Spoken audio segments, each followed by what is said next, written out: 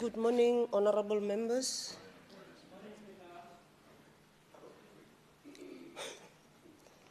Honorable Mismanagement.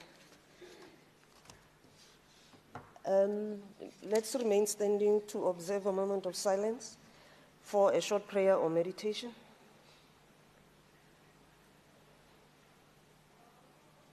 Thank you very much. You may be seated. When did I become a gunner? Okay, glasses on.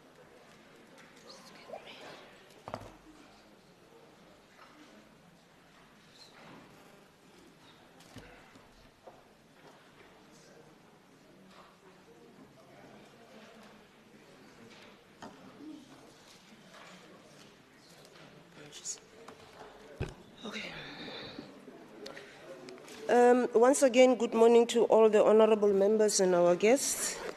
I think we can start with our meeting now.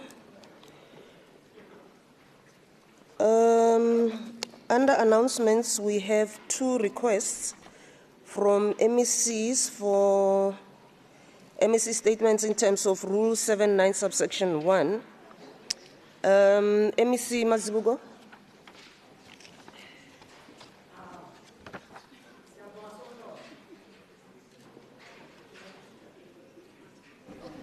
Sumang. Siyabonga kakhulu somlomo ngibingelele indlu ngibingelele nondunankulu ngibingelele amalunga esishayamthetho salana eGauteng ngibingelele nezivakashi zethu ezisivakashele namhlanje ngithi hoyi hoyi kini. Honorable Speaker, I rise in terms of Rule 79 of the House rules, with pleasure to report to the House and the people of Gauteng about the work that we have been doing in ensuring that the NPOs that are partnering with the Department of Social Development to render services to vulnerable communities and also are the ones that reach where we do not reach, have been assisted by signing their SLAs, and some of them, they've already started receiving their funding, and this follows on the request that we've been asked consistently, Madam Speaker, of ensuring that we do the work that we do and ensure that people of Gauteng get services. Speaker, after a year of funding problems for the NPOs, not 3 years like it was reported over the media over the weekend, as claimed by our nemesis, the department has turned the corner. We have adjudicated about 2,000 applications from the NPOs and issued over 900 letters to those who were successful, while we are also busy, step hands, whilst we are also busy issuing letters of regret to those that did not succeed. Madam Speaker, we have also opened a process for appeals to those NPOs that feel they still need an opportunity to come and present their case due to them also needing to be assisted. They have 7 days to appeal after receiving the rejection letters. An appeal team that is made up of the DDG of the department also will engage and assist those NPOs. Furthermore, we have signed service-level agreements with some of those successful NPOs and have started making payments. By Friday, Madam Speaker, we had already paid 300 of those NPOs. Their monies are in their accounts, and although we experienced a bit of glitches within the system, but some of them did receive their money from Friday, others received their money yesterday, others are receiving their money today, others are receiving their money tomorrow. Imali zingene bengafuni ukubala lelo gama lelo bengiyakhona lapho ngithi tot.com. Furthermore, Madam Speaker, I wish to continue to engage the NPOs through meetings, especially those that have not come to sign their SLAs and yet they have received their letters of award, that we will be meeting with them and checking exactly what it is that still delays them. Madam Speaker, in conclusion, let me clarify the issues of compliance. It is important that NPOs take responsibility to ensure that they comply with municipal bylaws and that they are registered for programs with the department as well as compliance with the NPO Act. Failure to do so is not the problem of the department but the problem of the NPO. Ngiyabonga kakhulu Somlo. Thank you very much, MEC Mazibuko. You made a request for 2 MEC statements. The second one? Sasabenza. Yabona kusasa njengoba kuyi-15 nje imali yami ngeke ngekhalela. Madam Speaker, I also rise in terms of Rule 79 of the Rules of the House to share with members that this month we mark the Child Protection Month under the theme Working Together to End Violence Against Children. The National Child Protection Week is observed in South Africa annually to raise awareness of the rights of children as articulated in the Children's Act of 2005. The campaign began in 1997 and it aims to mobilize all sectors of society to ensure that children are cared for and that children are protected. While the initiative is led by the National Minister of Social Development, it is every citizen's duty to play a role in protecting children and creating a safe and secure environment for them. Children in South Africa live in a society with a constitution that holds the highest regard for their rights and for the equality and dignity for all of them. Protecting children from violence, exploitation, and abuse is not only a basic value, but an obligation to each and every one of us, as outlined in Article 28 of the South African Constitution. The aim of child protection is to ensure the safety and well-being and that we care and protect the children through integrated multidisciplinary approach. Despite the best efforts the South African government have done, the civil society must also involve themselves. Madam Speaker, children are in need of just three things in life. They need to be released from the traps of poverty, they need education, and they need to be protected against abuse. I therefore call upon this House to also recognize and acknowledge that children must not only be seen, but they must also be heard. Dankie Nyabo. Thank you very much, MEC Mazibuko. MEC Motara.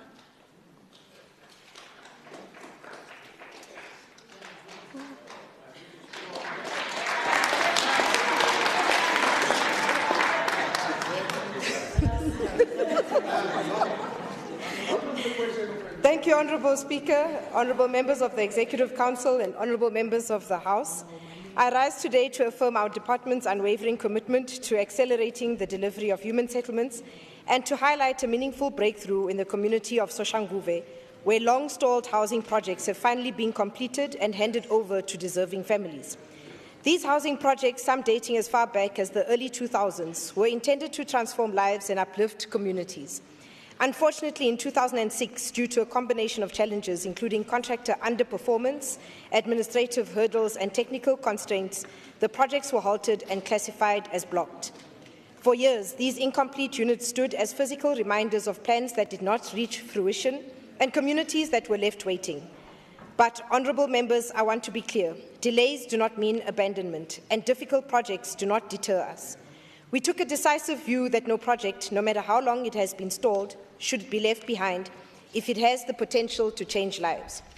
In 2023, our department initiated a targeted intervention to restart and complete these block developments in Soshanguve. With careful planning, strengthened oversight, and a focus on quality delivery, we work to restore both infrastructure and community trust. I am proud to report that as of May 2025, we have successfully completed and handed over the 355 housing units.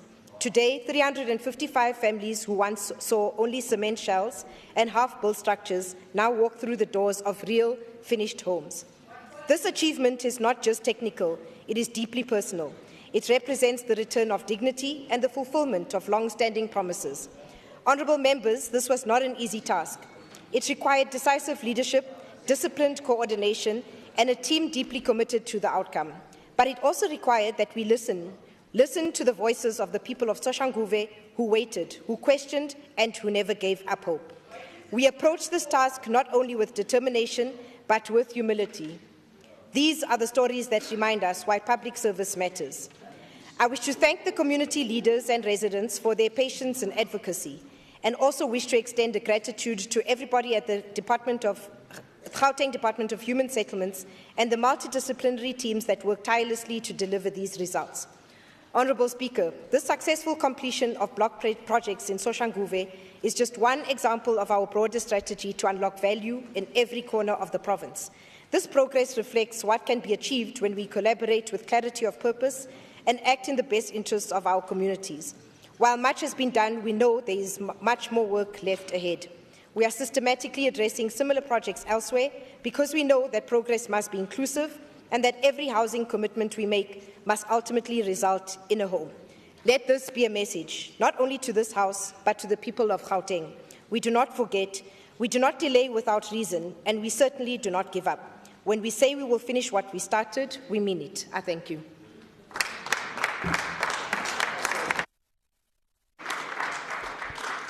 Thank you very much, MEC Mutara. Honourable members, I received 11 requests for member statements in terms of Rule 81 subsection 1, and all of them have been allocated proportionally. Member Murray, member statement.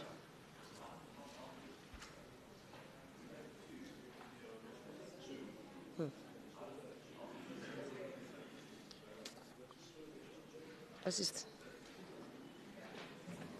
Okay, thank you, Madam Speaker. Honourable members, good morning. On the 27th of April, we marked Freedom Day, a day that celebrates the great victory of democracy and end of oppression, a day to honour the sacrifices made by those who dared to dream of a South Africa that is free for all.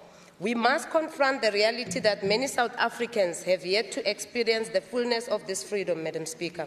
On the 26th of April, I visited Rand West, Township, after receiving complaints from new flat owners. Madam Speaker, communities like Township in Rand West are not only battling unemployment and poverty, but are subjected to indignities in their quest for housing. Residents like Ntate Alpheus on top there received a house 2 months ago without electricity and without water. The walls of his flat is already falling apart. They live in brand new flats that are already falling apart with water seeping through the floors, from the floor, the water. We were there practically. There's electrical faults, there's leaks everywhere, dysfunctional meters, falling ceilings. These are brand new flats, Madam Speaker. Some blocks to date don't have electricity and water. They were coerced into paying 800, and they also billed 126 for monthly municipal services that they are not receiving. There is not removal at that complex. They are told to leave their refuse outside the gate. And it's there, it's been there for months now. 31 years into democracy, we're still struggling structural defects, safety concerns, and possible litigations due to poor workmanship and a lack of quality control. There's no quality control that has happened in that complex at all. As a constructive opposition, we'll continue to raise these struggles and call for action to ensure that all communities see the tangible benefits of the Freedom Day that we celebrate every 27th of April. Madam Speaker, we urge the executive to recommit to the ideals of justice, dignity, equality, and quality services to our poor people. In conclusion, every voice deserves to be heard, every need deserves to be addressed, and every dream deserves to be fulfilled. I thank you. You very much, Honorable Muri. Honorable Mkwanazi. Remember, member statements have only 2 minutes allocated. Member Mkwanazi.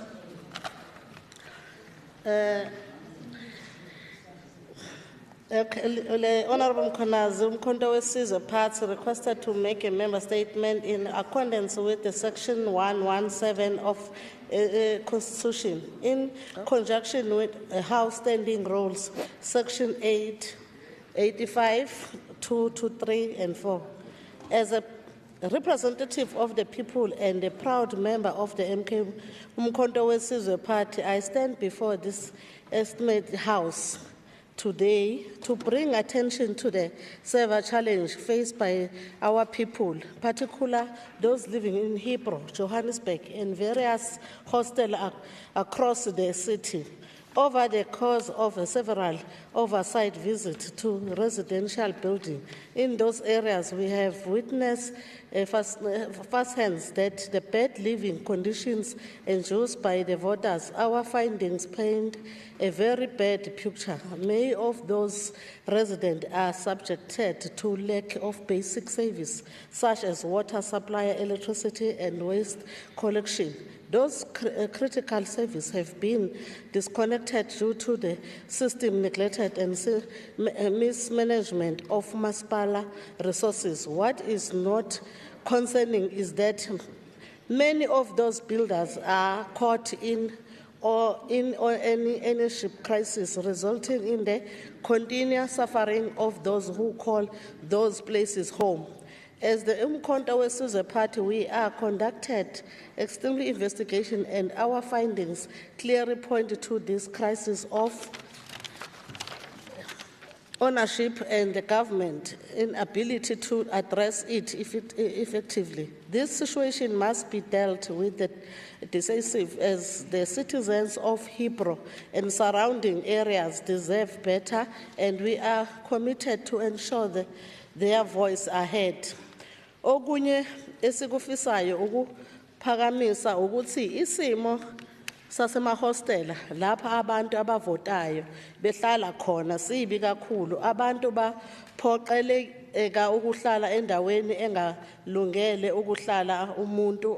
Amalungelo abantu abahlala emahostela adicilelwa phansi imihla ngemihla ngenxa yesimo abaphila. Honorable member, 2 minutes. Done. Your time is up. Thank you very much. Honorable Engelbrecht.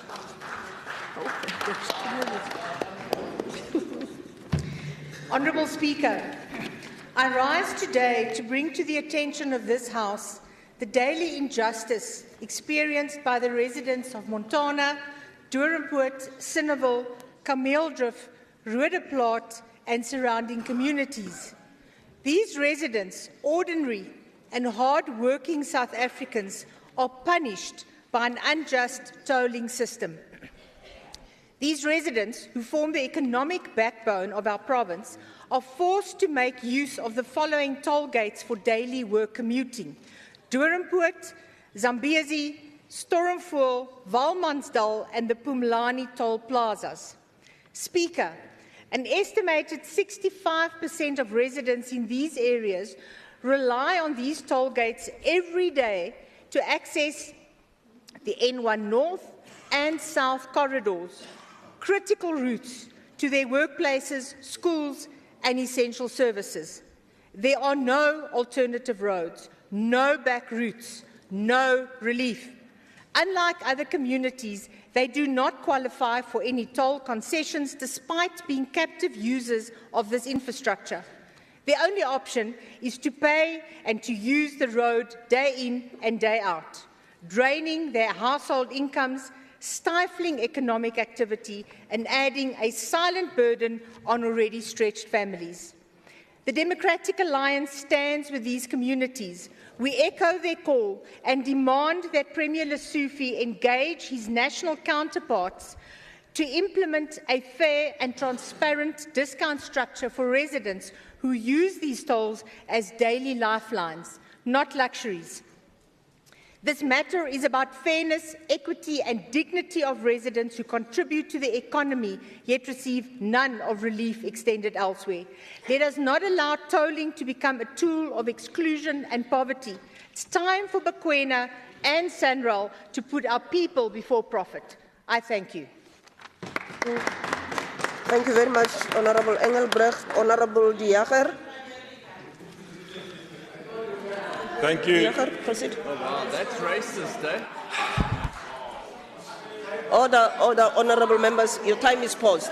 Your time is paused. Thank you, Madam Speaker. More than 10 days of darkness in areas of Joburg, Ward 74 and 81, with no electricity, no answers, no accountability. Bramley, Lombardy, River Park and Alexandra residents suffer while City of Johannesburg officials are silent. MMC is nowhere to be found and the executive mayor is cowardly hiding. Meanwhile, ward councillors face the brunt of public rage for failures not of their making. The Greshwell substation collapse is no accident. It's a predictable outcome of years of maintenance neglect and infrastructure abandonment. The substation's documented history of breakdown was ignored, warnings dismissed and budgets diverted. City Power's Alexandra Service Delivery Centre has hundreds of unresolved queries. Their excuses about material shortages mask incompetence and mismanagement. This is not a mere inconvenience, it's a direct threat to public safety. Vulnerable residents face real danger. Businesses hemorrhage money, food spoils, security system fails, and crime rises. Section 139 of the Constitution exists precisely for this municipal governance collapse. Provincial intervention is not optional, it's mandatory when basic service obligations are abandoned. The Gauteng provincial government must deploy technical teams immediately, establish emergency relief measures, and demand accountability from absent city officials. This darkness is not just about failed infrastructure. It exposes failed leadership and deserves no mercy, no patience, and no second chances. I thank you. Thank you very much, Honourable Member. Honourable Alberts. Is he online? Honourable Alberts? Okay. Speaker, thank you very much. I'm online. Oh, okay. Your member statement. Thank you very Please proceed. Yes. Thank you very much, Madam Speaker. Afrikaans is 100 jaar oud vanjaar. Die Vryheidsfront Plus in Gauteng wens hiermee Afrikaans 'n wonderskone taal, gebore op Afrika bodem, 'n geseënde 100ste verjaarsdag. Afrikaans is an African language. It is the third largest language spoken in South Africa, just after isiZulu and isiXhosa. It was created by many different peoples in Africa, for Africa, and is today spoken by all of those who contributed to its creation. The first Afrikaans text seems to have been made in Arabic form, which means that originally Afrikaans was written from right to left. The 2011 census indicates that only 40% of Afrikaans speakers are white. The language is increasingly being spoken by second and third language speakers. Afrikaans is 'n taal wat emosies kan verwoord soos min ander tale. Afrikaans vang die gees vas van tye van totale hopeloosheid tot verwondering van die natuur en God se liefde vir ons as mense. Soos oor die Anglo-Boereoorlog deur Jan F.J. Villiers in sy gedig Dis Al, W.E.G. Lou se gedig oor die hoop wat ons put deur Jesus Christus in die passie van ons Heer, en Adam Small se gedigte oor die swaar kry en stryd van die breingemeenskap en ander mense. However, Breyten Breitenbach, the Afrikaans poet who fought for the establishment of our new democracy, also expresses poetically his concern for the future of Afrikaans due to the negative government pressure on the language he lives and breathes through. In his poem titled Die Tong Vervreemding, or in English it is titled The Alienation of My Tongue. Afrikaans has grown as a language among the whole South African landscape since 1994. This shows that Afrikaans does not belong to any one individual or group of people, but to those who speak her. Veel geluk Afrikaans. Thank you, Madam Speaker. Okay, thank you very much, Honourable Alberts. Honourable Tlebere? She should be online. Good morning, Madam Speaker. Good morning, Madam Speaker, and the people of Gauteng. Honourable Speaker, on behalf of the African National Congress in Gauteng, I rise today to proudly salute Team South Africa for their extraordinary achievement at the 2025 World Athletics Relays in Guangzhou, China, bringing home 2 gold medals in the men's 4x100 meter and 400 meter relays, and a bronze in the mixed 4x400 meter. These victories are not just sporting triumphs. They are vindication of the ANC's long-standing investment in developmental, people-centered sport. They reflect what is possible when a government is committed to transformation, equity, and opportunity in the sporting arena. Our very own Atani Simbini, who hails from Gauteng, has not only remained undefeated this season, but has shattered records and stereotypes, becoming the first man to run sub-10 second for 11 consecutive seasons. This is not just personal excellence. It is a reflection of what the ANC has always fought for, the upliftment of talent in Black and working class communities through deliberate state-supported development.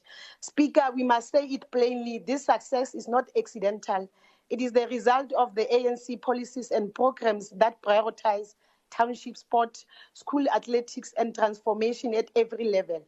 While others preach criticism, the ANC delivers access, opportunity, and excellence. Let these victories in Guangzhou serve as a reminder when the state plays an active role, when we empower communities, when we invest in talent, the results are global. The ANC remains the only political home for those who believe in inclusive progress and equitable development, both on and off the field.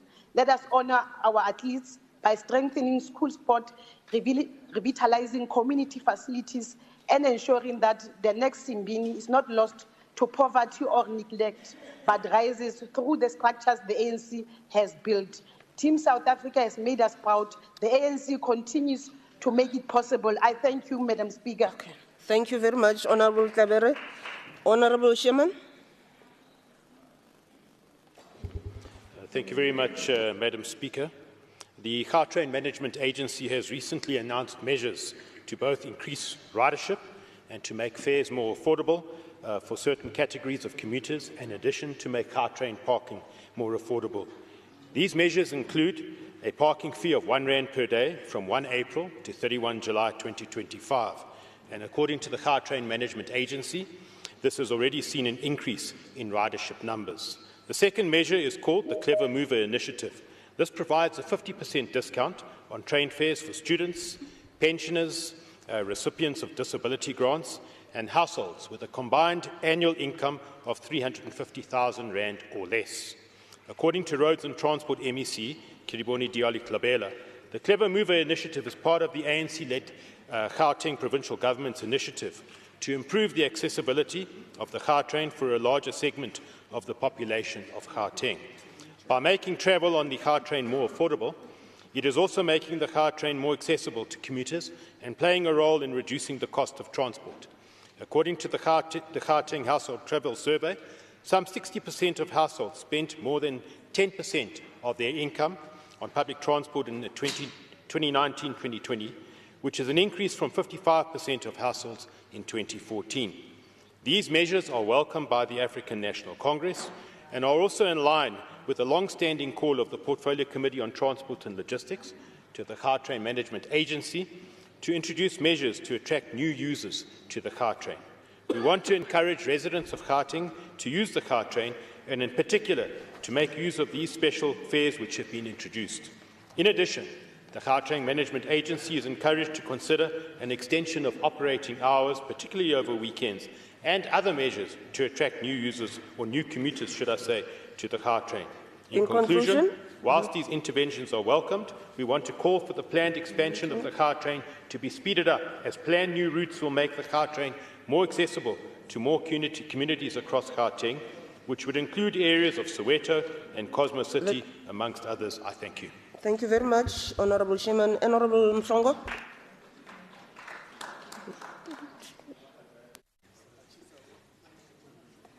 Thank you, Madam Speaker. In accordance with Rule 81.1, I table the following member statement on crime prevention wardens. Madam Speaker, I stand before this House today to affirm the exceptional work of our crime prevention wardens, a flagship project of the ANC-led Gauteng government that has consistently proven its worth in helping make our communities safer.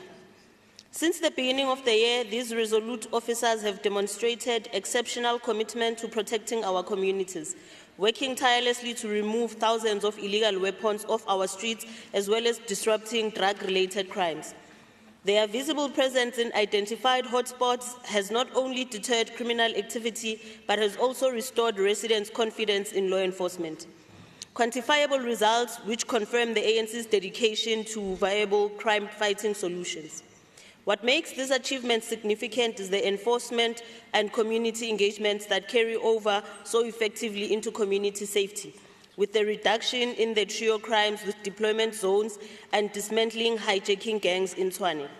Our wardens have developed positive relationships with residents through irregular safety forums and school interventions, a people-centric crime prevention strategy that has perfectly in accordance with the ANC people-centered government philosophy. Beyond their policing role, our wardens have become hope bearers, particularly among our youth, as this project continues to provide meaningful employment opportunities while gaining useful skills in public service. This dual prevention and enforcement strategy reflects the ANC's vision of community safety in a holistic manner. The ANC takes immense pride in the professional integrity of this unit, with intensive training ensuring that all wardens operate at the highest levels of integrity and respect for human rights. The undisputable reality is this: where the ANC leads, we innovate. Where we lead, we deliver. The CPW program bears testament to our total commitment to making Gauteng a safer place for all who call it home. I thank you. Thank you very much, Honourable Mhlongo. Honourable Makwala. Thank you, Madam Speaker. I'll speak on behalf of Honourable Makwala. Proceed. Madam Speaker, upon delivering his graduation speech, the Teflop testimony delivered at the University of Teflop boldly criticized and tore into the apartheid regime. As he concluded his speech, Tiro said the following, and I open quote, "Let the Lord be praised, for the day shall come when all shall be free to breathe the air of freedom, which is theirs to breathe. And when that day comes, no man, no matter how many tanks he has, shall reverse the course of history," and I close quote. It is true, Madam Speaker, that no one can reverse the course of the history. This is why the economic freedom fighters in Gauteng held a protest on the 2nd of May against the white-only illegal settlement Kleinfontein in the city of Tshwane.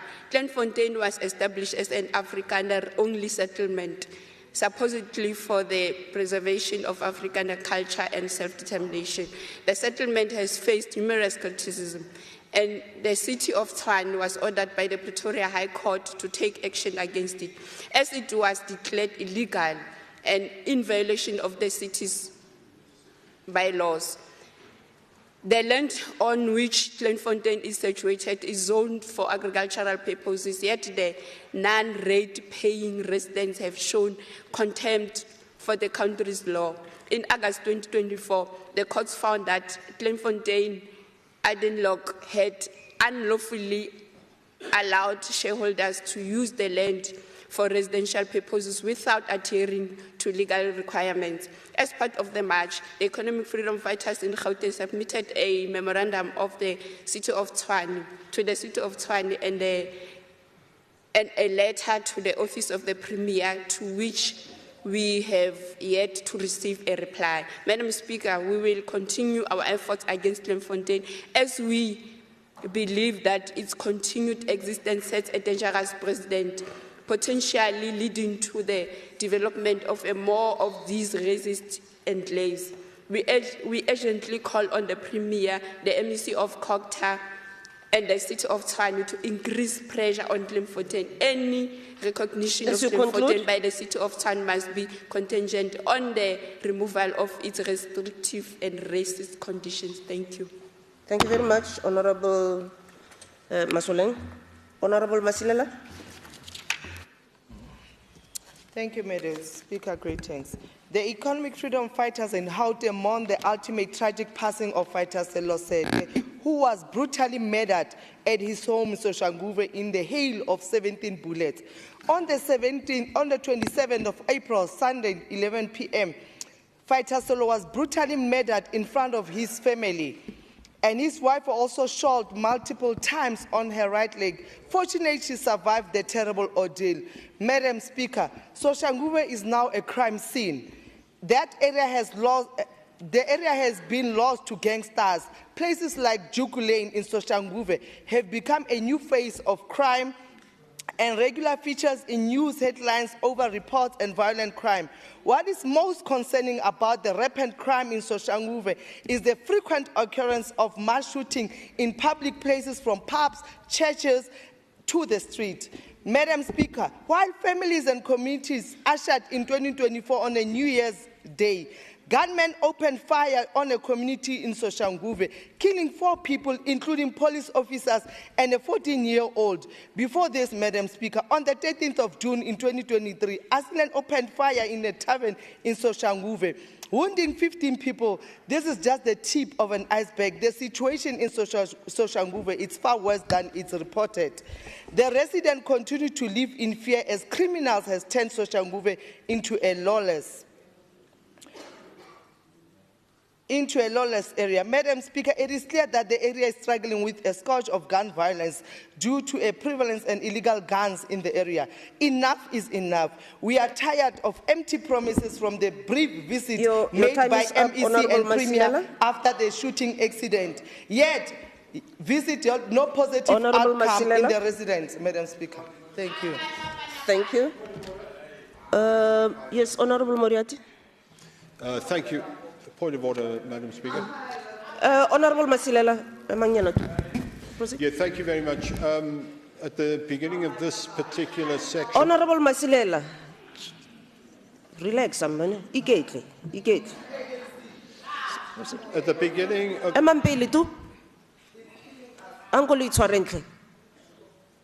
Triangle. Honorable. Proceed. Thank you, Madam Speaker. At the beginning of this section dealing with member statements, you indicated that the amount of speakers would be allocated proportionally. In terms of the proportions, regretfully, the EFF is only entitled to 1 member statement. You've allowed 2. I wonder if you could... We'll refer the matter to the Rules Committee. If you could please... Yes. if you could please indicate in writing why it's 2 and not 1. Thank you very much. We'll do that. Okay, Honorable Ali.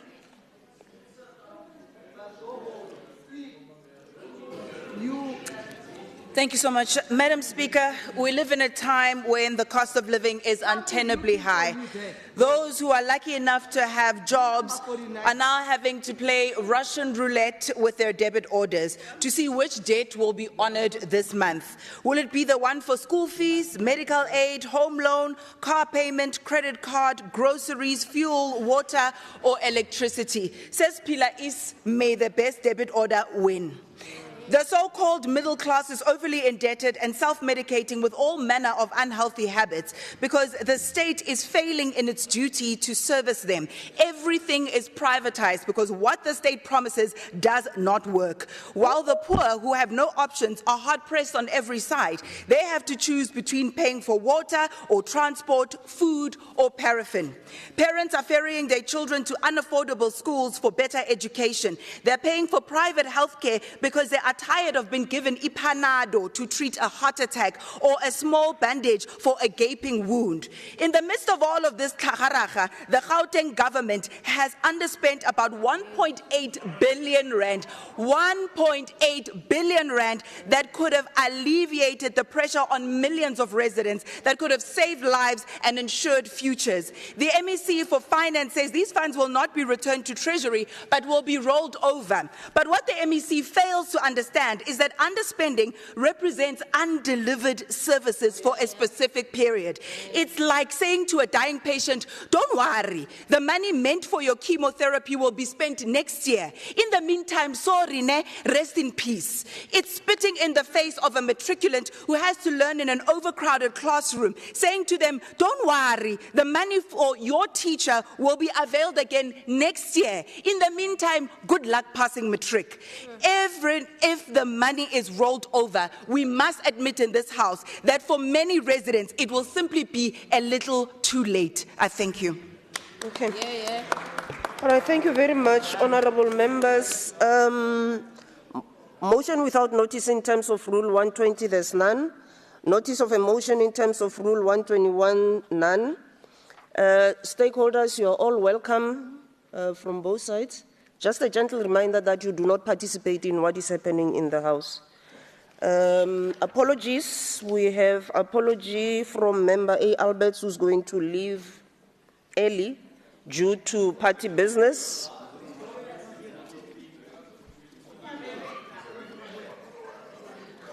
Okay.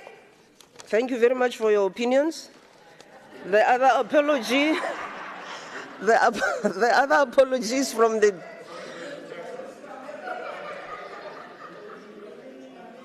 honorable members, the other apology is from the Deputy Speaker, who's feeling under the weather. Honorable Meso is also not feeling well. Honorable Mela, Honorable Duplessis, and Honorable Bosch have also tendered their apologies. Honorable, oh, he's here. Okay, no, let's go alone. He said he was going to arrive late, but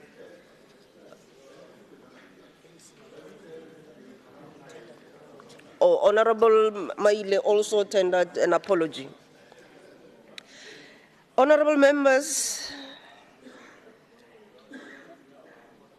I now call on Member J. Moody to read the first question to the Premier. Honorable Moody. Thank you, Madam Speaker. Honorable Premier, with regard to your SOPA 2025 address, you stated that 50 of the 442 identified crime kingpins have been arrested, and you accredited the success of Gauteng's crime-fighting efforts to, among others, the deployment of crime wardens and the provincial air wing. Can the Premier please answer the following questions? Roman numeral 1. Can the Premier provide the Legislature with a performance evaluation report on the crime wardens program since its inception, detailing the matrix used to assess impact, the total number of arrests supported by wardens, and whether there has been any independent oversight or audit into the effectiveness, professionalism, and the legal compliance of the operations? And additionally, 2, What steps are being taken to address public concerns and also this House concerns about the training, resourcing and accountability of these wardens? Thank you. Honourable Premier. Thanks so much, Madam Speaker. Let me take this opportunity to thank Honourable Member Moody for the question. Honourable Member Moody, since the establishment of the crime prevention wardens in the North Corridor, they've arrested 3,779 criminals. In the West Corridor, they've arrested 7,048 criminals. In the Central Corridor, they've arrested 1,631 criminals. In addition to that, they've been assigned to assist us to fight infrastructure, to defend infrastructure. In that regard, in the Northern Corridor, they've arrested 25 people that were trying to steal cables, whereas in the South, they arrested 10 people that were trying to steal cables. In the Central, they've arrested 40 people, and in the Western, they've arrested 160. They've participated in special task team. This is the combination of both law enforcement agencies, such as the SAPS and many other law enforcement agencies. In the North Corridor, they participated in 69 operations that led to 69 people being arrested. In the East, they arrested 294 people as part of the special operations. In Central, they arrested 885 people. And in the South, using the air wing, they managed to arrest 797 people. In total, since the establishment of the crime traffic warden, 25,000 people have been arrested thus far, indicating our commitment to have boots on the ground and to provide additional support to the SAPS in Tish wards and in the CBD, and also to provide visibility in sporting events, thus ensuring people that are attending sporting events that are not marked or their cell phone taken, and also providing essential infrastructure support in patrolling strategic infrastructure areas such as electricity installation, traffic lights, and other strategic installations that we felt need to be protected and also be utilized as community intelligence gathering so that they can provide information to the relevant intelligence communities. You will recall during the financial year 2024-2025, crime statistics, crime in Gauteng went down by 7.6 in terms of contact found, and it went down by 10.6 in terms of property crime, and it went down by 13.9% in terms of trio crimes. Also, during the statistics that was released by the Minister of Transport, Gauteng recorded a 42% traffic fatalities. This can be contributed to the work that we're doing with law enforcement agencies. But subsequent to our intervention as well, crimes detected as a result of police action, the following figures were recorded. Burglary at non-residential areas decreased by 14.7%, and burglary at residential areas also decreased by 13.1%, and theft of motor vehicle declined by 11.9%. In terms of your second question, the Department of Community Safety remains steadfast in its commitment to continuous training and development of Gauteng traffic wardens, ensuring that they are fully equipped to address crime and uphold public safety. Thus far, they've attended the following courses: peace officer course, traffic warden course, drone pilot course, firearm proficiency course, radio speech procedures course, code of conduct, street survival tactics, and gender-based violence. I'm in deep discussion with the Minister of Police and his advisors to determine the next level of training that will be required according to the approval that we are still awaiting, to ensure that they are trained according to the capabilities and the gaps identified by the South African Police Service. To date, we are proud of this work, and we want to congratulate almost 18,000 of traffic wardens for the excellent work that they've done thus far. And this afternoon, I'll personally meet with them to thank them personally and urge them to continue to fight crime in our province. Thank you so much. Okay, thank you very much, Premier. Honourable Moody, if you have a supplementary question or a short remark, you may do so. Yes, Mr. Premier. Indeed, any initiative to combat crime is welcomed. And you have given us a comprehensive report on the positive effect that these wardens are having in the fight against crime, especially there where they are being properly utilized by the SAPS and the Metro Police as an extension of the policing services.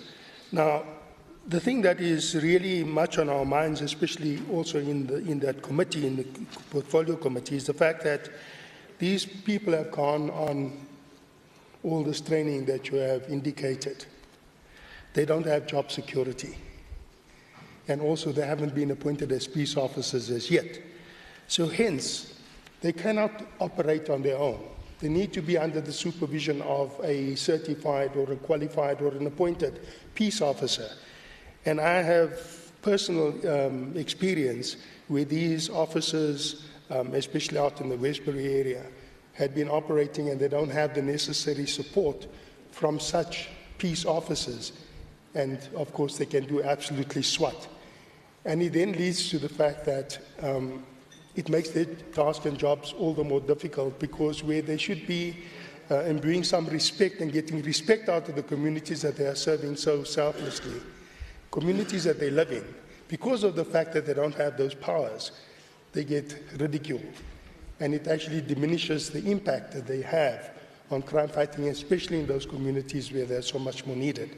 So hence, my plea to thee is that you please ensure that you put and apply the necessary pressure to the powers that be, so that these officers can be duly appointed and they can then execute their powers independently of the SAPS and, of course, other policing agencies. I thank you. Thank you very much, Honourable Moody. Honourable members, in terms of Rule 138, subsection 9, I now open for the additional supplementary questions or additional remarks by members who wish to do so. Madam Speaker. Yes, Honourable Member, do proceed. Thank you, Madam Speaker. Good morning, Premier. Just in terms of the growing crime that's happening in the south of Johannesburg, in particular in South Hills and Christville, since January 2024 to date, there's been an estimated 74 murders due to gang-related violence. I just want to have an indication from the Premier if there are any wardens allocated to these areas in the south of Johannesburg, in particular South Hills and Christville, to try and curb gang violence that is occurring in these areas. Thank you, Speaker. Okay, thank you very much. Honourable Premier. Thanks so much, Madam Speaker. Let me respond to the first question. In terms of peace officer status, Member Moody.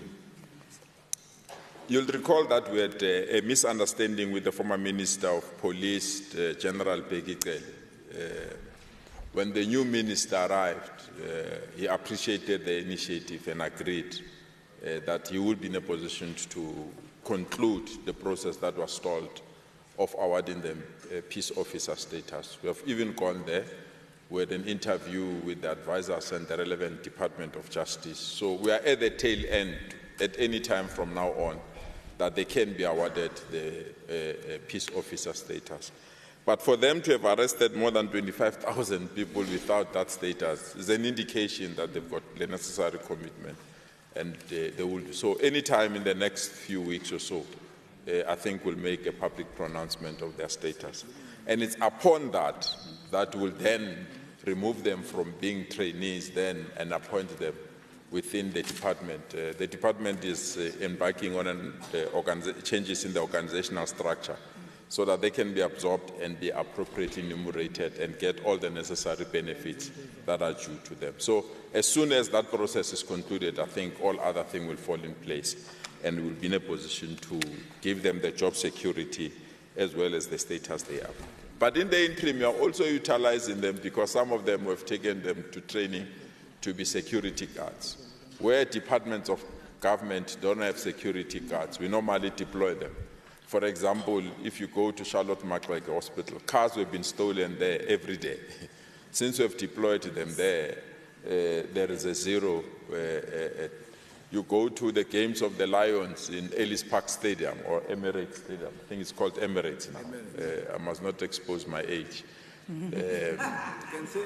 So since we deploy them during the matches, people enjoy the matches without worrying that their cars are broken into. So they're playing a very important role in society.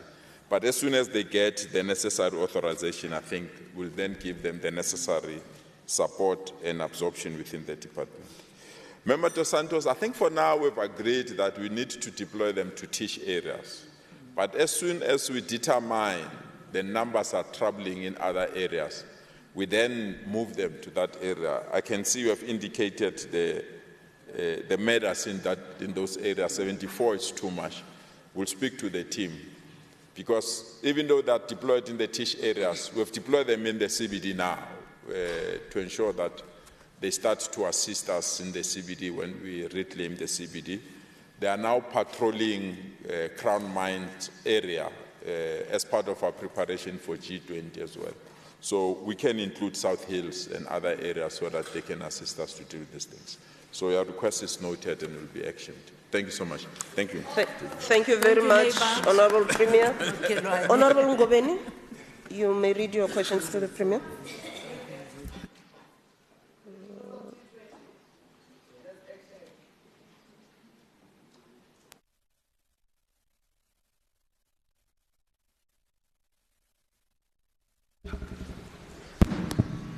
Yeah, thank you very much, Honourable Speaker, and good morning to all honourable members and members of the community who are here and the media.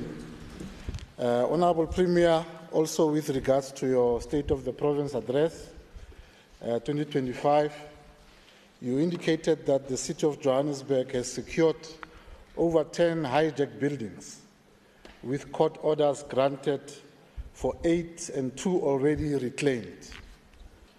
Can we ask the Honourable Premier to answer the following questions? Number 1, can the Premier indicate the number of hijacked buildings identified across the Gauteng urban centres? Can the Premier indicate what specific plans, timelines, and budgetary allocations are in place to repurpose these buildings into affordable housing or economic infrastructure? Can the Premier indicate whether communities and affected informal occupants have been engaged in transparent relocation or reintegration processes? And in light of continued urban decay, has the provincial government ensured that these efforts are coordinated, they are legally sound and socially just? Thank you very much. Thank you very much, Honourable Ngobeni. Honourable Premier. Thanks so much, Madam Speaker. Thanks so much, Honourable Ngobeni. We are quite excited to announce to you, Member Ngobeni, that since SOPA, where we announced that we've reclaimed 10 buildings, hijacked buildings, the number has increased. We've now reclaimed 15 buildings from illegal people. And here are the court orders. I'm prepared to hand them over to you. You can read them at your leisure. And the name of the buildings that we have reclaimed them. We mean serious business to say we are reclaiming Johannesburg. At the right moment, we'll make an announcement how we are going to demolish this building and start them afresh to be the new future buildings that all of us will be proud. So I want to congratulate the Executive Mayor and his team in Johannesburg for reclaiming these 15 buildings, and we are setting up the necessary processes to ensure that we avoid new illegal occupation of these buildings. So in terms of City of Johannesburg Metropolitan, verification of buildings that are potentially illegally occupied is underway, and COJ is undertaking a verification process. Approximately 413 buildings have been identified. 14 of them are state-owned, and 31 are municipal, whereas 4 are national, and another 4 are provincial, and 2 are owned by Transnet, and 1 is owned by Sandra. In City of Tshwane, we have identified 22 buildings and properties that the city classified as bad buildings, and this classification includes hijackings. Most bad buildings are privately owned, followed by city-owned and then national and provincial owned buildings. In the city of Ekurhuleni, the process is currently underway to acquire this kind of information. We have not received the relevant information. Midvaal local municipality, 0 hijacked buildings in that municipality. Emfuleni, it's 0 hijacked buildings. In Mukhali, it's only 1 building that has been hijacked. In terms of question 2, some municipalities have identified and developed strategies towards reclaiming these buildings and repurposing them, and also taking them from hijackers. Key issues that influence repurposing and reclaiming relate to legal processes and availability of alternative accommodation when we have reclaimed the buildings. In the current phase of the CBD program, preliminary findings from the City of Johannesburg indicate 6 hijacked buildings with 638 units to be availed for resettlement of informal occupants. Additionally, 3 hijacked buildings have also gone through this process. As a province, we are in the process of identifying buildings that we can also expand as part of our new Kopanong precinct, so that these particular buildings can be repurposed. We are also starting a process as part of the Presidential Working Committee focusing on the City of Johannesburg to include hijacked buildings as part of the Working Committee that will advise and guide on how best to utilize this infrastructure. We are indeed excited as a province that there is progress in terms of the CBD revitalization, and our plans in implementing 10 pilot CBDs were developed and adopted by Cooperative, and we are quite excited that these particular buildings will be repurposed. The need for us to repurpose our CBDs is urgent and very important. Majority of our CBDs have been neglected, unattended, and subsequently hijacked by people of foreign citizens. There is a task team that is working together to ensure that we reclaim this. Thank you so much. Thank you very much, Premier. Honorable Ngobeni, an opportunity for a supplementary question or a short remark.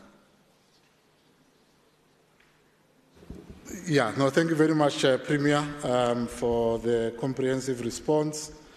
We welcome the progress, as we have indicated, in Johannesburg, in Tshwane as well, and we are looking forward to getting feedback from Ekurhuleni. But I want to ask, because we have just indicated that there is a task team, just to confirm that it's intergovernmental, because the coordination mechanism really needs to be top-notch, because there we need to see people being investigated, people being arrested and prosecuted, particularly those who are profiting from illegal occupation and extortion, who are using these buildings to turn our young girls into prostitutes and so forth. So we want to urge you, together with your government, to ensure that we get to the bottom of this and reclaim these inner cities from these criminal syndicates. Thank you very much. Okay, thank you very much, Honourable Member. So in terms of Rule 139, subsection 9, I now open up for additional supplementary questions or additional remarks by members who wish to do so. Okay. Premier, if you want to respond to the short remark, you may do so.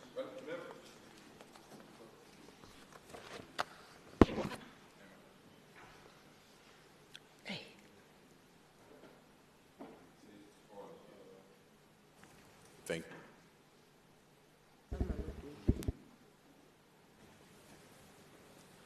Honourable Member Ngobeni, I think the elephant in the room is one, and we are looking forward to the necessary adjustment to legislation. The elephant in the room is that there are people that we don't know where they come from. They are illegal in our country. If you evict them, the current law says you must provide alternative accommodation to them, which we really believe is unfair. That we can't provide alternative accommodation to people that have not been properly documented. But the legislation does not differentiate between the said individuals. It's a building that is illegally occupied, you have to remove people, you have to give them alternative accommodation. And we feel that that's an area that we need to work out and clarify as quickly as possible. Because I don't think that those that developed this legislation had a foresight that we'll have this number of foreign people in our country. They developed that legislation on the basis of South Africans. Now that we have this high number of people that are not documented, it makes it practically impossible for us to provide that alternative accommodation. And it's not even clear what kind of alternative accommodation that needs to be provided. But we are working very hard with our legal teams to clarify that aspect and to clear it. Indeed, the task team is an intergovernmental task team. It involves national, province, as well as local municipalities. Now with the presidential working group, we want to take advantage of that. Even though the presidential working group is focused on Johannesburg, we've brought all the mayors so that we take advantage of this support and broaden it to all, so that we don't have to focus on Johannesburg, then tomorrow we have to focus in Kempton Park, Tshwane, and other things. Let's take advantage of this support and ensure that we clean all our CBDs in the province. Thank you so much. Truly appreciate it. Thank you very much, Premier. Honourable Bloom, you may read your questions to the Premier. Thank you, Honourable Speaker. Honourable Premier, with regard to the ruling of the Gauteng High Court on 27 March this year, which found that the Gauteng Health Department's failure to provide urgent treatment for cancer patients is unlawful and unconstitutional, will the Premier please indicate, 1, why has he made no public comment on the severe judicial rebuke against the department? 2, why has he taken no action against those responsible for the return to Treasury of 250 million rand earmarked to treat cancer patients? 3, is he concerned that available funds have not been used to save the lives of cancer patients? 4, why has he not removed Health MEC Namantu and Komarolo Hoko and Head of Department Sibu Malatana for their negligence in this matter? And 5, what future action will he take to ensure the backlog of cancer patients who require urgent radiation treatment is speedily eliminated? Thank you. Thank you very much, Honourable Bloom. Honourable Premier. Thanks so much, Madam Speaker. Thank you so much, Honourable Member Bloom. I must say, Member Bloom, it's unfortunate that this matter is in court. You will recall during the State of the Province address, we offered our services to mediate and resolve this matter. But the parties concerned felt the courts are the best platform to deal with this matter. And in any court, whoever loses, they reserve their right to appeal. So the Gauteng Provincial Government remains committed to a speedy resolution on this matter, working with other stakeholders to ensure that the aspiration of Section 27 of our Constitution, which guarantees everyone the right to access to healthcare services, are met. As you might be aware, the Gauteng Department of Health and Wellness has applied and has been granted leave to appeal the judgment, an order of acting Judge S. Nevenhuizen, stating that if it left unchallenged, it will greatly prejudice patients undergoing radiation oncology. In line with Standing Rule 128, it will therefore be premature for me to continue responding on this matter. But in terms of your question 2, while the Gauteng Provincial Government has been underspending, and I think there's been raised earlier on in member statement, we worked very hard to decrease under expenditure. I mean, in 2021, under expenditure was 5.8 billion rands. In 2022, it went down to 5.3 billion rands. In 2023, it went down to 5 billion. In 2022-23, it went down to 3.4 billion. So this year is 1.8 billion. So we've managed it from 5 billion to 1.8. It's still too high. But when we came in, we prioritized that under expenditure must be managed and must be reduced. So in 3 years, under expenditure has moved from 5 billion to 1.8 billion, of which it's still too much. And I can assure you, Member Bloom, that I'm going to take relevant action about under expenditure and people that have not been managing our resources. I can't accept under the government that I have the honor to lead, where we allocate resources and those resources are not utilized and not attended. And the last time I checked, Member Bloom, I'm the Premier and I'm responsible for the deployment of MECs. If there is one MEC you don't like in the administration, leave it with me. so that I can execute the mandate that I have. In terms of future action that I will take to deal with backlog, the department has given us a detailed report in partnership with relevant private universities, and the plan is to eradicate and eliminate this backlog as soon as possible. And in terms of that report, I'm quite convinced that this matter will be finalized. And I want to take this opportunity to apologize to all cancer patients. It was not our wish to put them through these difficulties. Unfortunately, when we've got court cases and we also have a backlog, it's very, very difficult for the department to balance the two. But this is not an excuse.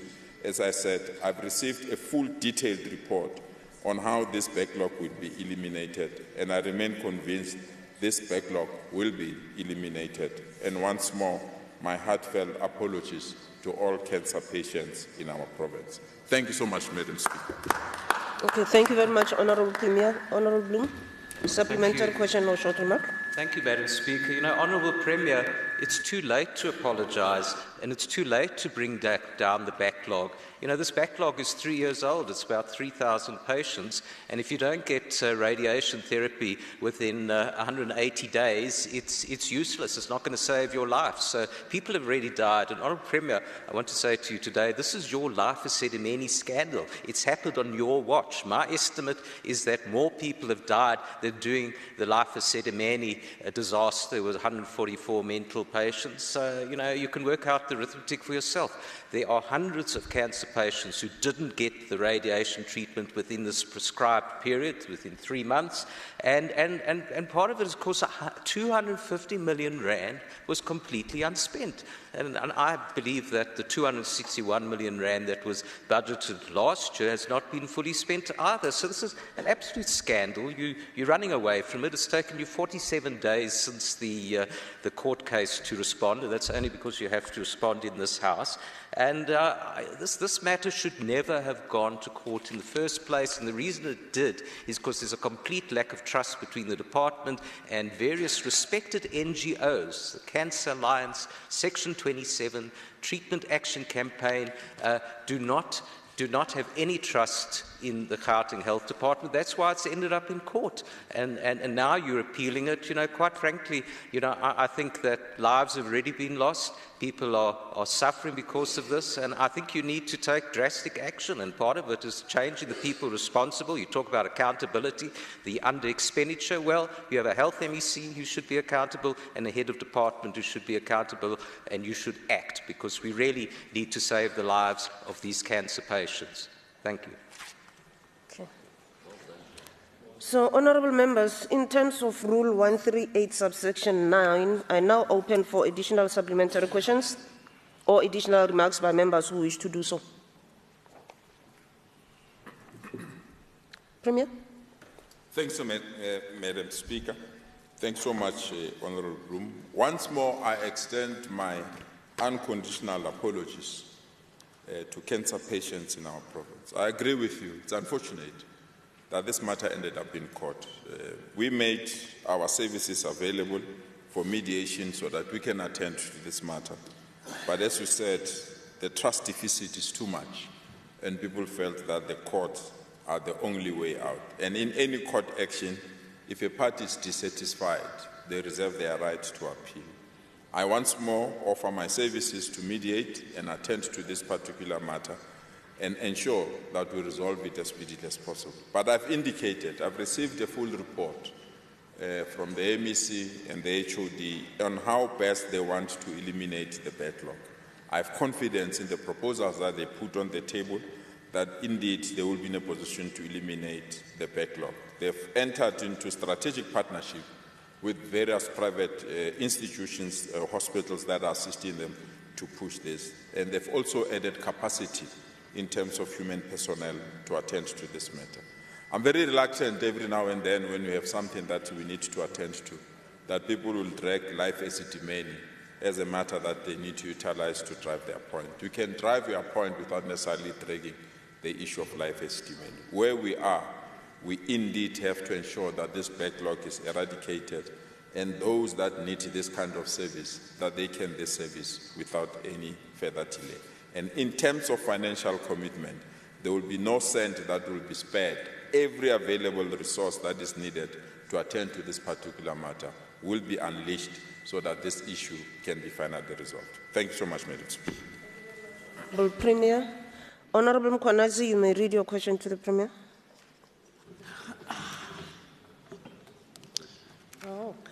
Thank you, Speaker. In Gauteng, a question to the Premier. Gauteng is reported to be technical, insolvent, and has presumed to be more than 52 billion. It is endorsed by the financial minister. Yeah. Okay, wait for a question. Okay, it is raised by the finance mismanagement, corruptions, appointed and qualified senior management in strategy position, hence financial crisis that department. Furthermore, Gauteng Health Department is employing irrational Australian measures that may undermine its strategy existence as the government department. Contemplating involved, Section 100 has become inevitable. Question number one, is this a Premier going to work in cooperation with the Finance MEC to influence initiations of invoking Section 100 against the Gauteng Health Department? Number two, please provide details and timeless for such engagement. Not please provide a reason why. Reason therefore.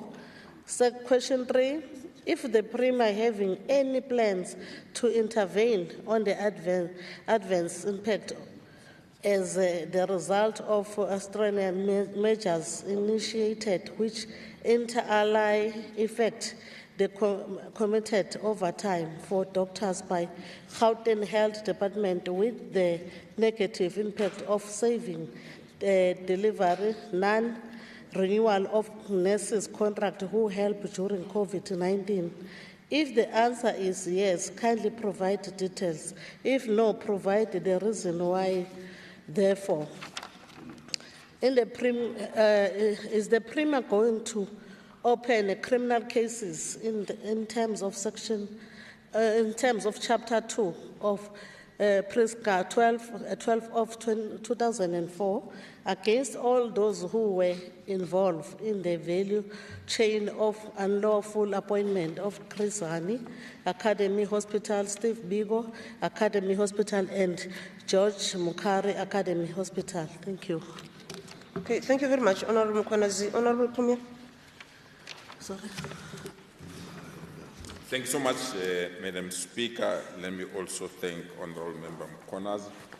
Honourable Member Mkhwanazi, I struggled to find the 52 billion accruals in our books. It has not even reached 2 billion. But we note the issue that we have raised. From where we stand, Honourable Mkhwanazi, there have been noteworthy progress made in stabilizing the Gauteng Department of Health's finances. And while there are objective and subjective challenges still plaguing the Gauteng health system, they have been dealt with through our intergovernment relations structures and platform without any need to invoke Section 100 of our Constitution.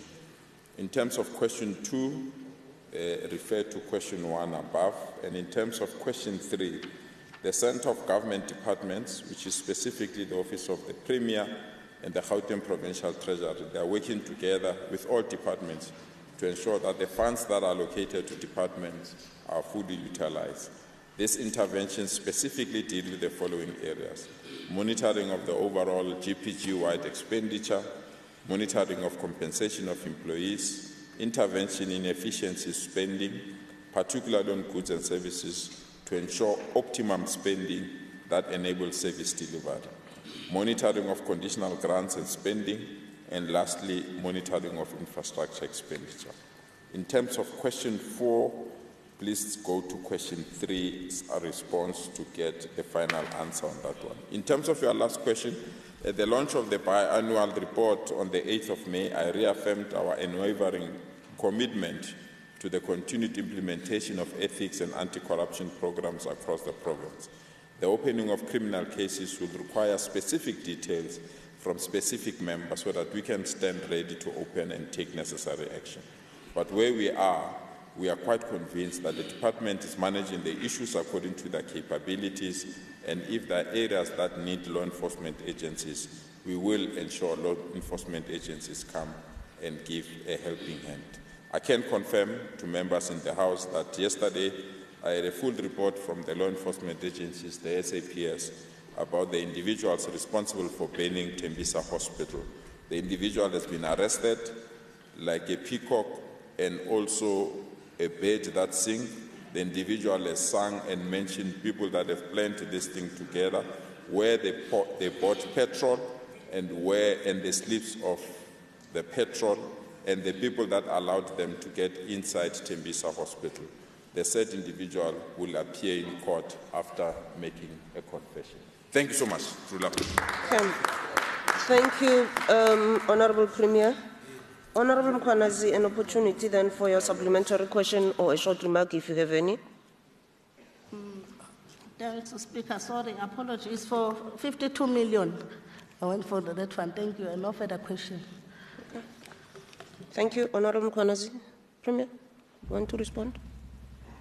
Honourable Premier. Honourable Premier. Respond? Push up. Okay. In terms of Rule 139, subsection 9, I now open 4 additional supplementary questions or additional remarks by members who wish to do so. Honourable Masilela. Thank you, Speaker.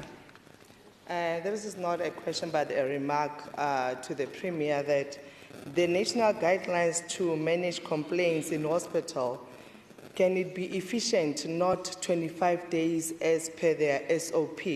Because on the 9th of May, we lost Mayor Siloja because of negligence of nurses, and we cannot wait for 25 days for investigation. And another thing, can they please provide training to their admin and receptionists, because the family of Siloja was denied to take the corpse of their mother because they did not have 385. Please, can we give them training as soon as possible? Thank you. Okay, thank you very much, Honourable Member. Premier? Thank you. Honourable Mikwe, you may pose your question to the Premier.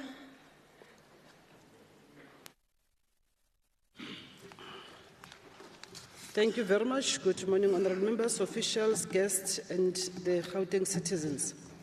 Noting the indication of Statistics South Africa that the destination of most migrants is Gauteng, and that people migrate from rural areas to cities in search of employment and a higher standard of living, can the Premier explain the following? What is the impact of migration on the economy of Gauteng province? What is the impact of migration on service delivery in Gauteng? Which departments are affected the most by migration in the province? And how is the Gauteng provincial government managing the impact of influx of people from other provinces and neighboring countries in search of employment and higher living standards? Thank you very much, Honourable Mikwe. Honourable Premier.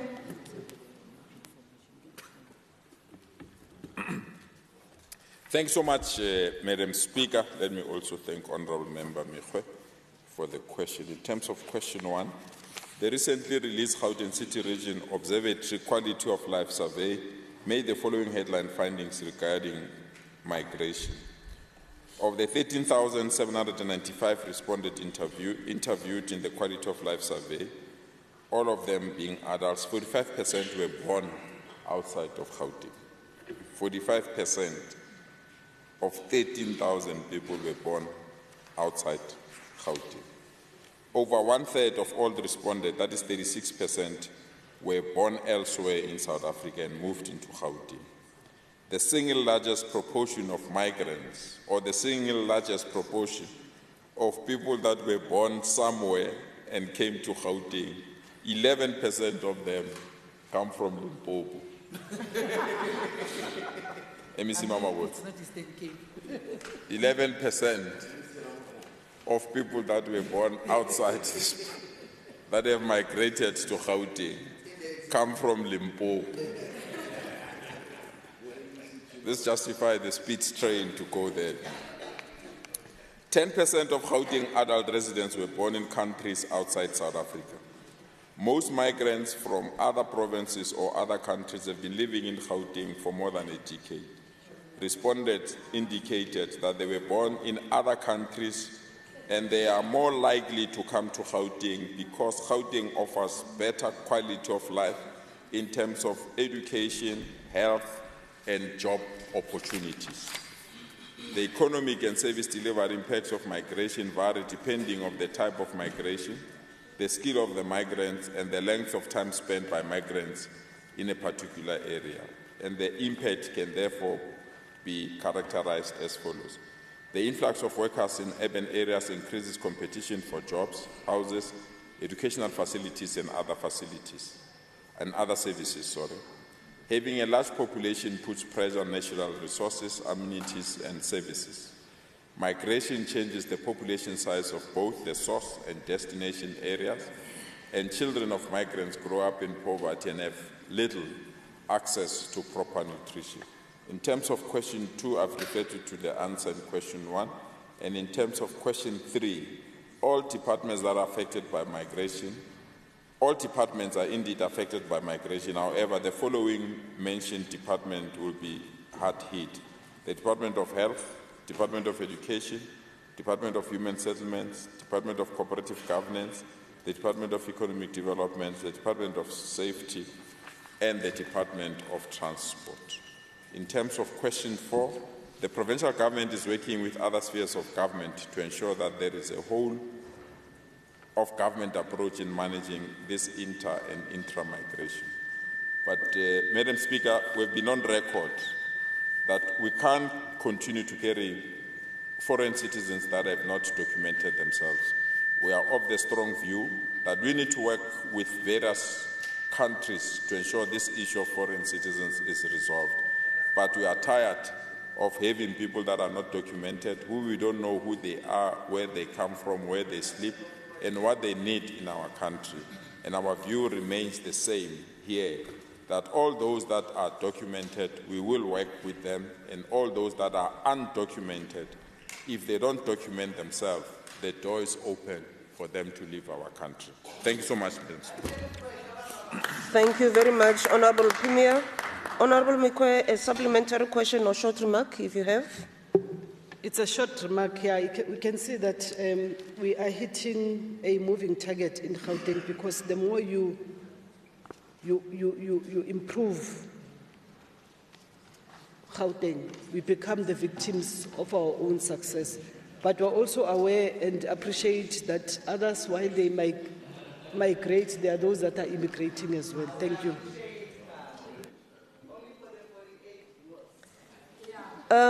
Honourable members, in terms of Rule 138, subsection 9, are now open for additional supplementary questions or additional remarks by members who wish to do so. Supplementary.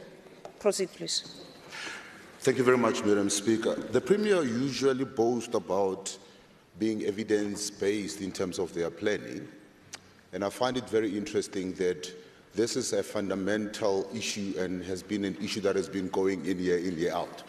Therefore, it says that you can actually then predict the numbers that will be coming in. It then tells you that the trends, you can expect so many thousands. In fact, you can even go deeper and say, when people arrive, Basotho, I can tell you in Tshwane, when they arrive, they go to a place called Plastic View, so who will know about that. You go to Ekurhuleni, and people who are coming from, for instance, who are coming from Guyana and the surrounding areas, they will go towards an area. No, but I'm just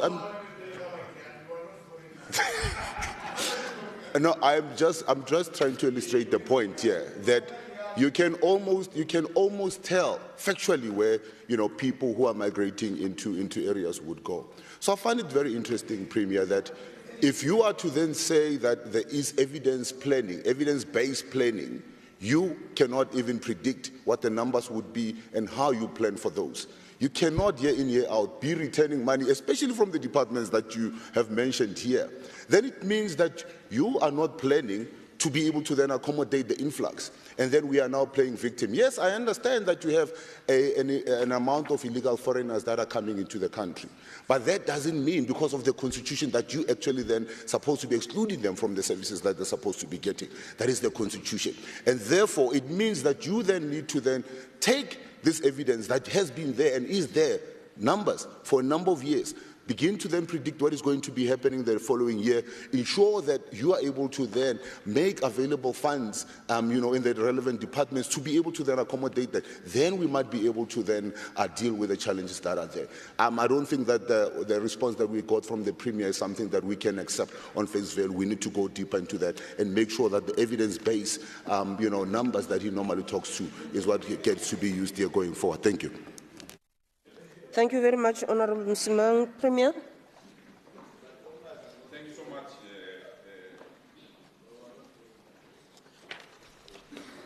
Thank you so much, Honourable Member Mefwe. Indeed, we appreciate the guidance that you are providing, and we'll work around those issues. Thanks, Honourable Member Msimang, as well for the issues that you've raised. Easy said, difficult to be done, MEC Msimang, on the basis that I always tell people, no. Did I say something? The MEC. MEC in waiting. It means you must go back to the negotiating tables. I'm saying, the problem is that we are victims of our own successes. There's no one that can dispute the fact that we offer the best education system in the country. And there's no one that can dispute the fact that you stand a better chance to get a job in our province. And there's no one that can dispute that our health facilities are accessible to majority of our people. And therefore, the influx, it comes at different levels. It's those that comes for either education, that comes for health, that comes for jobs, but most importantly, those that comes for permanent residents in our province. But the infrastructure delivery is limited, obviously, by the budget that we receive. Just forget the return of funds. The return of funds is purely outstanding projects that need to be concluded. But if, according to what Member Mefwe has asked us, we were given the figures that we've got 16 million South Africans. When Stats SA revised their figures, they said we've got 15 million. And of the 15 million, when they count people during Stats SA, they don't ask you whether they're South African or not. And we know majority of people were not counted, which simply means that the burden is more than we can offer. We can do the scenario planning of how many people, we know in education, for example, 100,000 new learners come to our province every year. So we can do a scenario planning. Out of 100,000, if a school consists of 1,000 learners, it means that every year we need to build 10 new schools. And the budget allocation that is provided does not provide for that number.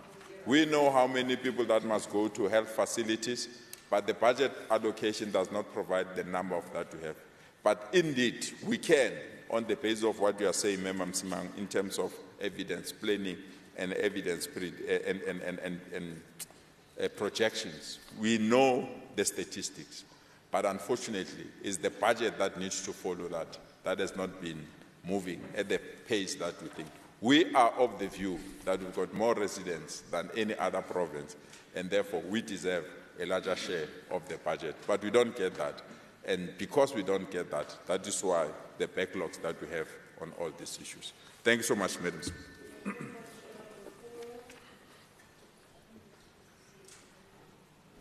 Yeah, thank you very much, Honourable Premier. Honourable Moketi, you may pose your questions to the Premier. Thank you very much, Honourable Speaker, for the opportunity.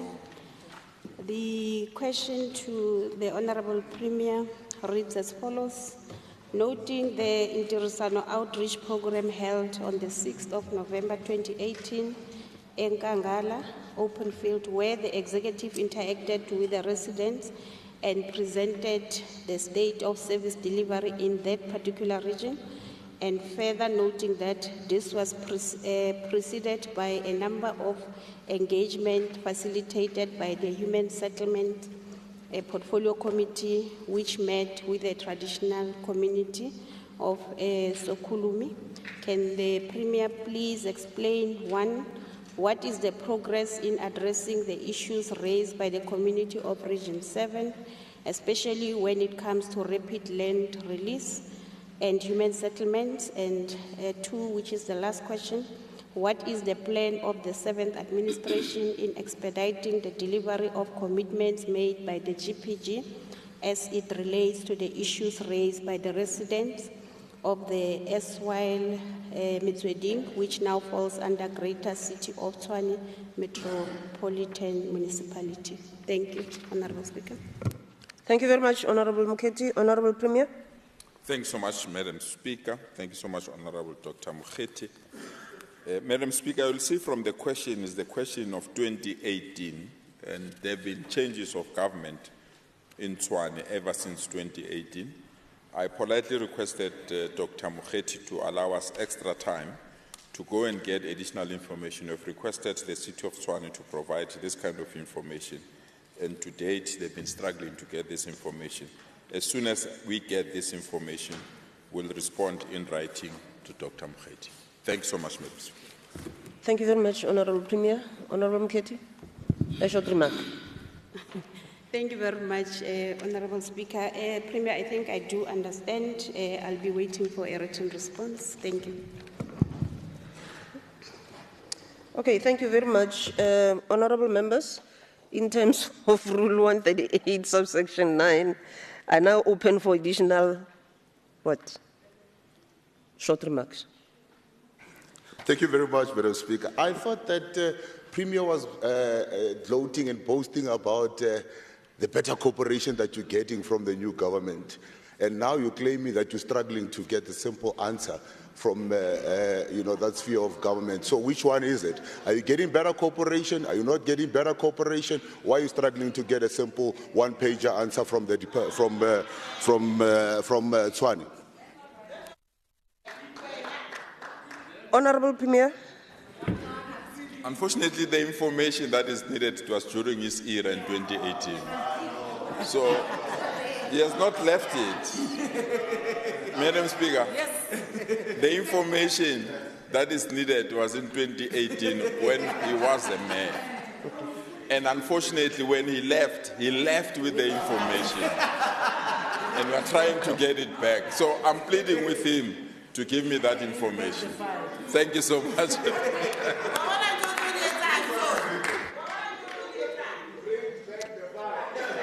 Okay, let's proceed, honourable members. Let's proceed. Honourable Klaba, you may pose your questions to the Premier. Thank you, Madam Speaker. There has been an ongoing maladministration of Emfuleni municipality. Communities are subjected to lack of service delivery, e.g. sewage overflows, which is a health hazard, roads infrastructure, etc. Section 139 of the Constitution provides the legal basis for provincial intervention in municipal affairs. Province plays a crucial role in supervising and supporting municipalities as outlined in Section 154 of the Constitution.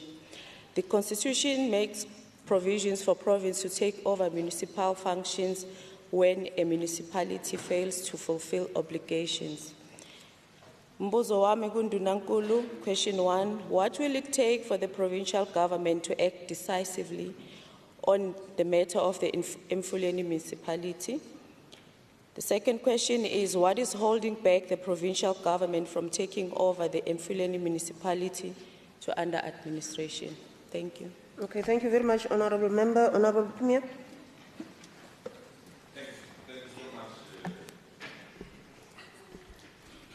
Honourable Speaker, and thanks to Honourable Kaba for the question. It's quite a detailed answer, so I'll hand over the full answer to you, Member Kaba. Safe to say that the provincial government has taken a decisive stance to support the establishment of a special purpose vehicle between the municipality and Rand Water to dedicate funds on water and sanitation in that municipality. This process is managed by National Treasury and the Gauteng Department of Cooperative, and is being facilitated as well by National Treasury through National Cooperative to unblock the processes. The provincial government is also taking a decisive stance to strengthen Section 154 support instead of invoking Section 139, which can be extremely disruptive for the operation of the municipality. And the outcome of the above intervention will determine their effectiveness and the need for further intervention if necessary. The following measures provide insight into the GPG support to the municipality in ensuring continued functionality of the municipality. That is capacity support, revenue management and financial support, simplified revenue plans, large and power water users, billing data, and the urgent need for government to reduce the debt of that municipality and the viability of that municipality. So in terms of financial management, Gauteng Cooperative convenes the OPC Provincial Coordinating Committee workshops to monitor and provide advisory support to the municipality in implementing its audit action plans. In terms of your last question, the National Treasury and the provincial government developed a financial recovery plan under Section 1395A of the Municipal Finance Management Act and recently reviewed the financial recovery plan of the municipality.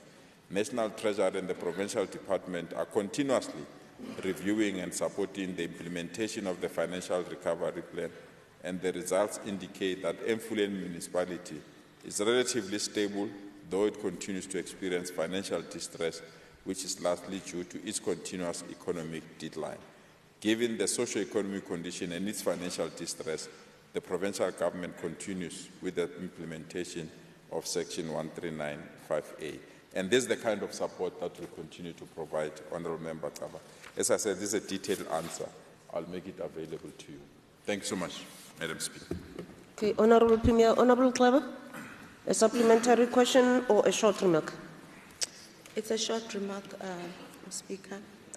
We are aware of government processes. However, this matter requires urgent attention as it affects human rights to clean, healthy environment.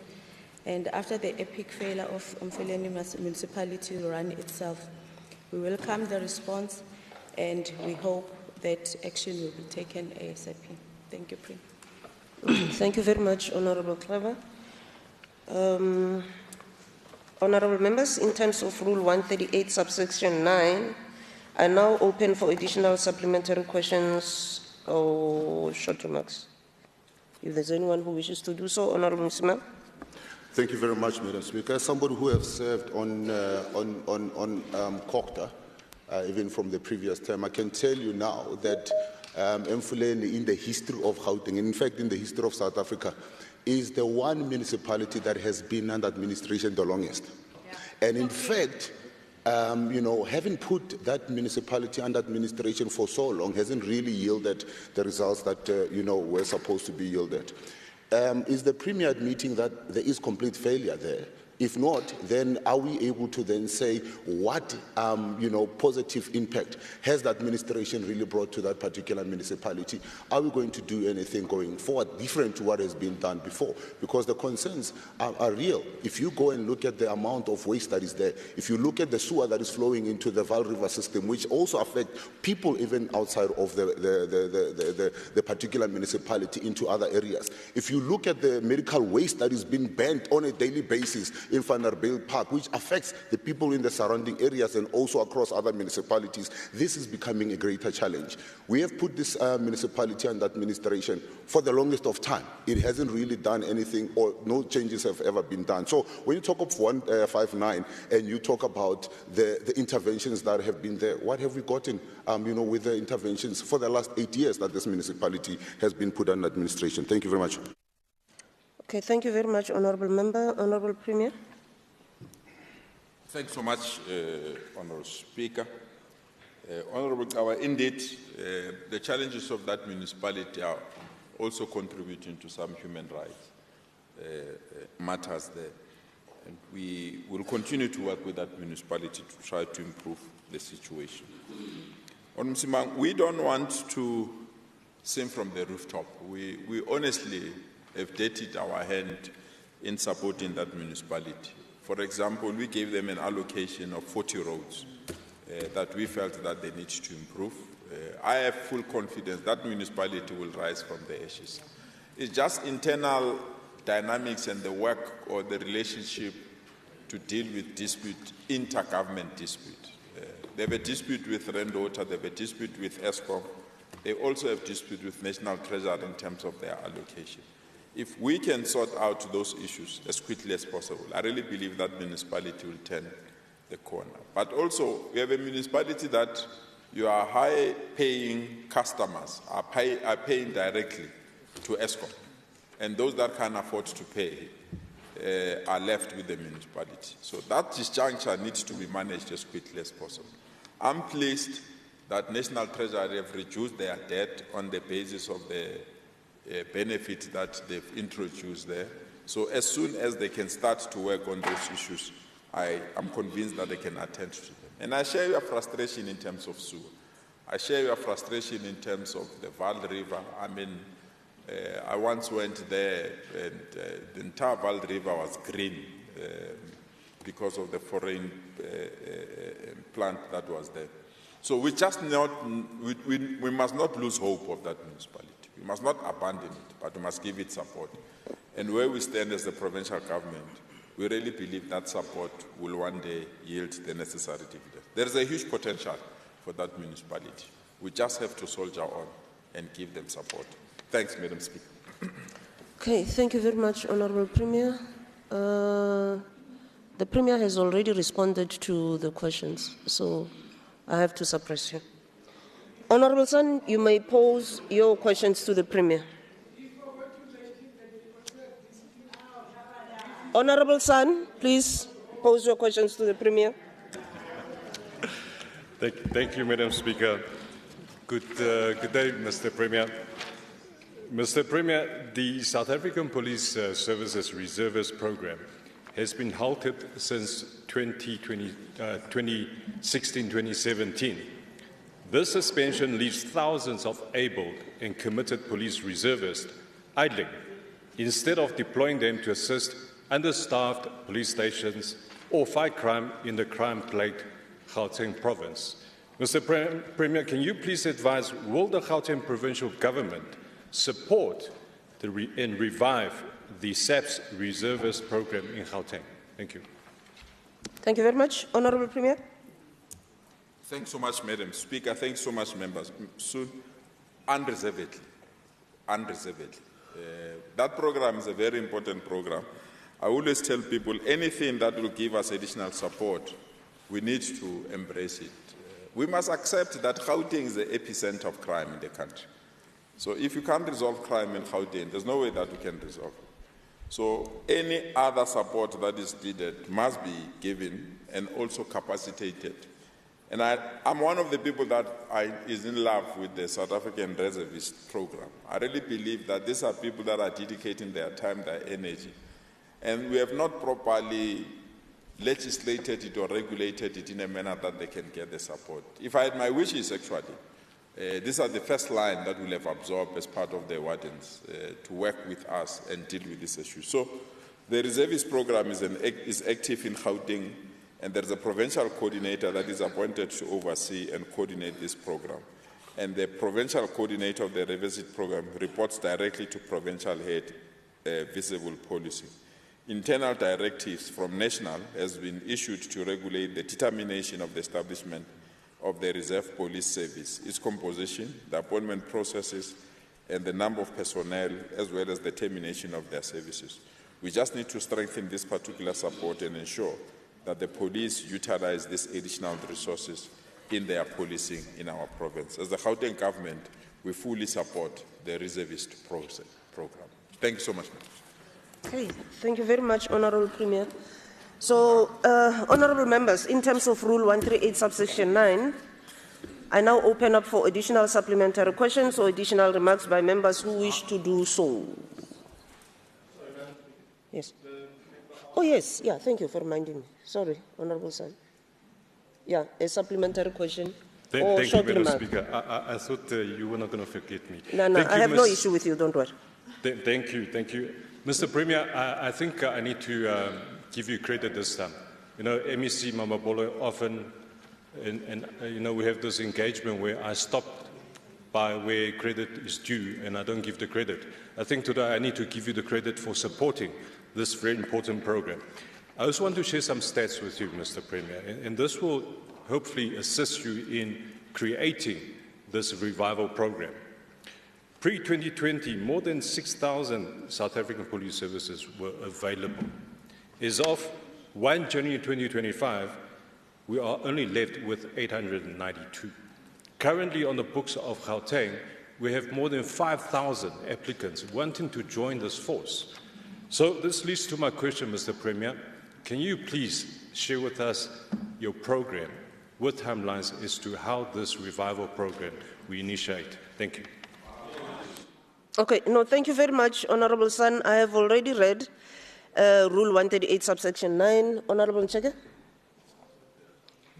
Speaker, thank you very much. Just my little supplementary question is, considering that the reservists were already volunteering their services and working, why were they not targeted for Nasispani, or what we is street known as Amapanyaza? Because they're already in the field showing the passion for doing police work already, instead of recruiting new people completely. Thank you. Okay, thank you very much, Honorable Ncheke. Honorable Premier. Thanks so much, Honorable Speaker. Honorable Soon, I fully agree with you. It's just that you now put a new question that I must go and work on it. So if you put that in writing, I'm going to respond in full on those things. But the number of reservists in our province is encouraging. What we need to do is to coordinate it together with the private security firms. I'm one person that really believes that the private security industry in our province is a huge asset that we can utilize as well to supplement the work that we need. We don't have to, obviously there are few that are being misused where they are guarding individuals with high caliber weapons. We don't need that. When you enter a mall, you just see some individual that you don't even know who he is, that is guarded by 10 to 15 people. We don't need that.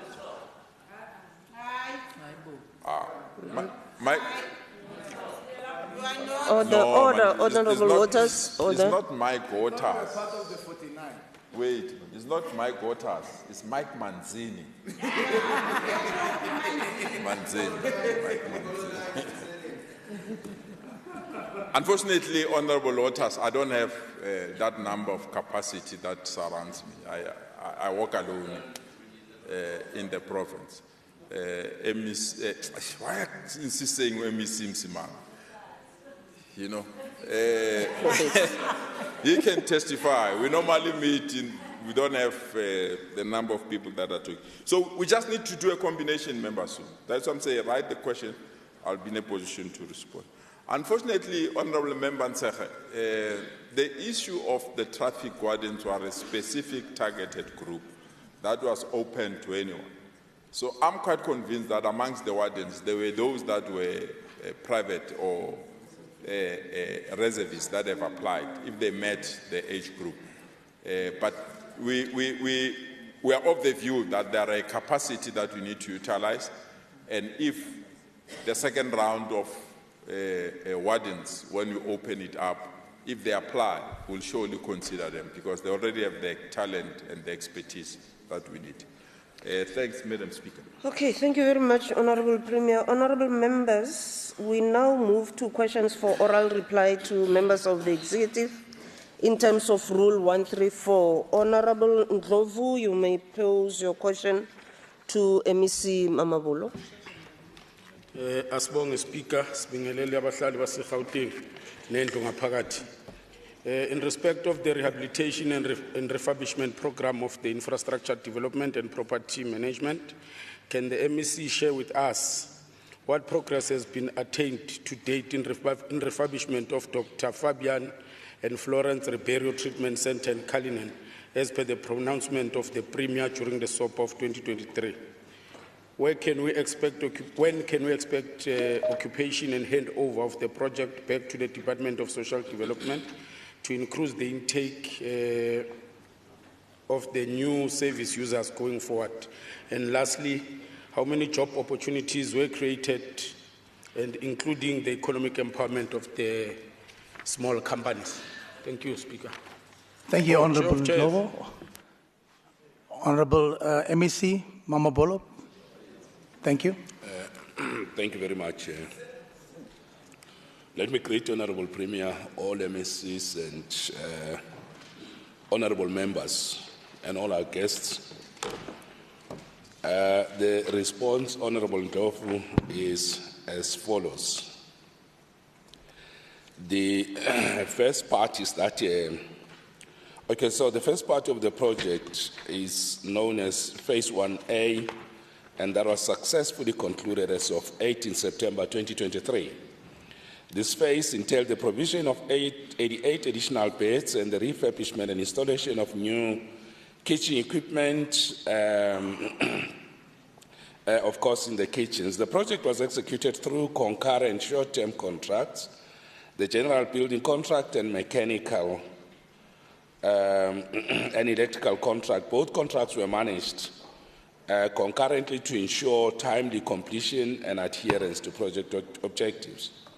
The second part, known as Phase 1B, consisting of two packages, 1 and 2, and they are both complete and handed over to the end user. And then Package 1, that involved architectural, civil, structural, mechanical, and electrical work for 10 dormitories, which provided an additional 144 beds in total. And then Package 2, engineering services, inclusive of decommission and upgrading of pump stations, stormwater, sewer, and sewer jetty in this package were completed on the 17th May 2024 and 12th July 2024, respectively. Your second question is about expecting occupation, and as already indicated, these were handed over to the client on the 18th September 2023, and of course the other part completed and handed over to 12th July 2024. Job opportunities, 109 job opportunities were created, 35 locals were trained and received certificates in occupational health and safety, 3 SMMEs benefited in painting training and cutting trees. Thank you very much. Thank you, Honourable MEC. Honourable Ndlovu, you want to ask a supplementary question or a short remark, sir? Thanks, Chair. We welcome the response, and this is proof that when commitments are made, are indeed implemented. Thank you. Thank you so much. In terms of Rule 134, subsection 7, I now open for additional supplementary questions or additional remark by members who wish to do so. You are welcome, Honourable. Thanks, Honourable Chair of Chairs.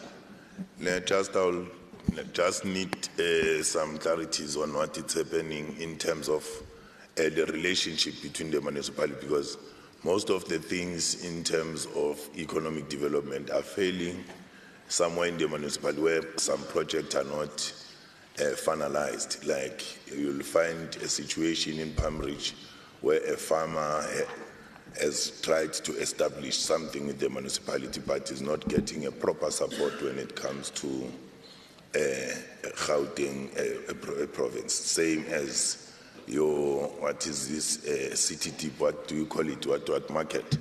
In that market in City Deep, you'll find disadvantaged business people or emerging business people when they are trying something, the municipality leave them on to battle on their own. So what is the intervention in between? Do you have mechanism, or are you working together, or Omunye no Omunye was born? I don't know. Can you assist?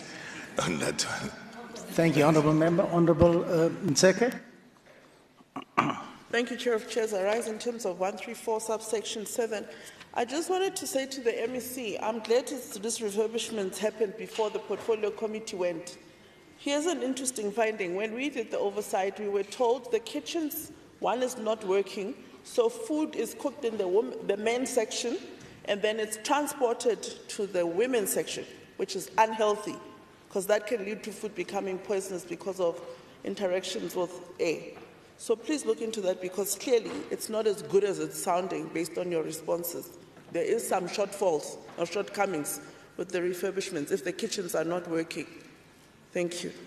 Thank you, Honourable Nseke. Honourable MEC Mama Bolo, you can reply to the supplementary questions, short remarks. Yeah. 2 points on the first question. One is that with respect to municipal and provincial cooperation on infrastructure, we have just recently established the provincial IGR, which meets weekly to look at coordination between province and municipalities. So that issue is a big problem. We recognize it, it affects us big time, and we're looking at that. With respect to other areas of cooperation, all departments have got quarterly IGR structures with municipalities. And we expect that those matters be dealt with in those IGR structures. But I guess these are matters that we can always compare notes and share, and so that we can take them up. But there are established structures for interface between municipalities and the province, and I think those structures will deal with those issues. With respect to the to the matter about some operational deficiencies in the structure and in the facility itself, I think at best I can say to the honourable members that we have created in the department just last week the infrastructure multidisciplinary team, which is made up of our professionals in the different professionals in the built environment, and is supported by our technical services. These are our artisans. This team has been doing site visits, and I promise, honourable member, that I will ask the multidisciplinary team to immediately go visit the site so that we can check all the issues that you are raising, and we will give you a report on that. The team will visit the site just to establish proper facts on the circumstances of the facility. Thank you. Thank you, Honourable MEC. Thank you. Honourable members, before I go to the next question, there's a request from the Premier. He has an urgent meeting that he has to attend, in fact, a memorial service. And because Honourable Sun and Honourable Premier has agreed on something, I will allow you to do that, sir. Thank you so much. Member Nyati, can you ask the question, please, to Honourable Premier for community safety?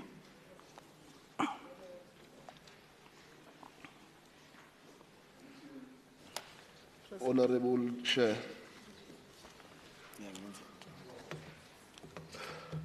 my question is based on community safety.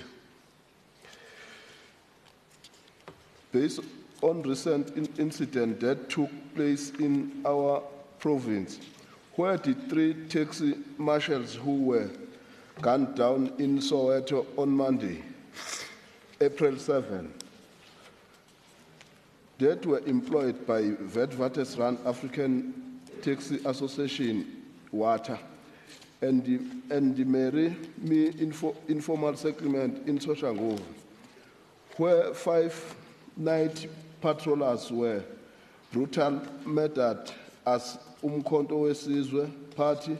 We are very much concerned about incident of this nature. There is a Firearm Control Act 60 of 2000.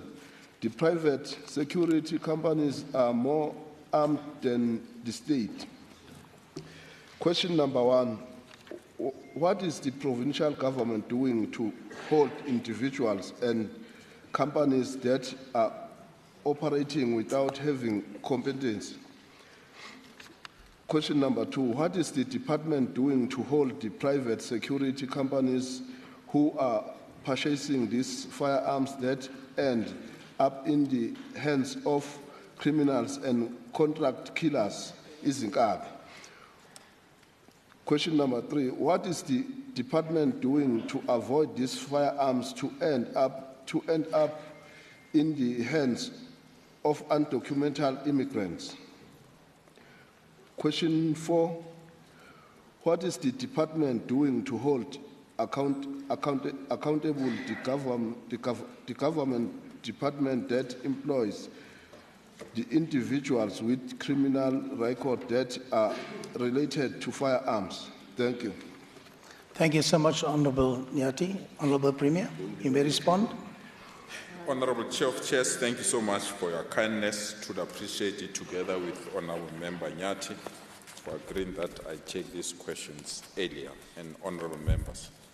In terms of question 1, the individual and companies are held criminally responsible in terms of Section 9 and Section 120 of the Firearm Control Act 60 of 2000, should they be found in contravention thereof. In terms of question 2, if a security company member is found to have been negligent in losing a firearm under their control, such a company and member is held responsible for the negligent loss of firearm in terms of the prescripts of the Firearms Control Act 60 of 2000.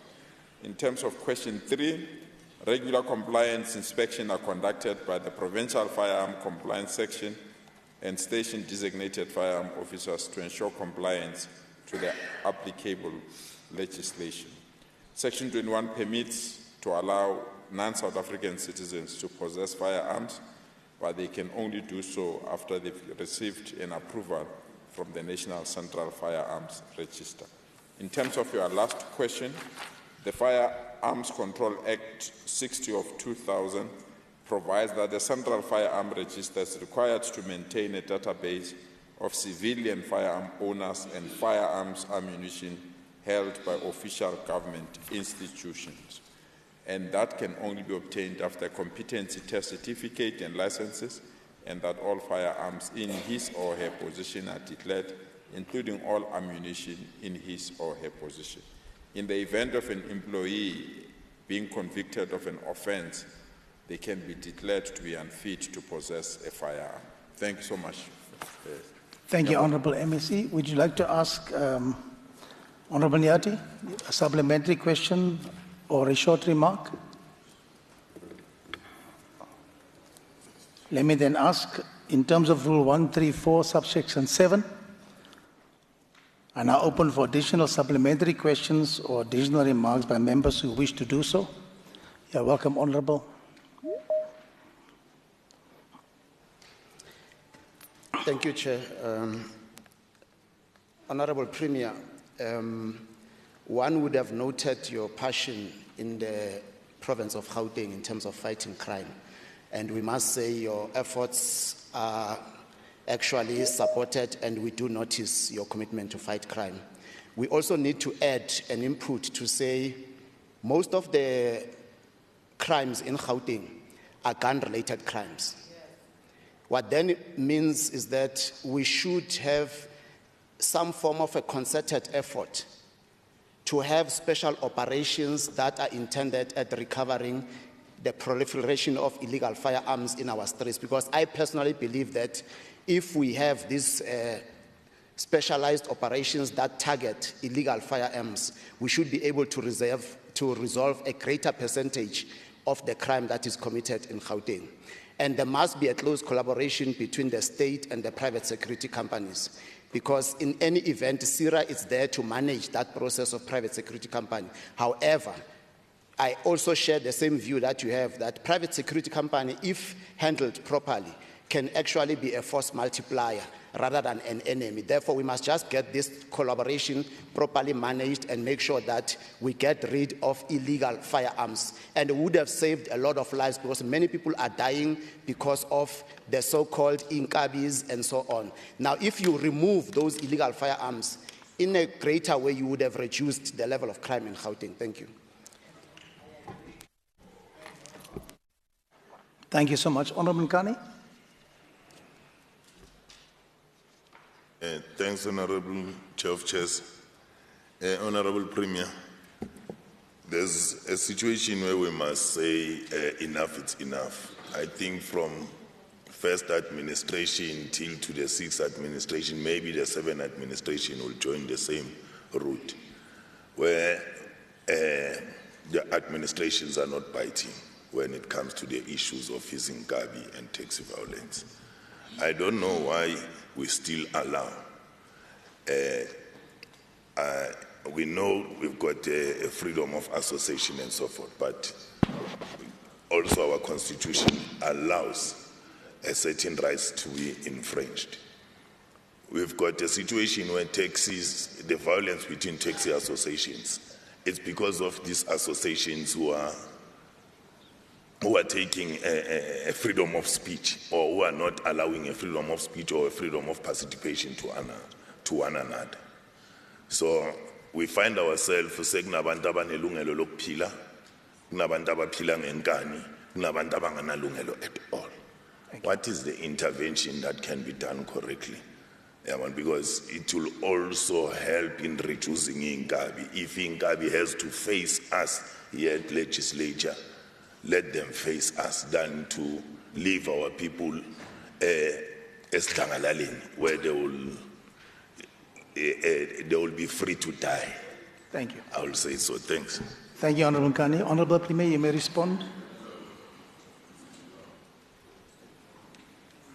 Honorable Chair of Chairs, there's nothing more to add except that I agree with members of MK Party. I'm not their member, but I agree on Thank you so much, Honorable. Thank you, Honorable Premier.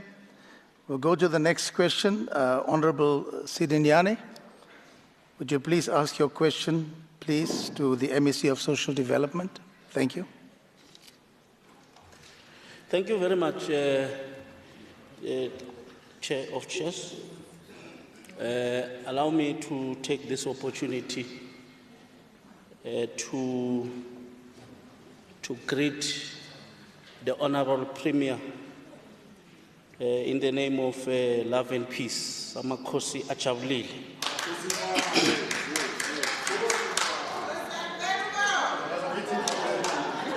Honorable. Thank you. Go ahead, please, Honorable Sidinyane. Considering what has happened, I mean...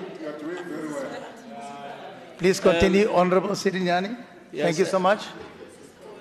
I think I'm intimidated, Chair of Chairs. You caused it yourself. Go ahead, please, sir. Please protect me, yes. Honorable the MEC, considering what has happened and has been reported as a positive impact on dignity packs and school uniforms on school attendance, academic performances and participation in the extracurricular activities, could the MEC please answer the following question? What is the current scale of distribution of dignity packs and school uniform across Gauteng? How to ensure that these resources are reaching the most vulnerable, deserving children in our communities? And what monitoring and evaluation mechanisms are in place to assess the effectiveness of this initiative in improving school attendance, academic performance, and extracurricular participation? Thank you very much. Thank you, Honorable Sidinyane. Honorable MEC Mazibuko, can you please reply? Masibonge somlong. Ukuthi siphiwe leli thuba ukuthi siphendule. Unfortunately, this question was asked in March, such that my answers were based on the end of the financial year of March. But nonetheless, I will respond. On the scale of the distribution of dignity packs and school uniform, for the financial year, it was asking the previous financial year of 24-25, the target was to provide 100,000 learners identified by the Department of Education for them to benefit the school uniform and the dignity packs. And the distribution by then ended at the end of the financial year of March, House Chair. In 2024, a total of 1,203,000 dignity packs were also distributed to learners, and currently, by then, we had already advertised for the new distribution. On question number 2, how will we ensure that these resources are reaching the most deserving children in our communities? The Department of Social Development, in consultation with the Department of Education, began distributing the dignity packs and school uniform to the no-fee paying schools, or what you normally call the disadvantaged schools, in the 15 education districts targeting orphaned and vulnerable learners. And as part of the provincial government's Banapili program, the department also provides dignity packs and school uniform to orphaned and vulnerable learners targeted in Quintile 1, Quintile 2, and Quintile 3 schools, as well as Quintile 4 and also farm schools that are identified as part of Section 58B by the Department of Education. And the learners are identified by the teachers and the department. In responding to question number 3, what monitoring and evaluation mechanisms are in place to assess the effectiveness of these initiatives? The monitoring and evaluation mechanism of these two packages is that when they are in place during distribution, we ensure accountability. When the service provider delivers at the school, they actually sign the delivery note to even the principal or the designated teacher does a sign to ensure that indeed they have delivered that type of the service. And even with school uniforms, out of those that will have been identified, they actually assisted. So the for verification purposes, the school principal signs and the school stamp is also attached to that distribution note, and the learners through their teachers, after they've received the uniform, they also sign that they will have received a uniform. And all this evidence is verified against the departmental standards for completeness, accuracy, and validity, and the provision of dignity packs and school uniforms helps to foster equality amongst learners and improve school attendance. And the department also has done an impact evaluation on both programs and can confirm these outcomes, that indeed all the learners that are benefiting through those programs, they are actually at school on time and during school hours. Thank you, Honourable MEC. Honourable Sedinyane, you want to ask supplementary question or a short remark? A very short remark. MEC, we note the movement and the noise in the department, and we want to assure you that as long as there is no noise, it means something is not happening. Keep your foot down. MEC Nomantu aska khorwa pirates idliwe. Thank you so much, Honourable Sedinyane. Honourable members, in terms of Rule 137, subsection 7, I now open for additional supplementary questions or additional remarks by members who wish to do so. Thank you, Honourable MEC. Thank you so much. Let me go to the next question. Honourable Mesu. Question to the Honourable MEC of Social Development, Masibuko. Thank you, Chair of Chairs. Thank you. Go ahead. The department has struggled with the high vacancy rate for years, negatively impacting its deliverables. As of December 2024, there were 183 vacant posts, some frozen, indicating a 22% vacancy rate. Could the MEC please indicate, question number 1, what has led to such a high vacancy rate? Question number 2, what are the department's plans to fill these vacancies to fast-track service delivery issues? Question number 3, what is the status of frozen posts? And number 4, what is the impact of the high vacancy rate on service delivery? I thank you, Chair of Chairs. Thank you so much, MEC Member I Meso. receive. Honorable Masibuko, you may reply.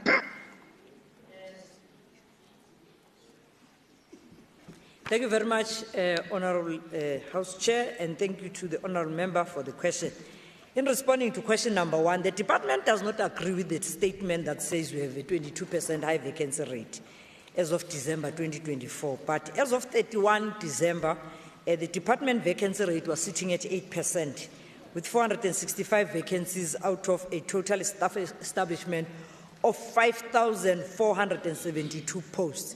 This 8% vacancy rate is attributed to the insufficient compensation of employees' budget to fill the vacancies. So in other words, ayikho imali yokuqasha House Chair. And what are the department plans to fill these vacancies to fast-track service delivery? As soon as sesiphiwe imali, sizoqasha. On question number 3, what is the status of frozen posts?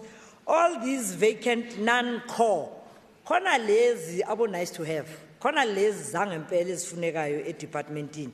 In line with the DPSA Circular 41 of 2023, titled Directive on the Implementation of Control Measures aimed at assisting executive authorities in managing fiscal sustainability during the process of creating and filling vacant posts in departments. The filling or unfreezing of these posts is managed in accordance to that circular. And in responding to question number 4, what is the impact of this high vacancy rate on service delivery?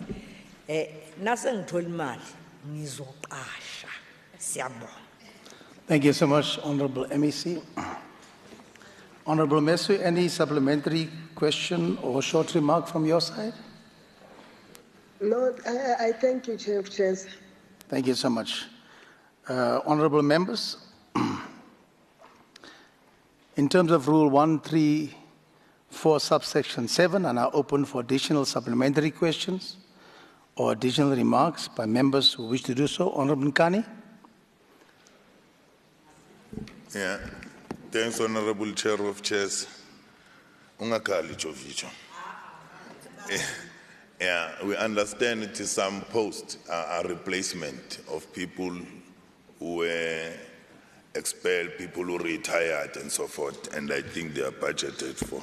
Can we be assisted on those ones that are of that nature, are not new post but are continuously? Secondly is the issue of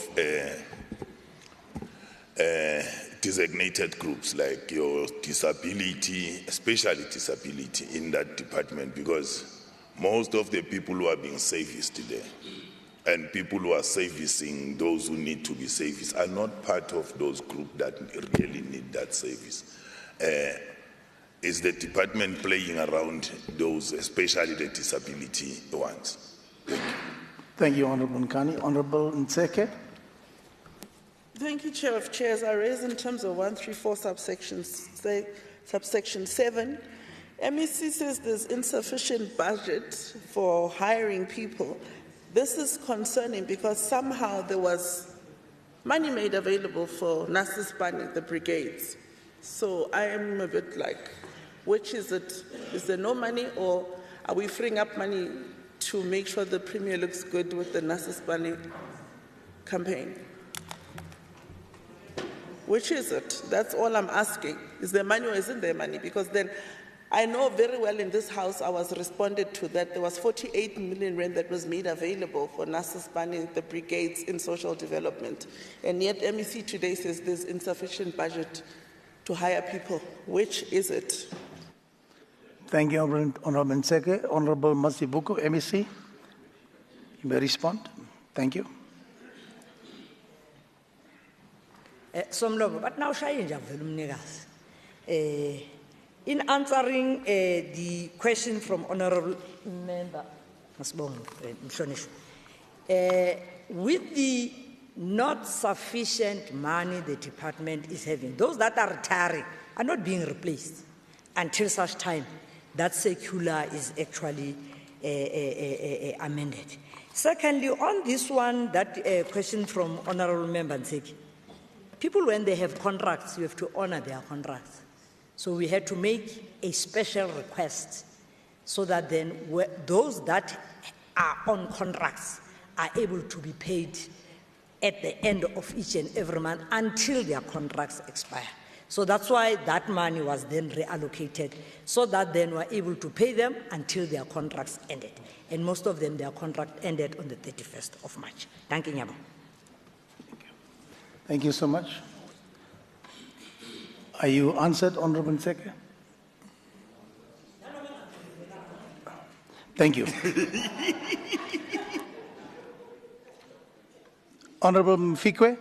Thank you, MEC. Honorable Mfikwe, you can ask your question to the MEC of Economic Development. Thank you very much, Chair. It is still morning. What's the time? Good afternoon to honorable members in the House and the Gauteng residents and community members that have joined us today. To the MEC for Economic Development regarding the revitalization of Ekandastria Industrial Park. Can the MEC answer the following questions? 1, what is the status of the revitalization of Ekandastria program to date?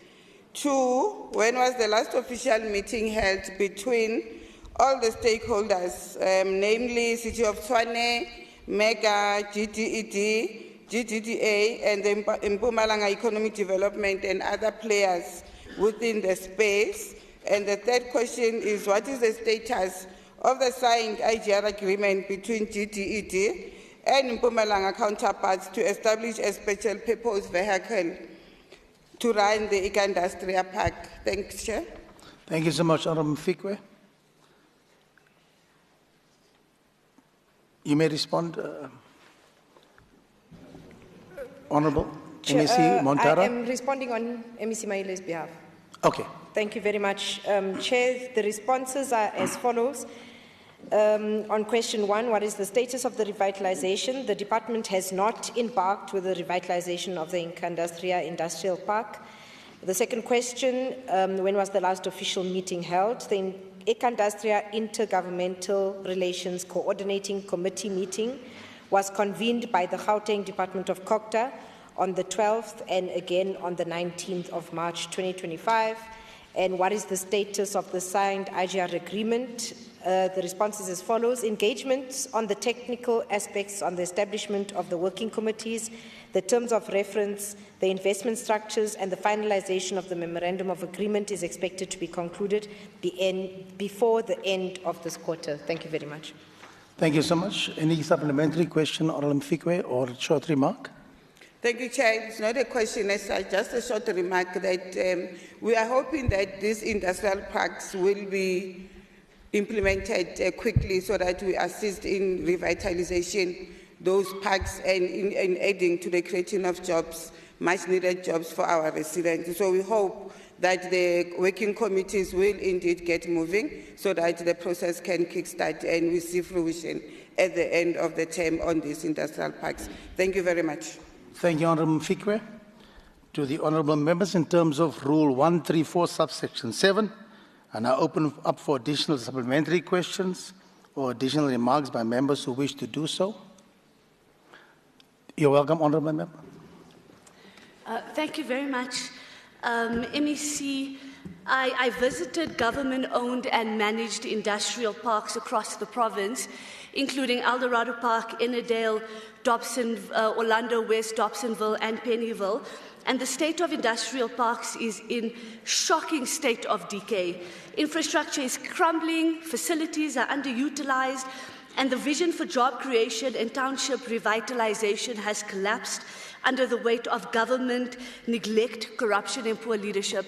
Now, MEC Motada, you might not be able to assist, but I'll ask it anyway. Does the Department of Economic Development have any plans to revitalize other industrial parks apart from Ekandastria? Thank you.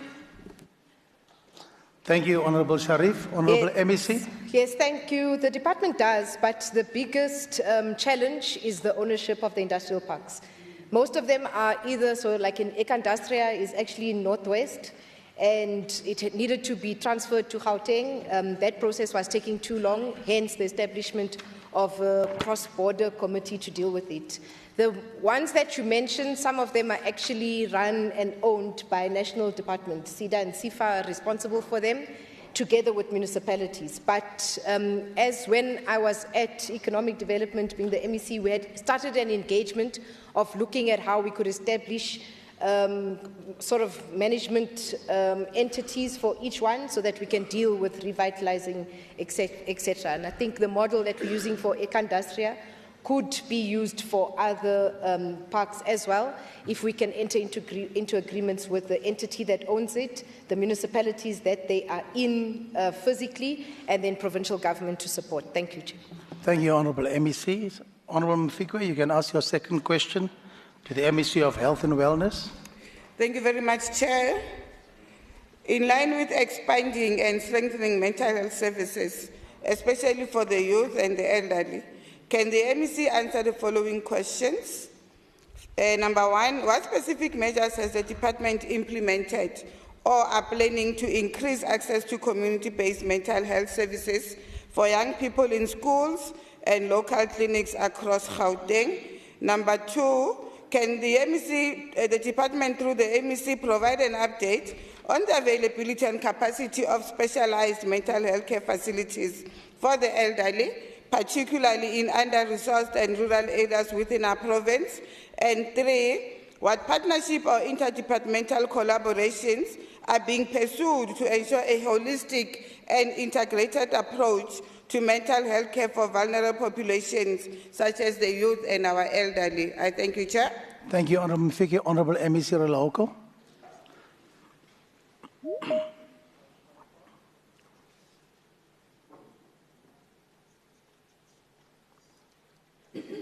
Thank you. The first question, mental health services are integrated into general health and mental health issues that affect young people in schools, including suicide prevention, substance abuse, gender-based violence, HIV and AIDS and disability are provided at all levels of care, from community-based services to general and specialized psychiatric hospitals.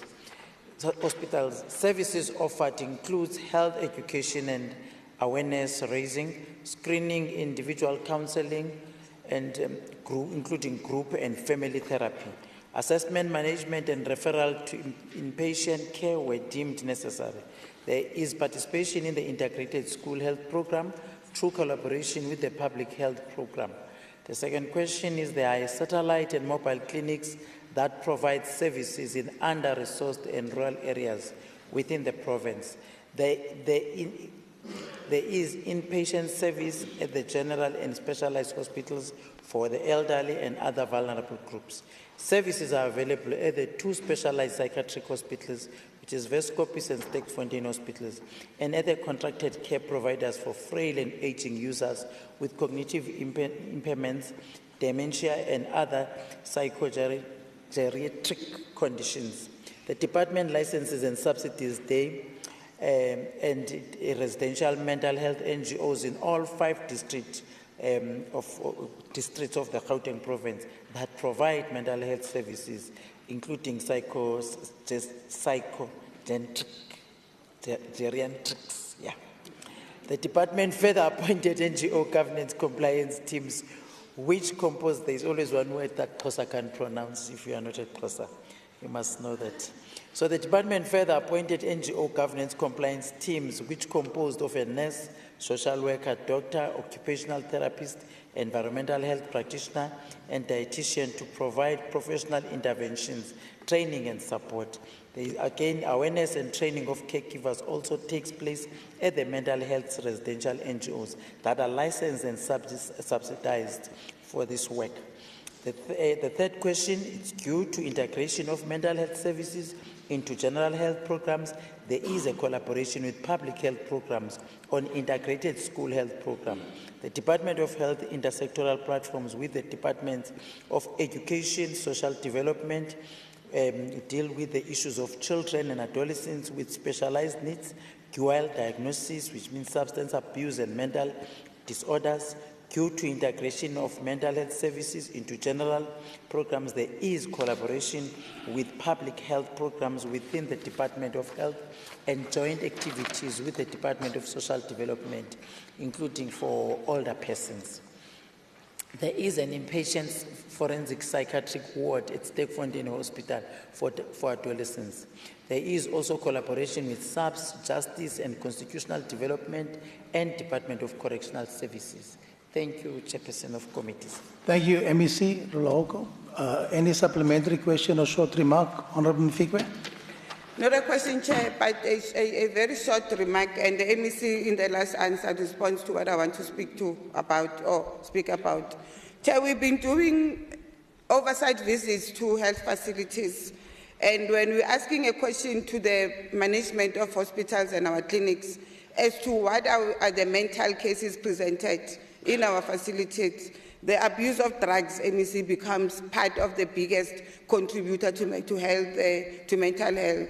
So the collaboration, MEC Mazubuko, and the Premier is not here, of the police and the health department would assist us in making sure that the messages go out there about the abuse of drugs that are affecting our communities, especially young people. So we are indeed pleased that there is collaboration, but we need to do more in order for us to save and safeguard the future that is being eroded by drug abuse. Thank you very much, Chair. Thank you, Honourable Mfikwe. In terms of Rule 134, subsection 7, I now open for additional supplementary questions or additional remark by members who wish to do so. Thank you so much. Yeah. Thank you so much. I'm calling upon Honourable Musai to ask a question to the MEC of Cooperative Governance and Regional Affairs. I think he's online. Honourable Musai? The MEC is here. He's not online. I think maybe he's online. Honourable Dlamini, are you online? I'm asking corporate governance and traditional affairs. Oh, Cooperative. My apologies. My apologies. Sorry, Honourable Dlamini. No, thank you very much, Chair of Chairs. With the Gauteng province being a key business hub within the country and the continent itself, it is worth noting that Gauteng Investment Conference aligns with the G20's vision of improving global trade and investment.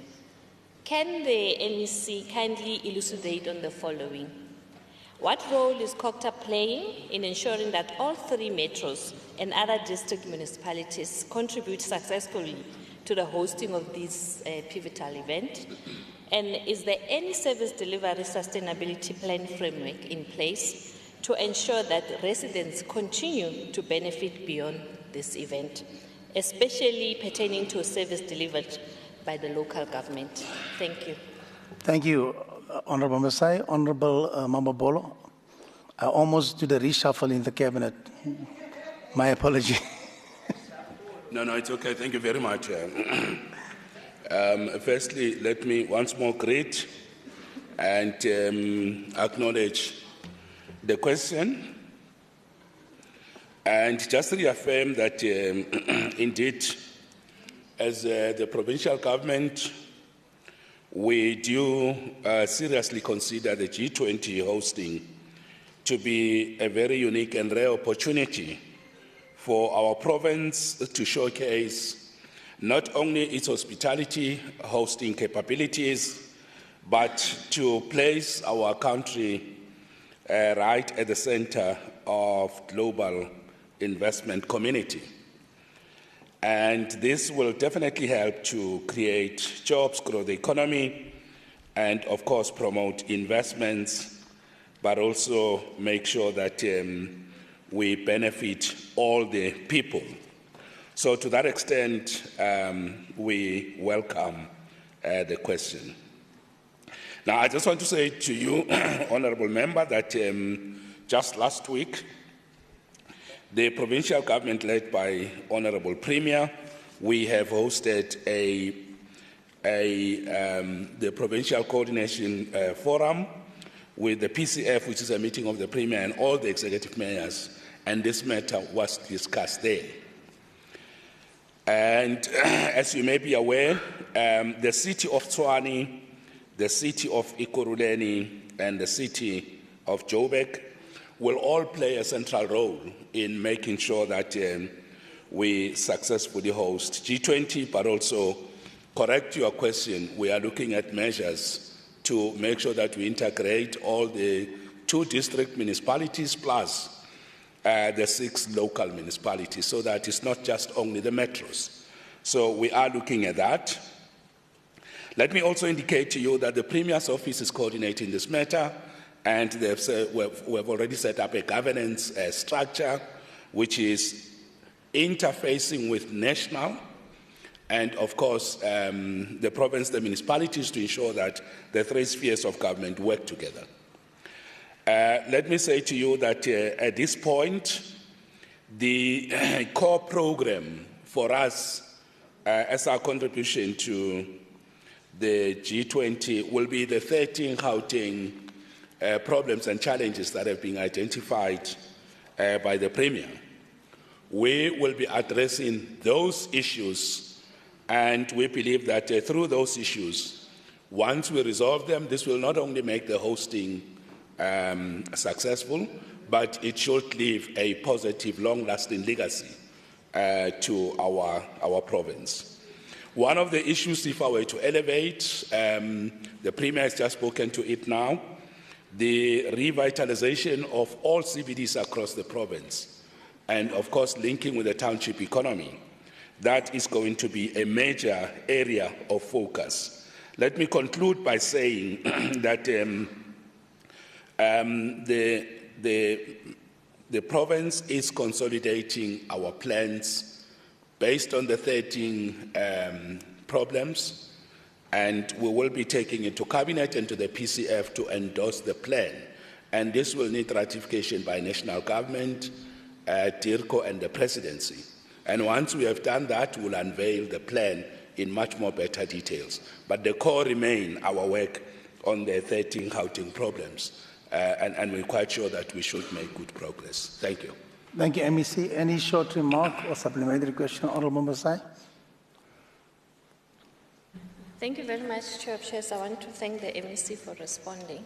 But just to implore on the department that in terms of your service delivery sustainability plan framework, we're requesting that the department ensures that there's not only service delivery improvement during the preparations towards the event, but there must be sustainability and maintenance. I'm saying this because last week there was a program in Sedibeng and communities were only able to gain access to roads that were done because there was preparations towards the event.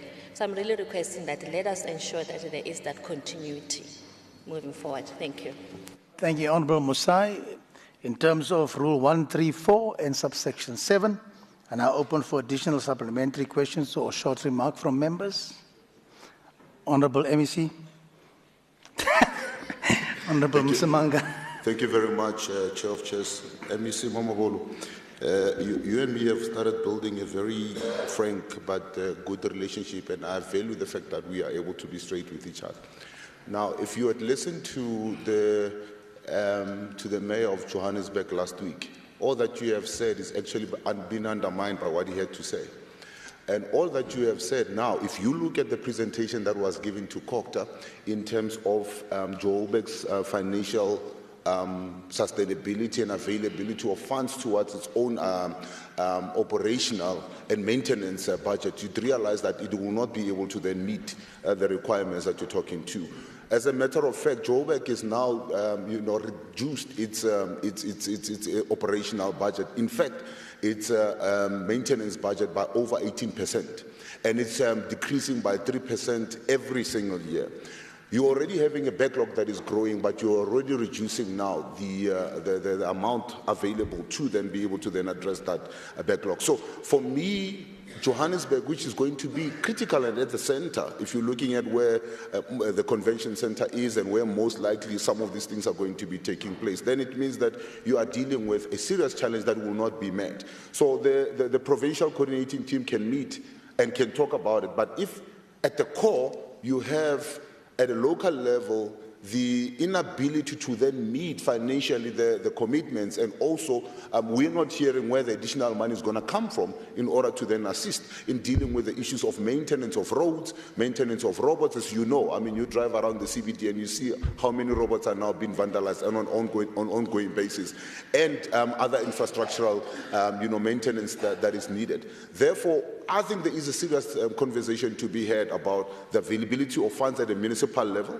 And as Member Musai has said, so being able to then sustain the program beyond the G20. And also I'm worried about us being able to then meet certain targets of the G20 preparatory work. And then if that money is going to be available, where's that money going to be coming from? Perhaps that's a question that, that needs to be asked separately to what being asked here. But I'm saying that if you were to listen to what the mayor had to say last week, it was actually throwing his hands in the air and saying these are challenges that are there that I cannot be able to then meet in terms of, the commitments to for financially. So I think these are things that will need to be looked at, and perhaps a response or actually intervention will need to be put in place here. Thank you very much.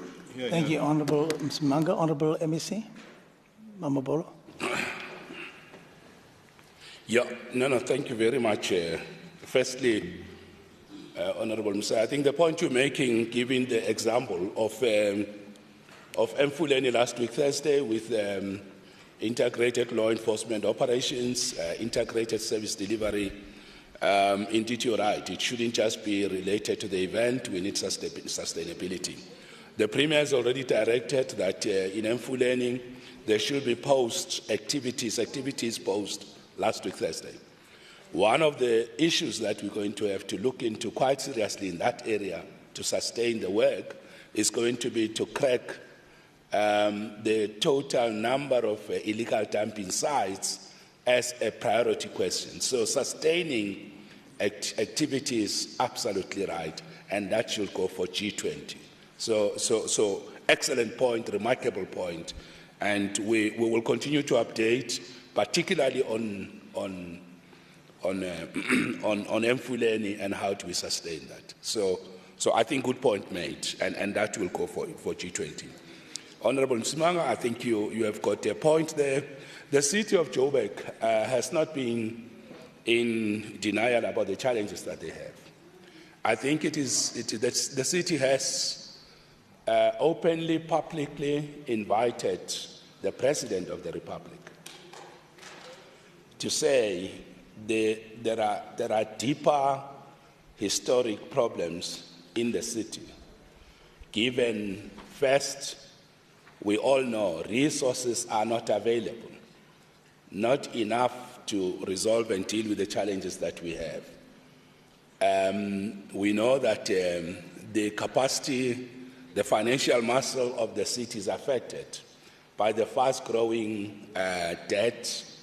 The debt book of the city of Joburg is growing very fast from various stakeholders and sectors. So this matter we have discussed with the city of Joburg, and there's an agreement, consensus, both even in the presidential interventions, that we have got to prioritize financial stability of the city and revenue generation to make sure that the rate at which the debt is marginally growing per annum and the rate at which we are reducing it, and the ratios, cash to costs, just overall liquidity of the city. All those things are matters that the presidential working group and team, including the province and the city, are working on. So also to that point, I think you are right. We need to have conversations about, in the light of G20, both national, ourselves as the province and the city, how are we going to make resources available? And I think this is a matter that we'll come back to and we will update. So I think there you have got a fair point. And the mayor of the city, what I like about him is that he is not in denial about the challenges that they have. And I think they're doing their best to try to resolve the issues. And one thing good about the mayor is that he also can go out to say, come and help us here. Let's work together. Let's look at what is happening. So I think that should be able to help us. But we will continue to update you in the committee and in the House about exactly what is the plan of the province, national, and the city dedicated to not just G20, but to overall sustainability. We still have to come back to this House about how are we going to invest in the CBD, this provincial seat of Gauteng government, including this legislature, which is part of the buildings in the CBD. How are we going to make sure that we revitalize and revamp the city through provincial investments to treat all these buildings, the entirety of the CBD, as one precinct, one integrated space? That will add a lot in terms of sustaining the city.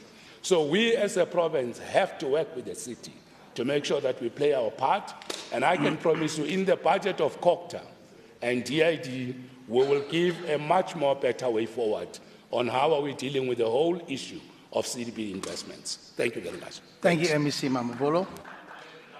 Honorable Mogetu, Dr. Mogetu, can you ask your question to the MEC of Environment? Honorable Peters, please. Okay, thank you very much, Chair of Chairs. Greetings to the honorable members and our people of Gauteng once more. The question to the MEC for Environment reads as follows. It is due to repercussions of climate change that the quality of air in the region is deteriorating. The water quality and now the quantity is on decline. This is undesirable condition which places vulnerable sectors of our society more at risk. Can the MEC for Environment answer the following two questions regarding the environmental sustainability and climate change? One, does the department have a tangible plan to invest in green technology as a means of minimizing the effects of climate change? And the second one, which is the last one, if yes, how is the department investing in green technology? If no, why? Thank you very much. Thank you, Honorable Dr. Mogetu. Honorable MEC Peters, you may respond. Afternoon, Chair, and thank you for the question, Honorable. In response to question one, green technologies are crucial for mitigating and adapting to climate change by reducing greenhouse gas emissions and developing sustainable solutions. They offer a pathway to achieving climate goals by promoting energy efficiency, renewable energy sources, and resource conservation. Green technologies like renewable energy of solar, wind, and hydro are crucial in transitioning away from fossil fuels, which are the primary source of greenhouse gas emissions. Energy-efficient buildings, smart grids, and advanced transportation systems also contribute to lowering emissions. To the development of the Gauteng City Region Overarching Climate Change Response Strategy and Action Plan, the Greenhouse Gas Emission Inventory, and the Net Zero Guideline, the Department has set greenhouse gas emission reductions targets for the province and also acknowledged the role of green technology in achieving these targets. Gauteng Energy Crisis Plan and the Gauteng Energy Response Implementation Plan, developed by Gauteng Department of Cooperative Governance and Traditional Affairs, have also outlined various green technologies that should be utilized to address energy security and also contribute to the province's climate change mitigation efforts. In response to question two, together with the municipalities, Gauteng Department of, Cooperative and Gauteng Department of Infrastructure Development have implemented various projects aimed at maximizing the use of green technologies in addressing energy security and also contribute in the province's climate change mitigation efforts. These include, but not limited to, establishment of microgrids, solar PV installation on health facilities, waste-to-energy projects, solar high-mast installation, installation of smart meters, establishment of solar farms. With regards to establishment of solar farms, the project aims to create solar farms around the Merafong area in Western Gauteng to be secured from private off-takers and the Renewable Energy Independent Power Producer Procurement Program, with a potential to supply local municipalities. Gauteng Infrastructure Financing Agency concluded the feasibility study and engaged the market to attract independent power producers, developers to the project. Sibanye Stillwater has approved an allocation of 1,500 hectares to 3 solar PV developers and will produce a maximum combined 800 megawatt to be evacuated into the grid. In partnership with the University of Johannesburg, the Gauteng Department of Environment has also launched a program to train in the youth in solar PV installation. Thank you. Thank you, MEC. Honorable Dr. Mokgethi, supplementary question, a short remark. Thank you very much, the Chair of Chairs.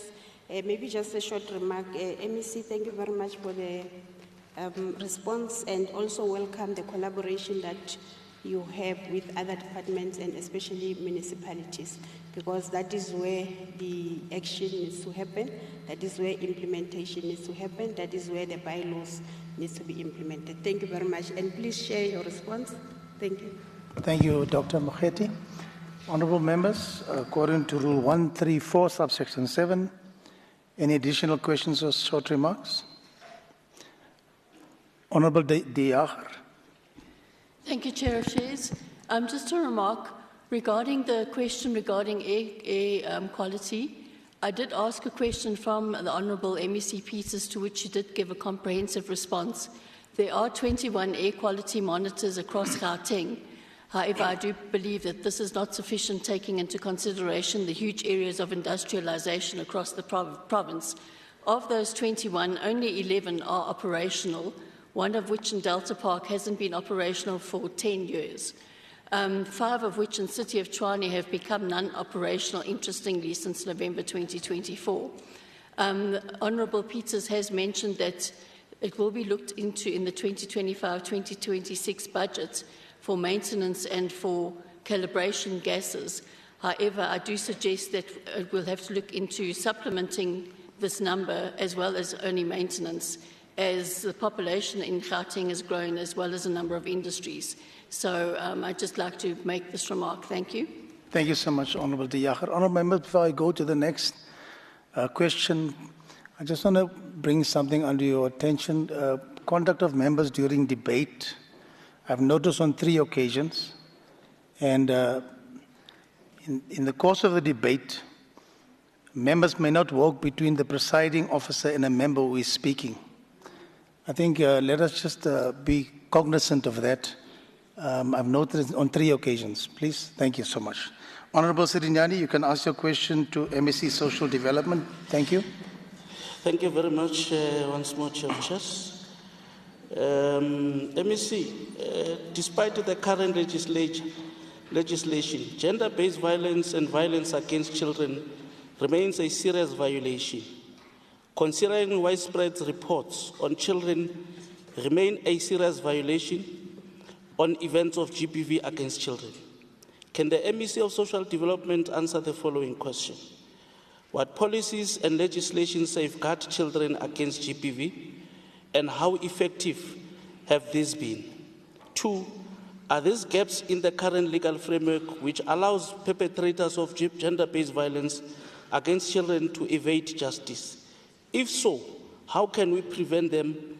And lastly, what role is government playing to strengthen child protection services to prevent and respond to incidents of gender-based violence and violence against children? Thank you very much.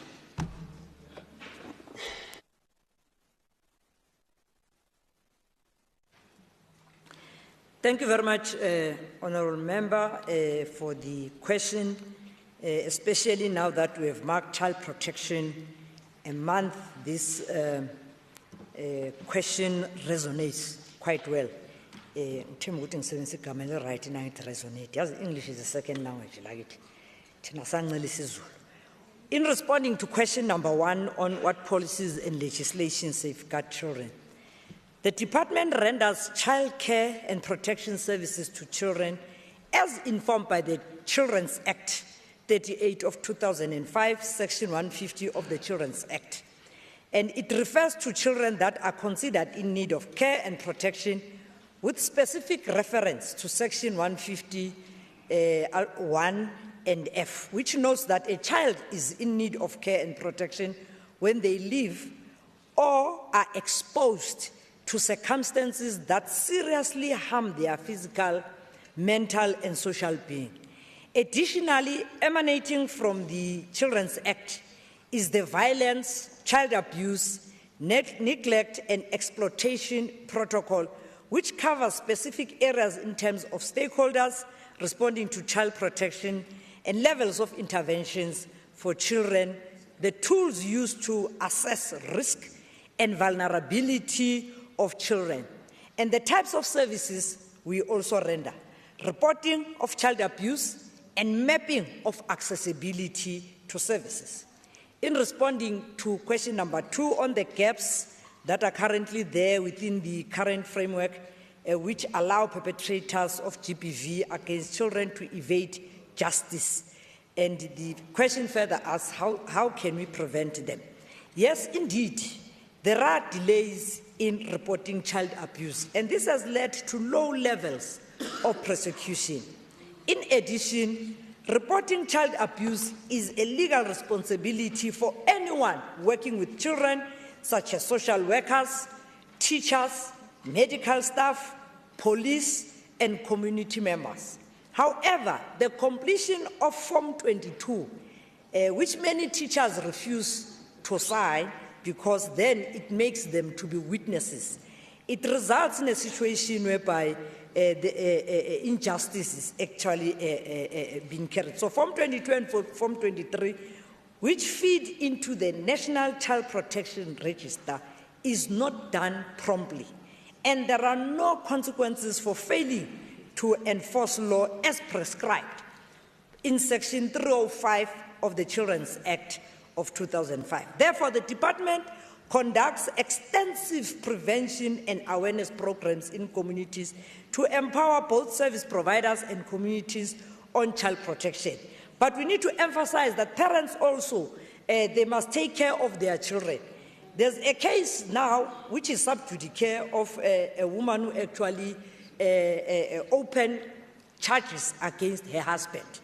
And when the whole family now gets inspected through the child line, it is discovered that this man has been abusing all the children over time.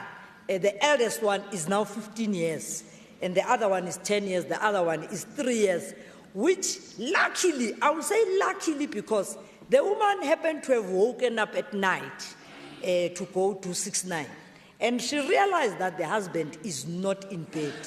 She thought maybe the husband has gone. You know, when you stay in some townships, the 6-9 is outside. There's a bucket here in the house for you to relieve yourself. She thought maybe the husband has gone outside to relieve himself, only to overhear him in the bedroom of the children saying to the child, "Kena mo sekotlolong o tlhape." Loosely translated, get into the basin and wash. So it means this man has been abusing all these children over time and then forces to wash them. When she picked that up, she then called Childline. And Childline was very handy in ensuring that that man gets arrested. And she further demanded, can you then, through the doctors, check the other girls? And indeed, they have been molested over time and threatened that you dare talk, I shall kill you and kill your mother. So these children, so the importance of teachers at school is very important here, because they are the ones that interact with children most of the time. And we wish to urge women, do not withdraw those charges. In fact, police must charge a woman who withdraws charges all because the man has begged and said, don't forget who feeds you here. So as women who are being reminded who feeds us, and it's about time when women get empowered for themselves to also be able to stand on their own. There's another case here in Cosmo of a 13-year-old girl wearing pamperses who was sexually molested over time.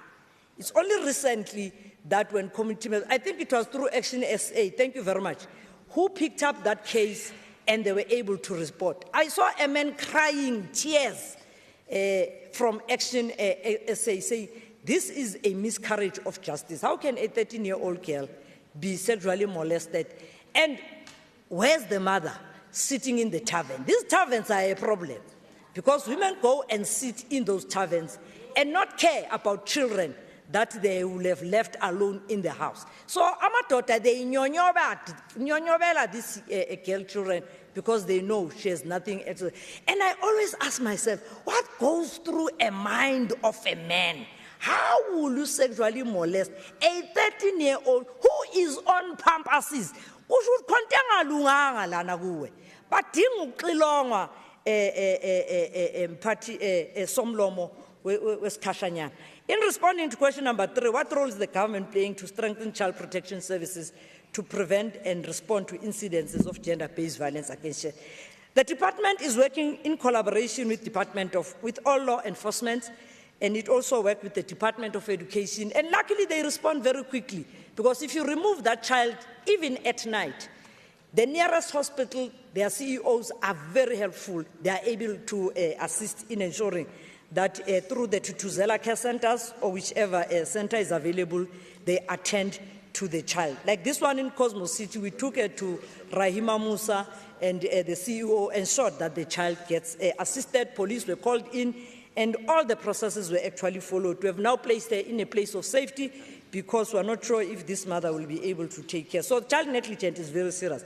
So each and every organization that deals or that works with children, and they must make sure they vet all those people that are working with children, because some of them, they come into the system through the NPOs pretending as if they want to work with children. Can't they are pedophiles?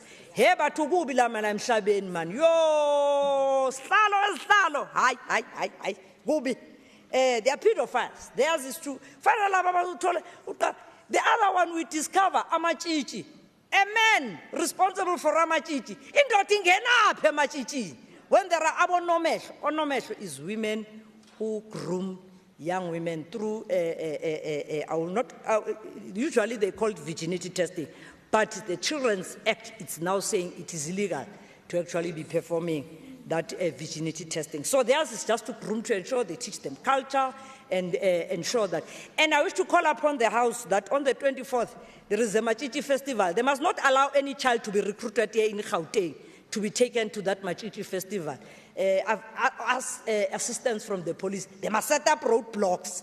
Any kumbi carrying girl children must be turned back. In that Machichi festival, House Chair, they say girls must come with their bumps and with their breasts. And ticket there cost 1,500. Now, utengsela ban ticket le 1,500. It is but tengsela laba with roving eyes who are forever looking for girl children. So that we must, through colleagues that also have got access to hostels, kulmane nduna, akongane melingene kumbini kuthiwa iyabachichi festival. Inge 24 zakamele. Talk to communities. I'm sure in each and every community, you know of somebody who convinced this machichi. Engage that unomehlo and say, akukho ngane yase Gauteng ehamba iyos exposer, iyo keeper. But we have spoken with the chairperson of the CRL. She'll be there to monitor. We have agreed they must wear tights and sports bras. No child must be exposed if there's a mabele or exposing her palms. Child protection of children is not only the solely responsibility of the department, but it's the responsibility of all of us. Ngiyabonga kakhulu.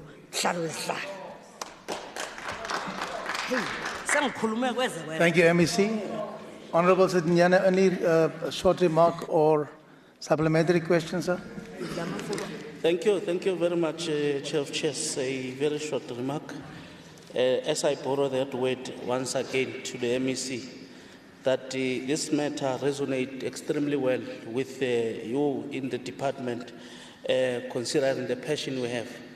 However, perhaps we must bring in a legislation that should be able to work in collaboration with the Department of Education, especially with MEC Matum, to make it a compulsory for teachers to be able to sign that particular form regardless of their fear, because protection of our children remains a critical, important aspect of our people. Thank you very much. Thank you, Honorable Sitinyani. Honorable members, according to Rule 134, subsection 7, any additional question or short remark from Honorable Sharif? Thank you very much, House Chair. MEC, I agree with a lot that you've said. It cannot be that children get abused and beaten and molested every single day in our province. Something has to be done. Honourable Sedinyani, you spoke about legislation. There currently is the National Strategic Plan on Gender-Based Violence and Femicide, and within the NSP it speaks about rapid response teams, but it also speaks about local and provincial national strategic plans that provinces have to put together and local governments have to put together in terms of how to implement the National Strategic Plan. And MEC, I'm sure you're aware, it has multiple pillars that deal directly with combating GBVF. It also deals with raising awareness, and it was essentially put together by civil society and NGOs. And so my question to you, MEC, is do we have a timeline on the provincial national strategic plan as well as a budget? Has it been costed, or what is the way forward? Thank you very much, House Chair. Thank you, Honourable Sharif. Honourable MEC, Mazibuko.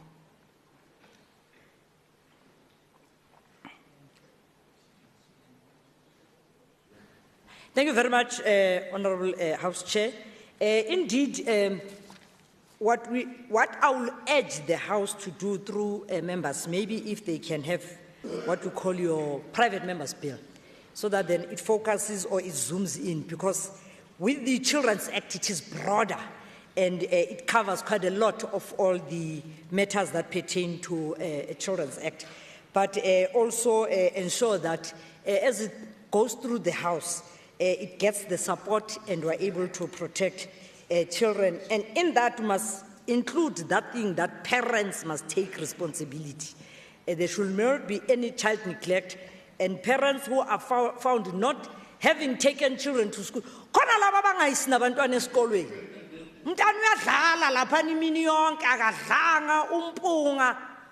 And then you ask, why kungayiwe esikolweni? Hayi, ukuthi sivuke late. In one era, I asked them, why are these children so many in the street? So the responsibility of ensuring that children go to school also, whether to an ECD or to a real school, must be the task of each and every, all of us within our constituencies. So as we do constituency work is one of the things that we must actually check. In responding to Honourable Member with regards to the strategic plan on the NSP, indeed in Gauteng we do have rapid responders in line with what is required out of the NSP, and even some of the pillars, we respond to Pillar 2 and Pillar 4 of that NSP, but as you rightly say, it majority of the budget also, which I'll actually share with honourable members, she does participate in our portfolio committee on how much did we set aside specifically for GPV, and how many NPOs are we funding, and what it is that we are funding. Besides shelters only, there are also awareness programs that we fund.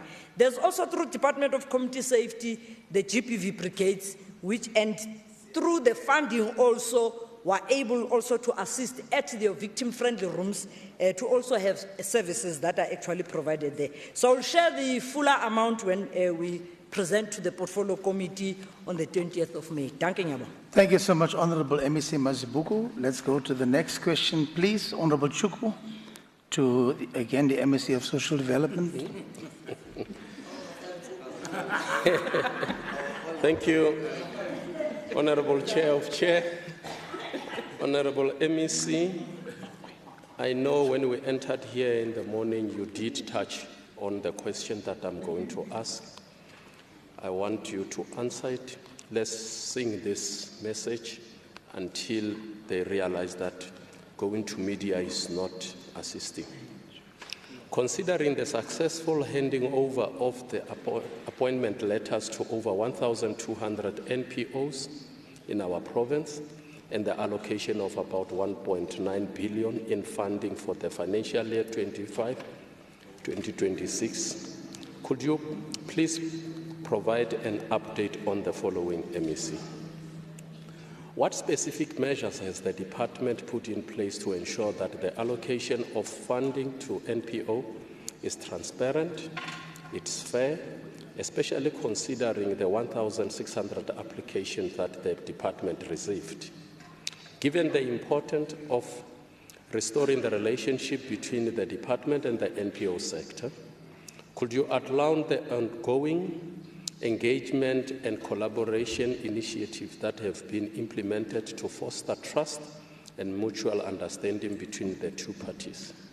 And lastly, could you elaborate on the department's plan to monitor and ensure the effective and responsible use of these funds, particularly in new areas such as support for persons with albinism and children with autism, and the consequences for any NPO that would have been found to be mismanaging these funds for our vulnerable community? Thank you, Chair of Chair. Thank you, Honourable Chokwe. Honourable MEC. Thank you very much, Honourable Member, for the question. In responding to question number 1 on what specific measures has the department put in place to ensure that the allocation of funding to NPOs is transparent, fair, and considering that we have many people who request funding. The department implemented a rotation of employees during the paneling process, so that then those that are used to paneling their friends within the NPO sector get deployed to go panel others. So what happened is that where colleagues were deployed to chair assessment panels in different corridors from once they work in, they ensured that the assessment process of the NPOs is objective and it's fair. It's unfortunate that sometimes some of the Z83, they tend to misbehave such that some of the NPOs were actually abused during this process, and wish to apologize to those that were aggrieved during this process of how they were spoken to, especially your predominantly white NPOs, where some officials were asking them why are they not transforming, why forgetting that sometimes some board members may not be available. So we wish to apologize how they were treated. In responding to question number 2, on the importance of restoring our relationship. Indeed, the department is consistently engaging the NPOs and the different sectors to discuss various ways and challenges that always is affecting the sector. And additionally, the department has issued regular statements and updated the sector on everything that we're doing and allowing them, if they need to interact with the department. Our lines are always open, our phone numbers are available, and the emails are always available in case there is some shortcomings. And we are to ensure that even with the allocation of funding, it does not affect the workers. Because remember, if you are a worker in an NPO, with the limited budget that we received, we are to ensure that it does not affect. If you are taking home 6,000 rand, I use that as an example, and now with the financial constraints that we have, you find during the paneling, they actually reduced the salaries of the NPO workers. We have to take a decision that reinstate that salary, because people budget in accordance to what they used to earn, so as not to affect them, including project managers and all other people. Trainings on governance and sector requirements will also be conducted with the NPO once all the funds have been allocated during this quarter. And we wish to call upon all those NPOs who received award letters, but they have not come and sign their SLAs. Soon we'll finalize and they'll be left out. So we wish to call upon them that by Monday is always 17, 18, 19, they must actually present themselves to the department, or we'll take it that they're not interested in being funded in this current financial year. In responding to question number 3 on plans to monitor and ensure effective responsible use of funds, the department currently has 2 types of monitoring in place to ensure that the funds paid to NPOs are used for the correct purposes. Program monitoring ensures that the quality of service rendered to communities aligns with the objective and service level standards of the department, whilst the financial monitoring assesses whether the funds transferred to the NPO are utilized in accordance to the service level agreement. And these 2 types of monitoring, they ensure that the department can account for the funds that have been transferred to these NPOs and that the services that they are rendering is in line with how, as the department, will have entered into an agreement with them. Siyabonga kakhulu Somlomo. Thank you, Honorable MEC. Honorable Chokwe, any supplementary question or short remark? Thank you. I would like to appreciate the answer. I will be hammering on the last point also, which I would like the MEC to look on the planning of the department. There is a notable word that is used when you meet the NPOs during the first quarter of every year. They call it a dry season. That dry season is one torturing session for the NPO because the funds would have ended end of March. Now between April and May, the poor NPOs don't have any resources. So I would like the MEC to look at it and encourage the department to plan better such that the phase that they call dry season can be at least be between around 2 weeks, the first week of April, and by the second week of April, all the money has been sent to the NPO. Thank you very much. Thank you so much for that remark. Any supplementary question according to Rule 134, subsection 7, honourable members? Honourable Nseke? Thank you, Chair of Chairs. I rise in terms of 134, subsection Honourable members? 7. Sorry. Go ahead, Honourable Nseke. Thank you, Chair of Chairs. Chair of Chairs, you know the late signing of SLAs and paying them late is not talking to the fairness. But there's an interesting thing. MEC mentioned paneling, rotation of employees, and I'm glad you're doing that because it's given me some kind of hope.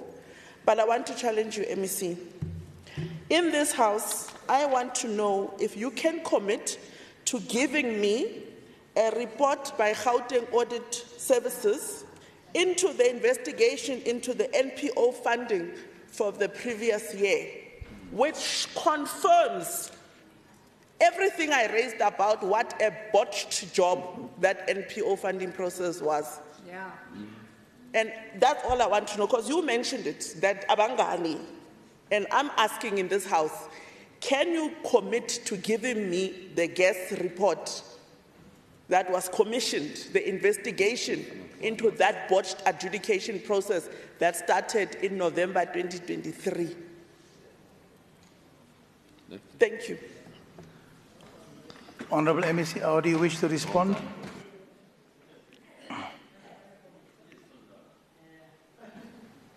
Masibonge Somlomo ngemibuzo evela kumalunga esishayamthetho. Ilunga Uchokwe. Siyabonga ukuthi uthi masilungise ngendlela esisebenza ngayo. In fact, kancane siyalapho. Angithi manje the system was broken in between. So ours is to pull people. That's why we even started advertising in October. But the paneling started later, almost in December, and overlapped, and it was during holiday period, and it overlapped into January. As a result, many people were no longer available to come and to be paneled. But we continued so that no one also alleges that we left them behind. We actually extended the paneling until late January. And by extending, we're actually delaying. Because now it means out of all those that have been paneled, you must now check the budget. How much are you allocating for what service and for what? Now with the limited budget of 1.9 billion, it means we don't have a free-for-all. It means we'll have to zoom in and ensure that you prioritize on what, as the department, is part and parcel of our elevated priorities. So it's unfortunate that due to system glitches, there was a system glitch. And I checked even with my colleagues in other provinces. They had the same problem. Ningakhohlwa le yankinga yenzakale lapha eNational abanye beyise ishaya umthetho enkantolo bengavumelani nezezimali ezabe zifakwe ngaleso sikhathi. Yonke lento leni bangela ukuthi sonke ke manje nisibambeka ngamawashini asikwazi ukusebenza somlomo. So it makes that system, created that system glitches. That's why we're not able to pay. But as we made them to sign their SLA, I'm sure that we'll start improving. So that then by February, we're going to come 2026, we'll sign our SLA in February. Come the 1st of April with the new financial year, then money start rolling into the account so that you do not disadvantage NPOs for them to render a service. So they must run around, borrow impupu to be able to feed their people. On the Batsiabonga lunga leshamthetho ukuthi usixwayise useluleke. On the issue of the gas report, Honorable Member Nseke, uthatha ama chance umthetho wakho ngiyakubona. Ufuna le report kimi. I never commissioned any report. I never commissioned any report. Lo commissionile hamba uyifuna kuye dad. Ngiyabonga. Thank you, Honorable MEC. Honorable Tlebere, you are online. Yes, Chairs. Are you online? Please ask your question to the Honorable Thank you, Chair of Chairs. MEC of Finance. Thanks. Thank you, Chair of Chairs. I hereby request in terms of Rule 126, subsection 1, place the question to the MEC of Finance. Question number 1. How does the department monitor budget expenditure within various departments to ensure that departments adhere to budget allocations? Number 2, what measures are put in place to ensure that departments don't delay in making payments to service providers? Thank you. Thank you, Honorable Tlebere. Who's going to answer for the MEC of Finance? Chief Whip, who's going to answer for the MEC of Finance, Maile, on this question? It's MEC Motara, but MEC Motara. Oh, Motara. Okay, MEC, go ahead. Thank you. Thank you. The responses are as follows. Section 18C of the PFMA empowers provincial treasury, and I quote, to promote and enforce transparency and effective management in respect of revenue, expenditure, assets and liabilities of provincial departments and provincial public entities.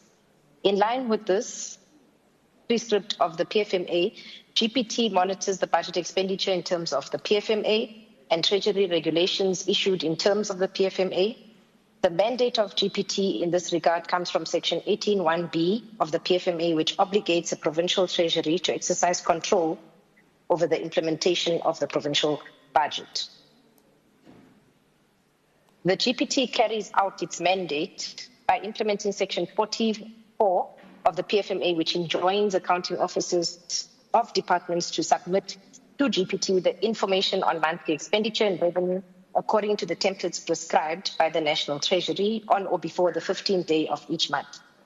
As per Treasury regulation, GPT assesses and consolidates departmental information into the provincial expenditure and revenue report and then submits it to National Treasury on or before the 22nd day of each month. Within 30 days after the end of each quarter, Treasury submits to National Treasury quarterly reports on the state of the budget so that the National Treasury publishes the quarterly expenditure and revenue in the National Government Gazette. GPT also submits quarterly reports on the state of provincial finances to the Provincial Exco. Exco report presents quarterly expenditure and revenue and any matters posing a risk to the budget expenditure and interventions to address the identified risks. During the assessment of departmental information on expenditure and revenue, the GPT verifies the compliance of the reported expenditure and revenue information against the approved budget of each vote and against the reports generated from the basic accounting system. At a technical level, any errors in departmental reports are corrected and any justifiable deviation from the budget are documented in the report. Treasury also, with departments, discuss any identified matters posing a risk to the budget expenditure to mitigate such identified risks.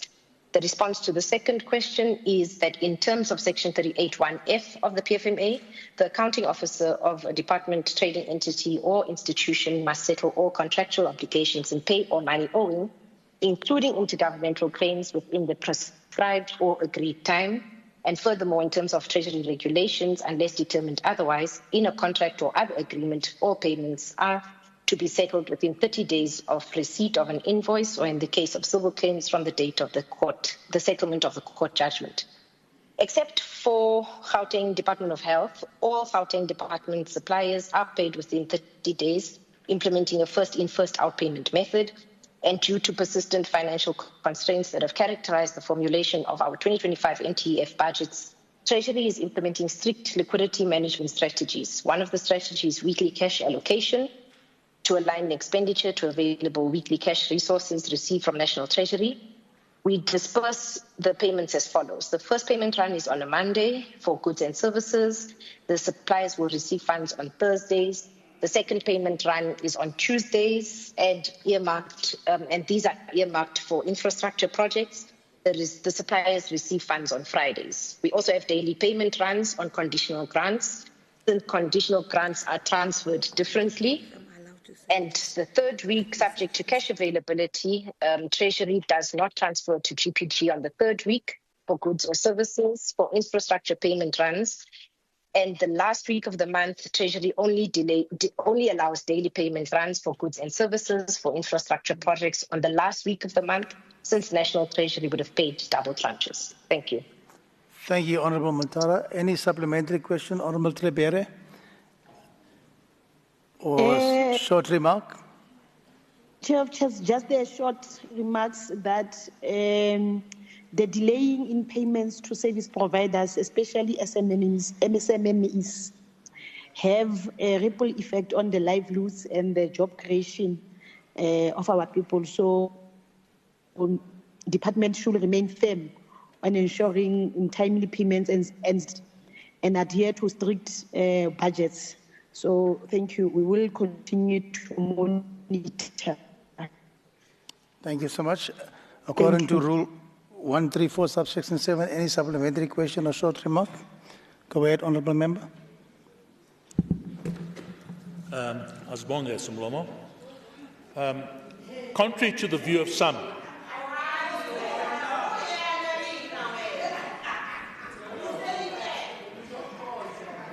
Chair. You are protected. Go ahead, Honourable Fuchs. Chair, contrary to the view of some, an underspent budget is not a good thing. Why? Because it's an indication of ineffective spending practices, mismanagement of funds, and even corruption. Now, the Premier rightly raised the underspending of this budget as an issue and a concern. How does our astute and shrewd MEC for Finance react? He goes and organises a news conference, which was held yesterday, where he spent a lot of time indicating that we did underspend the money, but it's not such a bad thing, because not all of the money, possibly, maybe, will be returned to the Treasury. Now, this question on this agenda is just another opportunity to do damage control. Okay? Now, the fact of the matter is that the recent ethics report indicates very clearly that corruption is part of the DNA of this administration. Also, the fact that we currently have something like 50 billion rands worth of irregular, fruitless and wasteful expenditure, which also shows that our ability to manage our finances and to provide the necessary oversight is not what it should be.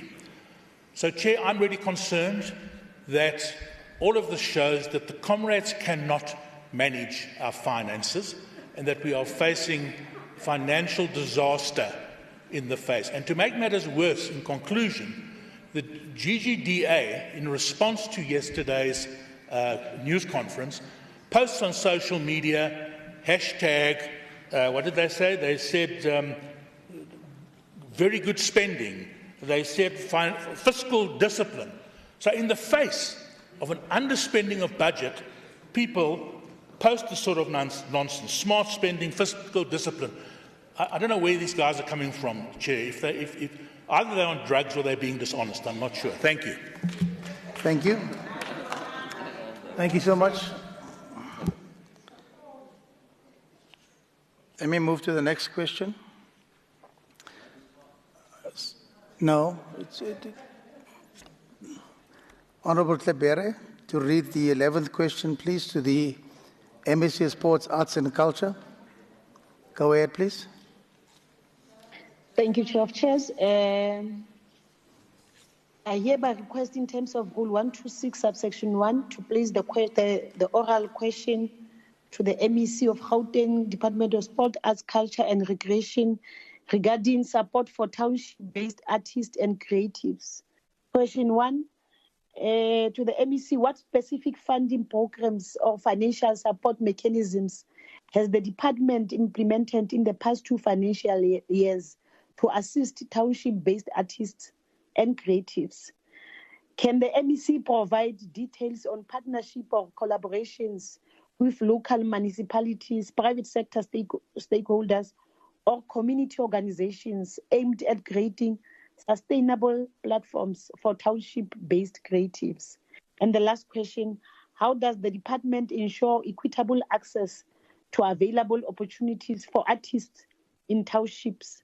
And what monitoring systems are in place to measure the economic impact of such support on local creative economies? Thank you, Chair of Chairs. Thank you, Honourable Tlebere. I call upon Honourable MEC Chilwane. Can you respond, please? Thank you, Chair of Chairs. Let me greet all honourable members here today. Chair of Chair, my response is actually 12 pages long. So I want honourable members to be very patient as I respond. No, we don't have, yeah, I hear you. Yeah, I know. But we don't have that time. So, Honourable Tlebere, we don't have that time. So it's either you accept it as it is, then I sit down, or I read summarize. Honourable Tlebere? No, you're going to respond? I'm responding. Thank you, Chair. Are you going to? No, I'll summarize. Thanks. With regard to the first question, the department provides support to township artists and events. Even those that are hosted in urban areas, they use artists who are from townships, such as the DJs, as these are not hosted in exclusion of township artists alone. The following are the funding programs or mechanisms implemented by the department in the past 2 financial years for artists and creatives. The first one is the arts and culture major events. The department financially supported and partnered with arts and culture major events that were hosted in townships as part of reviving and stimulating the gig economy to support artists and create jobs across the value chain and encourage cultural tourism, support the local economy and cultural exchange. I have listed the events that have taken place. The second one is market access initiatives implemented. In the period under review, the department supported various market access opportunities. The objectives of these programs were to support creatives and artists to access local and continental markets by showcasing and selling their products and services for income generation, SMME support and job creation while contributing towards the GDP of the province. The creatives were supported through various means, including catering, payment of venues, transport, accommodation, marketing, and artist fees to alleviate financial pressures during the implementation of the programs that I've listed. There's quite a number of them.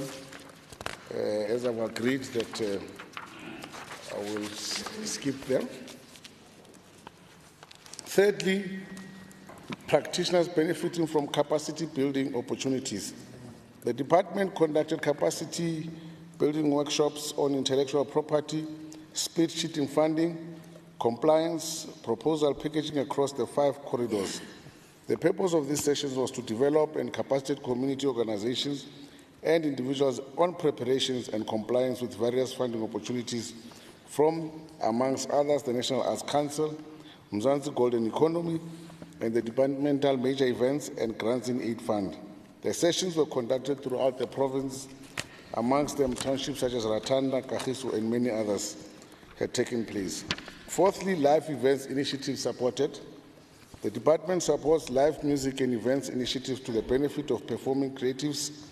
The initiative contributed towards the development of live events and music venues and audience, as well as to ensure the emerging performers received opportunities to share stage and experience with professional performers. These are mostly held in townships. Fifth, mentorship programs. The department implemented the mentorship program in the 5 corridors to empower creatives from visual arts, craft, and subsector through mentorship, coaching, and business skills, product development, branding, marketing, costing, sales, management, and applications on social media platforms in townships, such amongst others, Orange Farm, Community Hall, Everton, Kagiso, Ivory Park, and quite a number of others as well. The sixth one is a cultural creative industry program that we implement in public spaces. This program focuses on support of arts in public spaces projects that happen across the province. The Arts in Public Spaces project is aimed at promoting arts and performance in communities and contributes to job creation, audience, and venue development, in particular the Tish areas. With regard to the second question, the first response, we have listed the events and programs that we have partnered with local government. I will not go through all of them. With regard to the second question, the third question rather, the department implements the majority of its programs through an open call-out process to give fair opportunities to the various artists, although publications do indicate the value of investment or jobs, and programs that are hosted by government. Neither the province nor municipalities has conducted formal and scientific research to measure the impact and economic benefits.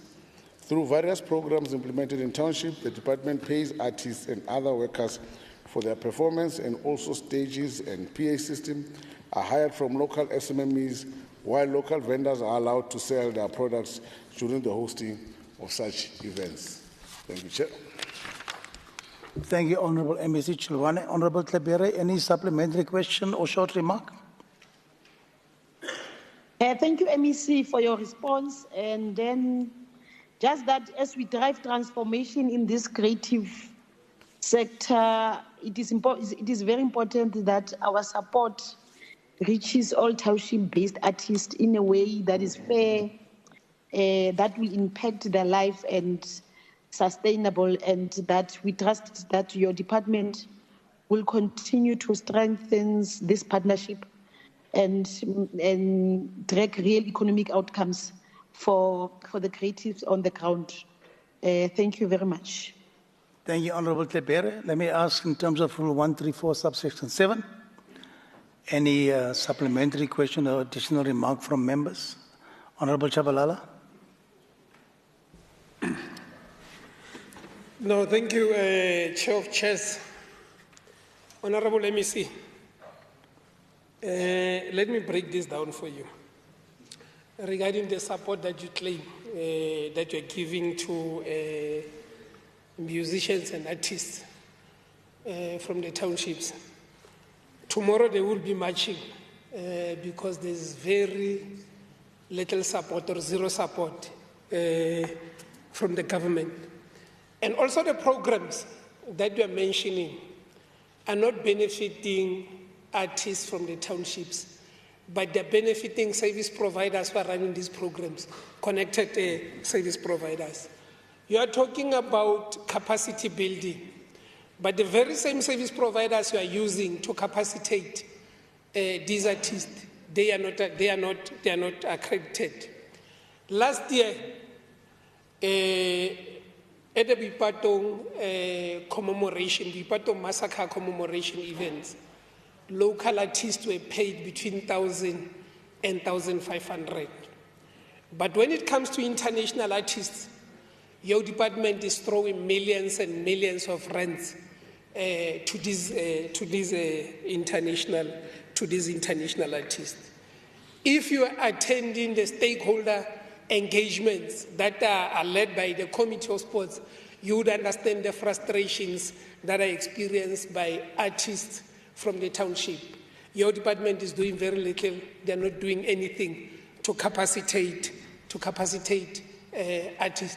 In the past four financial years, your department wasted over 400 million on catering, on hiring of stages, on hiring sound system, on busing people to events that, in essence, is not giving anything to the artists from the townships. Thank you. Thank you so much, Honorable Chabalala, for those remarks. Can we move to the next question, please? There wasn't a question. He didn't ask any question. He was making statements and remarks. MEC, you want to respond? No, at least I should say something. Sorry? At least I must say something. Okay, say something. When we breathe, we all must breathe. So. Okay. No, thank you, Chair of Chairs. Let me appreciate first the comment by Honorable Sebo that obviously much more can be done to expand the reach and support for artists across our townships. Firstly, around the march, I appreciate that the stakeholders do come and voice their grievances. That's what democracy is about. It's not a red flag, but you should, when you are in a position of executive authority, when you get them, appreciate that they are coming and you respond and you deal with what they're saying. That is greatly appreciated. So, Honorable Chabalala, don't raise it as if it's a problem, that thing. It's actually a good thing. Around catering, the 400 million, it's been explained over and over that, for instance, when I'm responding here, I'm saying that when events take place in a local area, we support local businesses. Who's providing the catering in those areas? It's the locals. Whose sound system is utilizing those? It's the locals. That's what we're talking about. It's not a waste when you empower locals where you do events. Unless maybe you want it to be centralized, then you can say for specific people. But if you don't listen to the answer, you'll speak the way you've said that no one is empowered. But the answer is saying we are giving our mama election opportunities to do catering for those major events that we always hold in our township. Okay. The artists that are utilized are in the township. The equipment, the sound and stage that you said it's a waste, it's from the township business people in that very same area. So it's not a waste. If it's a waste to you, it's not a waste to us, because this is how we expand. Government acts as a catalyst everywhere. To any economic activity, we need to be the first to invest so that economic activity can take place. And we're doing that in the department. Thank you, Chair. Thank you, MEC. Member Dos Santos, you may ask your question to the MEC of Education. Thank you, Chair of Chairs. With regards to reply 5, ED 015, where the department referred to questions to the Department of Health and other relevant departments, insightful assistance has been received. However, the below questions still remain unanswered. With this in mind, could the MEC please indicate, 1, how many pregnancies were recorded in the 10 schools with the highest learner pregnancies, and 2, of the reports made, how many have resulted in convictions? Thank you. Thank you, MEC Chilwane.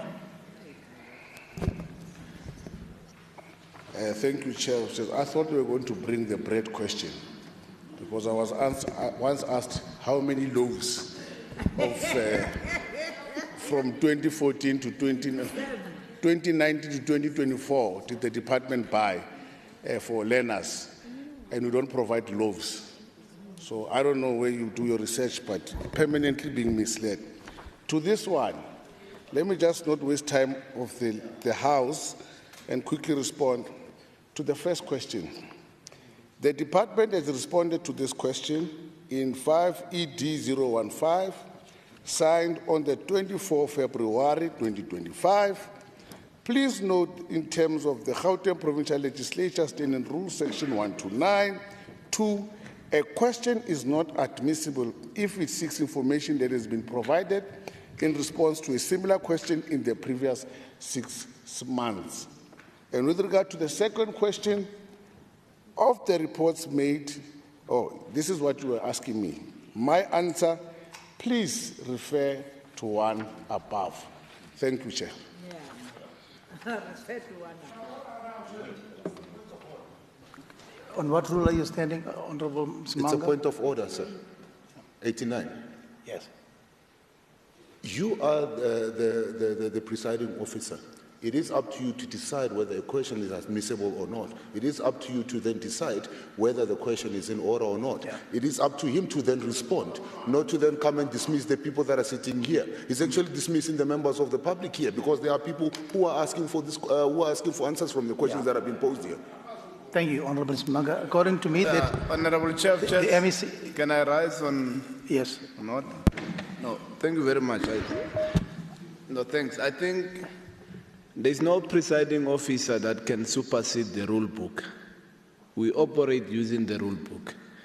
If a question has been asked, that question has been responded to, and the answer is the same. What the MEC simply did was to redirect the member to the answer, which is the same. Nothing has changed. So in terms of the application, the role of the presiding officer is to apply the rule book and not to change what the rule book is saying. And I think what the MEC said, maybe it might not be, he might not have said it in a very palatable way, but the reality is that we can't ask the same question twice. Thank you very much. Yeah, let me make my ruling. I think I heard what the MEC said, Honourable Msimanga. He referred the Honourable Member to questions that have already been answered. And by that, I ruled that I wanted to move on. I didn't suppress the answer for Honourable De Santos. Honourable, and I think we can leave that there. Thank you so much. Chairperson. Chairs. If I may obtain clarity, does this mean that you're going to give Honourable De Santos the opportunity to follow up? Because he will indicate that there were gaps in the reply that was given originally. Thank you. Yes, Honourable De Santos. Thank you very much, Chair. If I look at the previous questions, when asking specifically around these ones, the reply was data with the GDE. Hence why we're doing follow-up questions requesting that information from the GDE.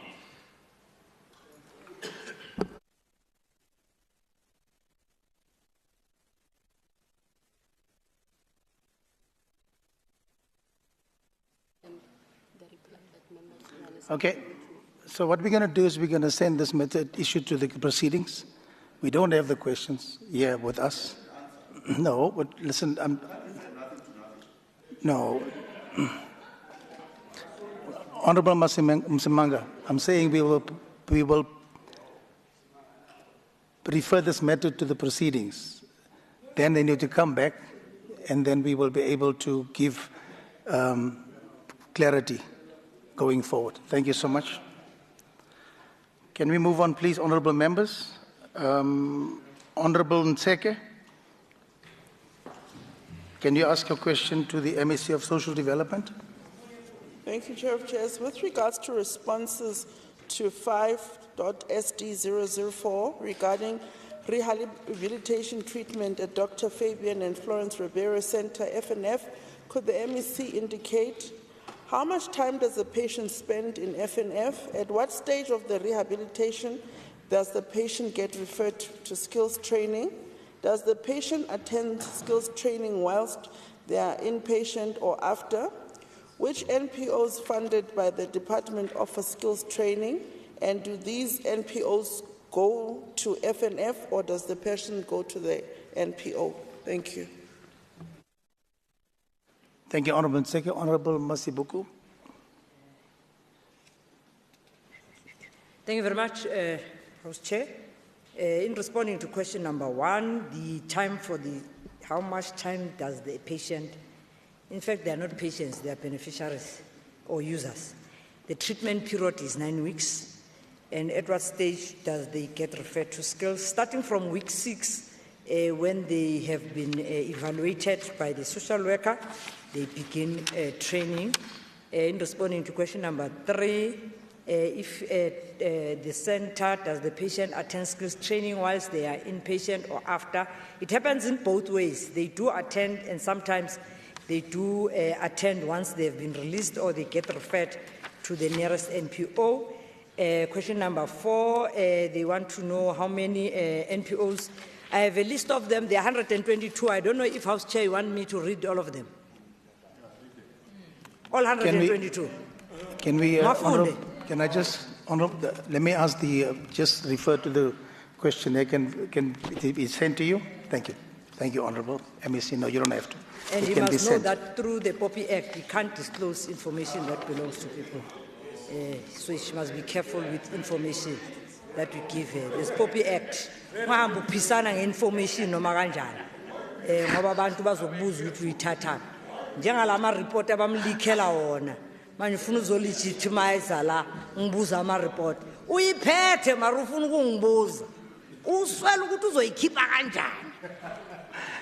To these NPOs, go to Dr. FNF, or to the patient, go to the NPO. The training is conducted externally, and sometimes it does happen internally, and patients do participate in these programs at the various NPOs that are located closer to them.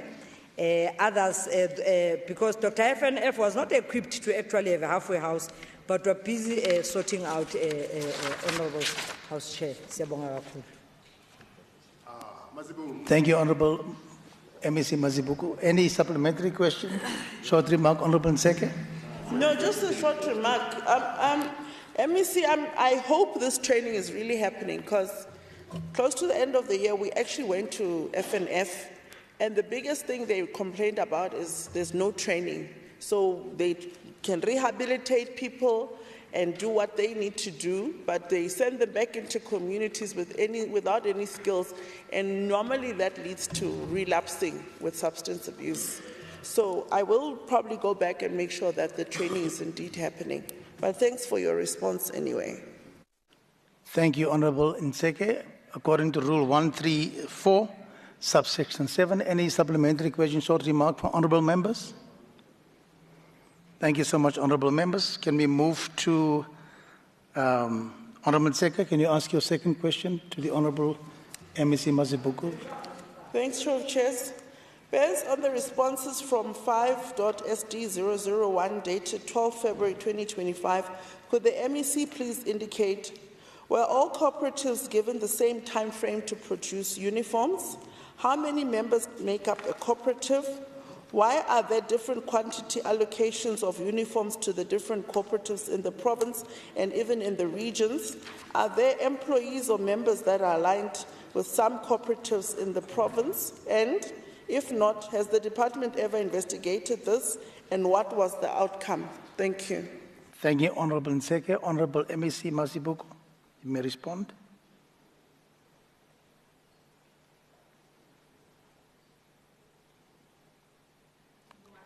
Raksha?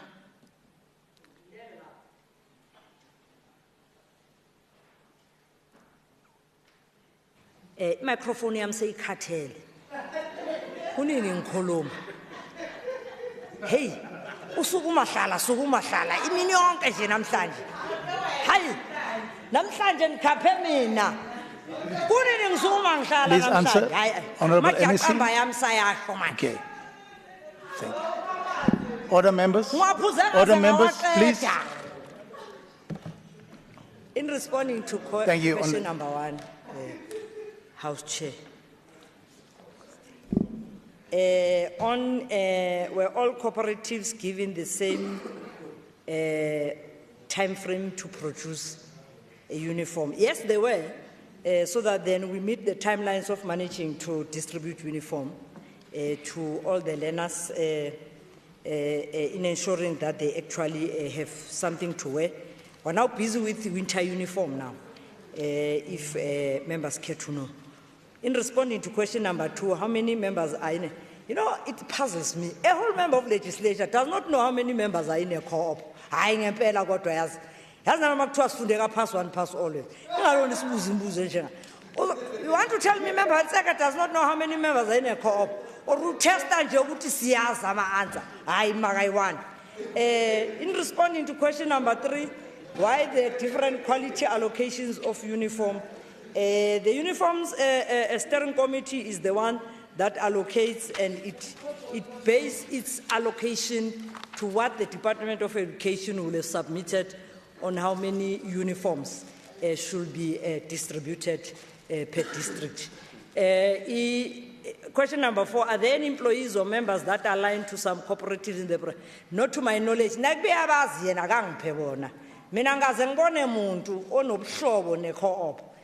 If not, what has the department done?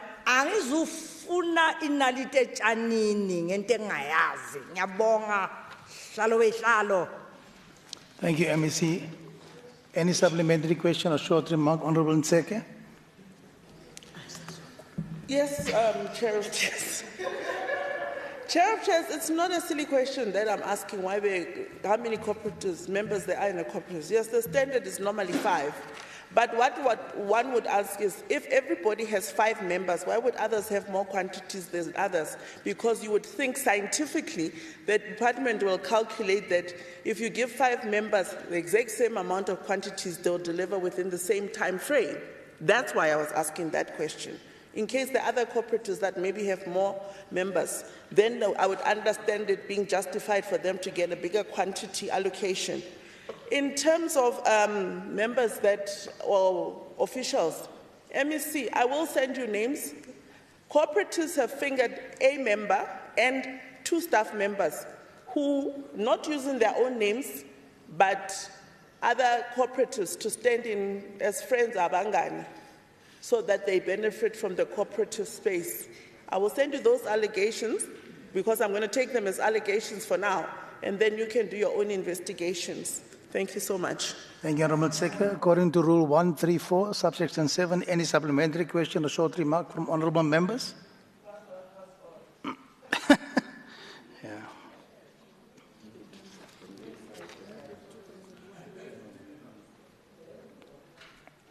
The next question was supposed to be asked by Honourable Jade Miller. She is not here. Honourable Engelbrecht, you can ask the question on behalf of Honourable Miller. Chair of Chair, thank you.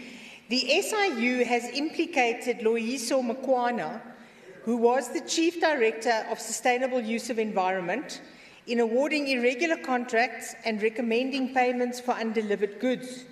Could the MEC please indicate, is Mr. Mokwana still employed in the department? If so, what disciplinary measures have been taken against him? Has the SIU report and recommendations been published? If so, please provide details. Following on question 3, if not, why not? And has the department conducted any investigation into previous payment recommendations and contracts recommended by Mr. Mokwana? If so, please provide details. And following on question 5, if not, why not? Thank you, Honourable Engelbrecht. Honourable MEC Peters, you may respond. Thank you, Chair. Thank you for the question, Honourable Engelbrecht. So in response to question 1, is Mr. Mokwana still employed at the department? Yes, Mr. Mokwana is still employed and remains an employee of the department in the position of Chief Director, Sustainable Use of Environment. And so on question 2, the disciplinary process for 3 senior staff members of the Gauteng Department of Agriculture and Rural Development, including Mr. Mokwana, commenced on 14 October 2021. This process implemented by the Office of the Premier. The presiding officer provisionally withdrew the charges against 2 officials at GDAT, stating the charges may only be reinstated if the employer can provide a reasonable explanation for the delay and demonstrate that the pursuing of the allegations of misconduct is in the interest of the public. Refer to Annexure A for internal disciplinary hearing report conducted by the Office of the Premier, which obviously have been submitted. The delay was due to the failure of the Gauteng Department of Human Settlements to sign the charge sheet and undertake a disciplinary process for the 3rd official who moved to that department from Gauteng Department of Agriculture and Rural Development. The Office of the Premier subsequently consulted with the evidence leader to ensure that the charges against all 3 officials are reinstated. This process is at an advanced stage. The Office of the Premier subsequently consulted with the evidence leader to ensure that the charges against all 3 officials are reinstated. This process is at an advanced stage, as mentioned.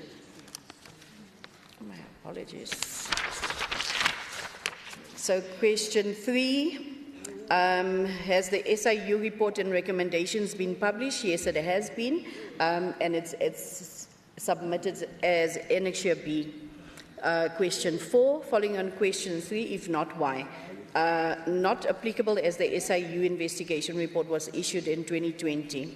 Then question 5, response is the department did not conduct any investigation into previous payment recommendation and contracts recommended by Mr. Makwana. Question 6 is then why? There was no previous audit that required investigation of payment recommendations and contracts recommended by Mr. Makwana. Thank you, Chair. Thank you, Honourable MEC. Any supplementary question or short remark, Honourable Engelbrecht? Chair of Chairs, it's very clear that money has become the main currency in the ANC. This is an absolute disgrace, and I need to just explain to the House why. Mr. Loyiso Makwana was the BEC... Honourable Member. Honourable Member. On a point of order. Honourable Member. On a point of order. Okay. No, thank you very much. I'm rising on Rule 89. Honourable Chair of Chairs, I think we want to ask the Honourable Member to withdraw what she said. We don't know a Mokwana who is a member of the ANC. I mean, she's casting aspersions on the party. Officials who are employed in departments are employed on merit, qualifications, and their ability to do the job, not on their membership. And I would like to ask the member, she can say whatever she wants to say is okay, but she needs to withdraw that this is a member of the ANC. Thank you. Just hold on, please, membership. Honourable members. Honourable Engelbrecht, can you withdraw that, please? Hello? Hold on. Honourable Moriarty, please sit. Please be seated, sir. Point of order. Yes, I know. Okay, thank you very much. The rules prescribe what is unparliamentary language. This is what has got to be ruled on. There's nothing that was unparliamentary that has been said. If it's a matter of facts, there is somebody that has the right of reply. There's somebody that has the right of reply. That person can correct the facts. Thank you very much. No.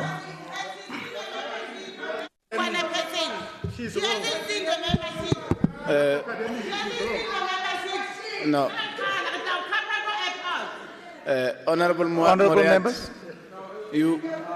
Chair of Chairs, I think if Honourable Moriarty is going to, if he's going to go this route, to the rules, he will be sponsoring a situation now where he would want this house to degenerate. Okay, let me rule. Because we are trying to call order.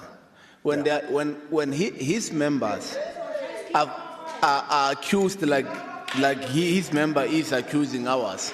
Okay. They rise on the point of order. No, I hear you. So this is unsustainable. If he wants to go that route, we can go that route. Okay, let me rule. Which is fine. Thank you, Honourable Chief. Honourable members, let me rule, please.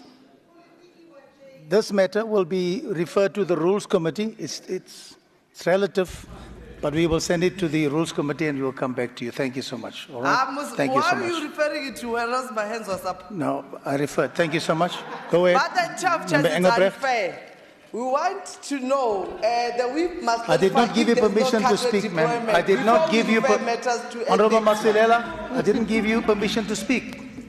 Honourable Engelbrecht. Chair of Chairs, very important. I never said that this person is a member of the ANC. I made a statement which was originally said Honourable by Engelbrecht, your can I Deputy ask President, Paul Mashatile, who said the ANC's currency is money.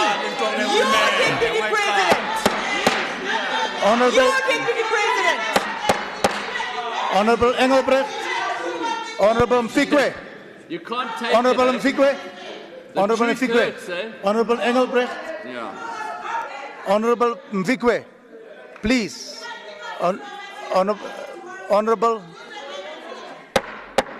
Honorable members, can I have order in the House, please?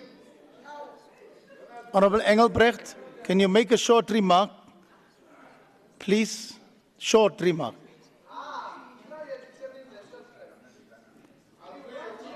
Honorable Masilela, hold on, please. Honorable Masilela. Honorable Masilela, I'm not going to tolerate you speaking to me like that, please. Thank you. Go ahead, please. Chair, it's very important to mention that Mr. Louisa Makwana was the BEC chair of this department, of this government, and there were 3 charges against him. Number one was, it was a 33.7 million illegal contract, which he, as chair of the BEC, approved. There was no 3-year contract according to the financial PMFA. He approved payments without goods being delivered. No goods were delivered for that 33 million rand. And in addition, it was for 203-wheeler motorized vehicles, which were never delivered for the Enviro-Mobi contract. And in addition, he approved a storage facility of an additional 10 million rand. And this, up and above him, we had the HOD of the department, Tandeka Mabasa. We had the next HOD, Matilda Gisela. And we had the CFO of the department, Abdullah Ismail. They were all found guilty by the SIU in this ANC government, in this ANC agricultural department. Okay. This place Thank is you. rotten. Money is Honorable your currency. Engelbrecht, can you take your seat, please? Can you take your seat? Honorable members, I'm going to have to take further steps if you do not obey yourselves, please. Honorable Peters. Thank you. Thank you, Chair. As explained in my response earlier, the SIU report was submitted for the question as well. And I think I'd just like to mention that of the 200 vehicles, 152 was eventually delivered, even though it was late, Honourable Member. And let me just, I'm not ANC. So I'm going according to what was submitted to me as a response, right? And then, like we've said, the charges are now being reinstated. But I want to mention one thing, Chair. It's interesting that we only ask about the Chief Director, Loyiso Makwana, right? Yes, I hear now he was on the BEC. But the actual person that pushed the button to make the payment was Barry Venter. Why is Barry's name not in the questions? Okay. So I'll conclude with that. Right. Thank you. Chair. Thank you so much, Honourable. Let's move to the next question. Honourable Chabalala, can you ask your question to the MEC of Roads and Transport, please? Honourable Chabalala.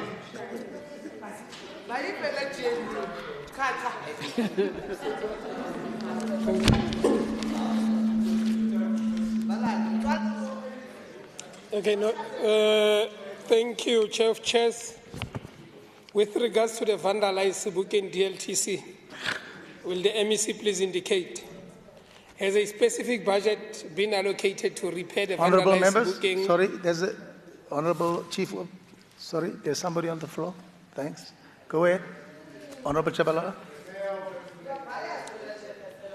Has a specific budget been allocated to repair the vandalized Sebokeng DTC?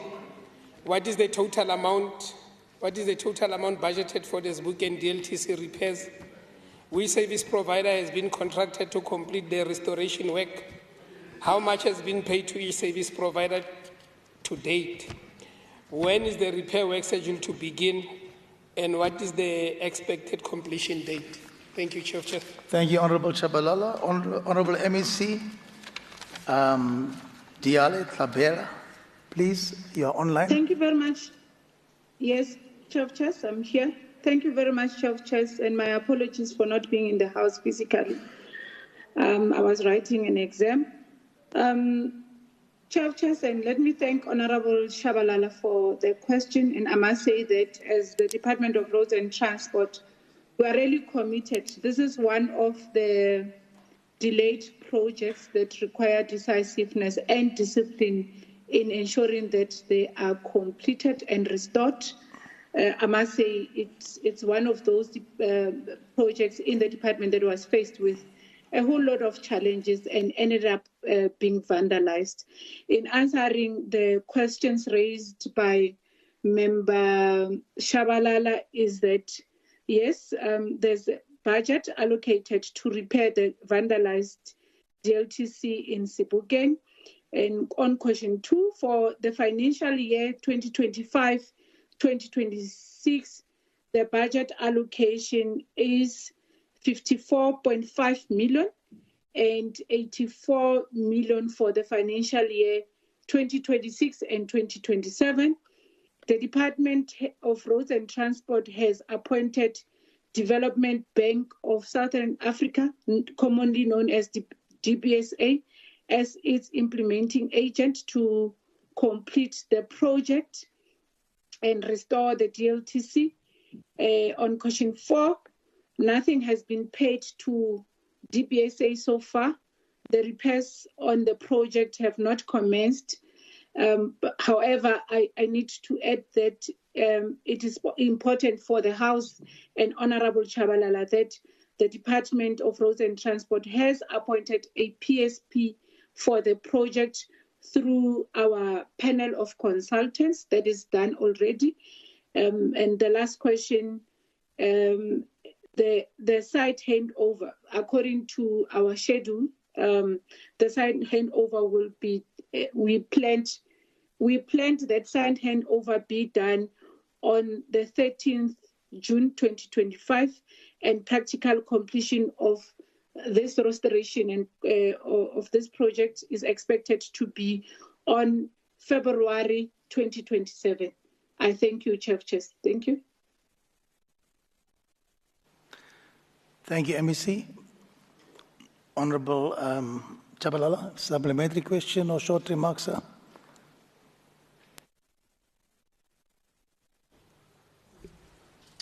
Chair of Chairs, I think Sebokeng DLTC is an indication that the ANC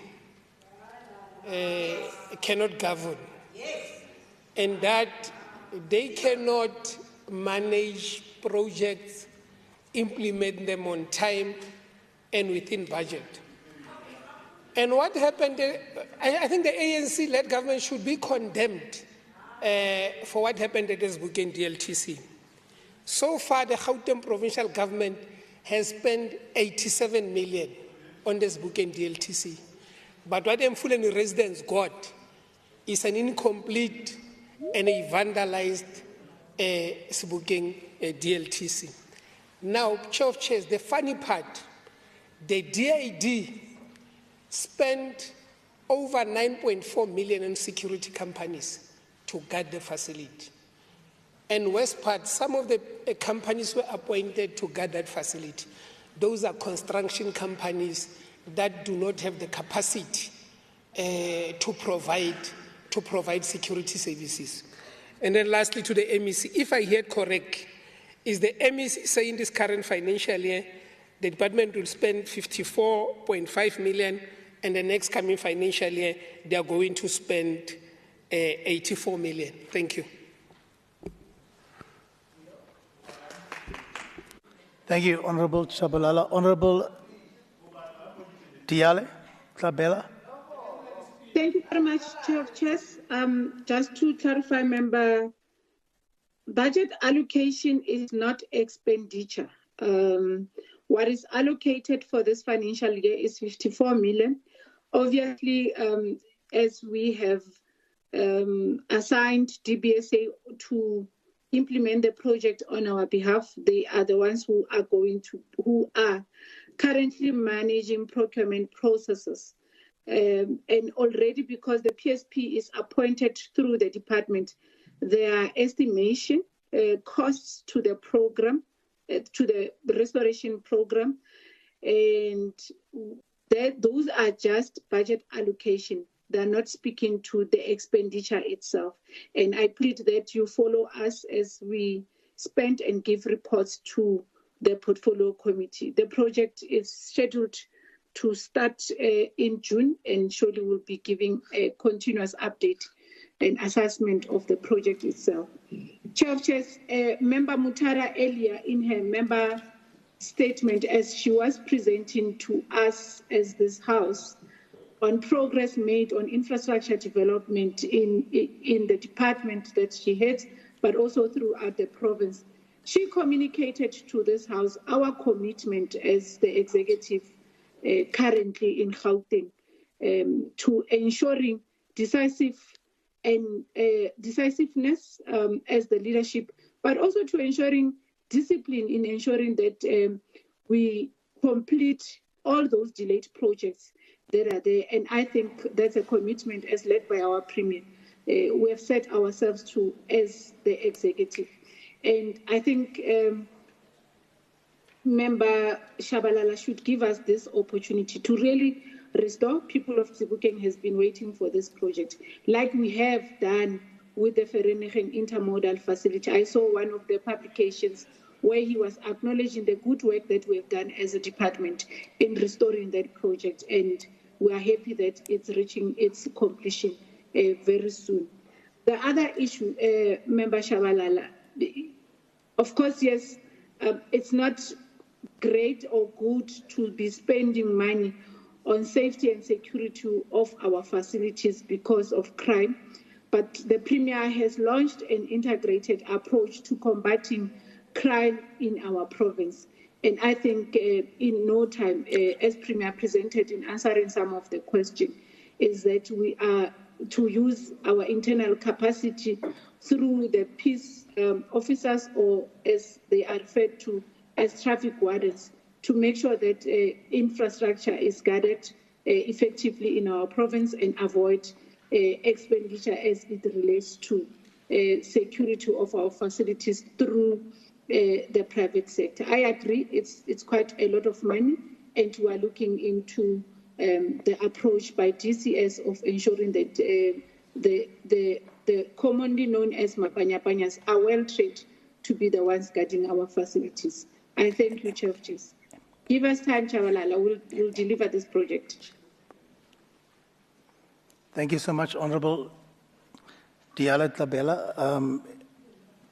According to Rule 134, subsection 7, any supplementary question or short remark, Honourable members? Thank you so much. Can the Chief Whips please go out for a discussion quickly, please? All the party Chief Whips.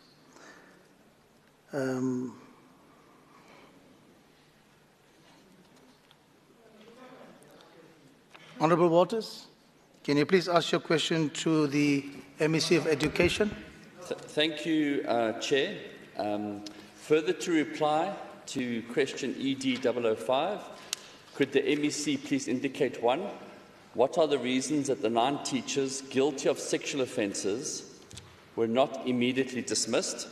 And 2, how are learners being protected from these predators? Thank you. Thank you, Honourable Waters. Can MEC Chowani, you may respond, sir. Thank you, Chair of Chairs. With regard to the first questions, please note that in terms of the Gauteng Provincial Legislature Standing Rules, Section 1292, a question is not admissible if it seeks information that has been provided in response to a similar question in the previous 6 months. The Department has provided a response in 4 ED 005 that was signed on the 25 March 2025. With regard to the second question, please refer to one above. Thank you, Chair of Chairs. Thank you, Honourable Chilwani. Chair? Go ahead, Honourable Walters. Chair, it's quite clear that the MEC, if you can turn your mic off, please, MEC. It is quite clear that the MEC is obfuscating his responsibilities. the fact that he's refused to answer Honourable De Santos' question and now mine. Thank you. No, that's all, right? Go ahead, sir. The fact is I'm asking new information. I do refer to that question, ED 005, but I'm asking for reasons why the 9 teachers who have criminal records for sexual offences, which is a serious crime, are still working at schools. And I'm asking for reasons why they were not immediately dismissed once their criminal records were discovered. It's a new question, Chair, and he ought to answer it. Secondly, I asked new information. How is he protecting learners from these 9 predators that are still working at our schools? And we deserve an answer, and the public deserve an answer, Chairperson. Thank you. Honourable Chilwane. MEC. Thank you, Chair. I have responded to the question, but just to enlighten the honourable member, they are not in schools as we speak now. This was that they are talking about. They are not in schools. They are not in contact with learners. We have removed, as soon as you are accused, we immediately remove you from learners. We take you to the district to go and report there on a daily basis, up until the case has been finalized. And remember, there are two matters in place. There's what we do, there's what we deal with internally, labor relations, but also there's a criminal case that is being dealt with by law enforcement, the NPA, etc. Up until that has been concluded, we make sure that we put you in this space where we don't put you in contact with learners by all means possible. But what we want to appeal as well is that the NPA needs to also conclude these cases expeditiously, because it's pointless we put a person for 2, 3, 4 years going through the same case. Ultimately, it will also be very difficult legally to prohibit that person to begin to not go back to teach, for instance. So the quicker they resolve those cases, the better for us. But us within the department, immediately we find an allegation, we remove you. If it's an NGO, we terminate the relationship immediately. Thank you, Honourable MEC. Honourable De Santos? No, it's finished. Yeah. Honourable De Santos, can you please ask your question to the MEC of Education?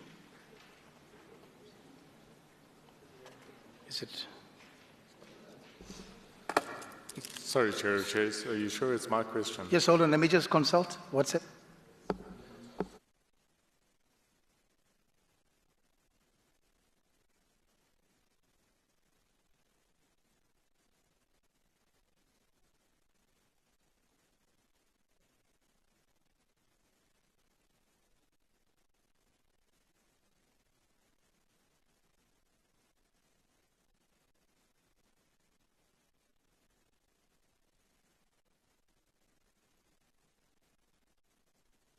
Member Waters, you have another question.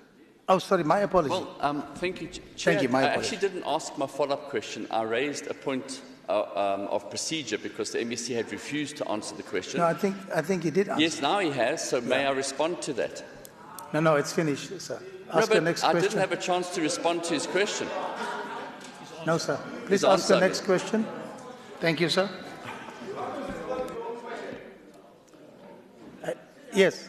Yes, you may go ahead, please.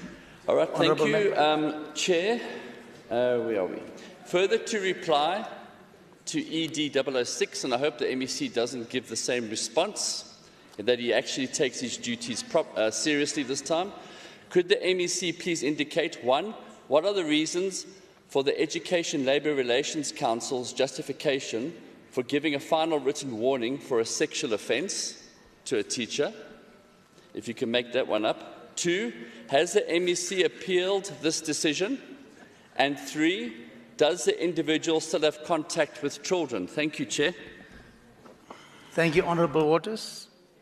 Honourable MEC, you may respond. Thank you, Chair of Chairs.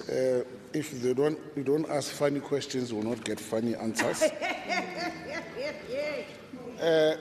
With regard to the first question, according to the Education Labour Relations Council, the reasons for a final written warning for a sexual offence are as follows. The operative word is according. The offence was not serious, though had a potential of developing into a serious offence. It must be noted that the employee faced an allegation of improper conduct brought in terms of Section 18(1)(q) of the Employment of Educators Act. The allegation was as follows. You, the employee, gave a learner lunch money claiming to be blessing her, and that you, the employee, would tell her what to do next. The employee was the first-time offender. The trust relationship with the employee was not irretrievably broken. The employee deserved an opportunity to redeem himself, and a final written will serve as a corrective and progressive disciplinary measure. Now, with regard to the second question, the employee still has contact with learners. The decision was not appealed as reasons the employee was not found guilty of sexual assault, sexual violation of the learner, involvement of a sexual relationship with the learner, the preparation of the learner to perform a sexual act, and it was agreed that a corrective measure is sufficient to deal with the employee's conduct.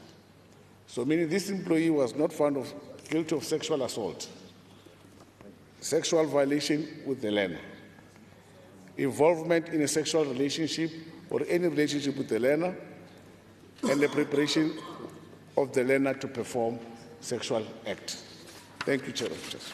Thank you, Honourable MEC. Honourable Walters, any supplementary question or short remarks? No, thank you, Chair. The original question asked about how many teachers had been found guilty of sexual offences. The MEC said the reasoning from the Education Labour Relations Council was that this was not a serious offence, which I find gobsmacking to say the least. If we are serious about the safety of our children, we shouldn't be cutting corners and taking chances on giving predators second chances with children. The MEC of Social Development, who's sitting right next to you, MEC, said this is Child Protection Month and we need to implement the Children's Act to the T. The Children's Act clearly states that if somebody is found unworthy to work with children, they ought to be fired immediately. We cannot take chances with our children. And I would like to know from the MEC, how is this particular teacher being monitored to ensure that he doesn't become a predator and rape one of the learners? Thank you. Thank you, Honourable Chief Whip. Chair of Chairs, I think I would like to ask you and the team that processes and then puts the questions on the order paper, that we have to be very strict in terms of the rules. For instance, the question that was asked has about 6 sets of questions. If you go to the rule book only allows 5. Why did we allow it to happen? But also, the rule book also directs us to say that questions have to be asked within 6 months. If you ask about an event that took place a year ago, whatever, the rules do not permit that question. And we want questions to be asked. We want the executive to be held accountable. But what we don't want, Chair of Chairs, is what is happening here. Because even in terms of the rule book, we are not supposed to be here. Yeah. Because we have long passed the times of question time.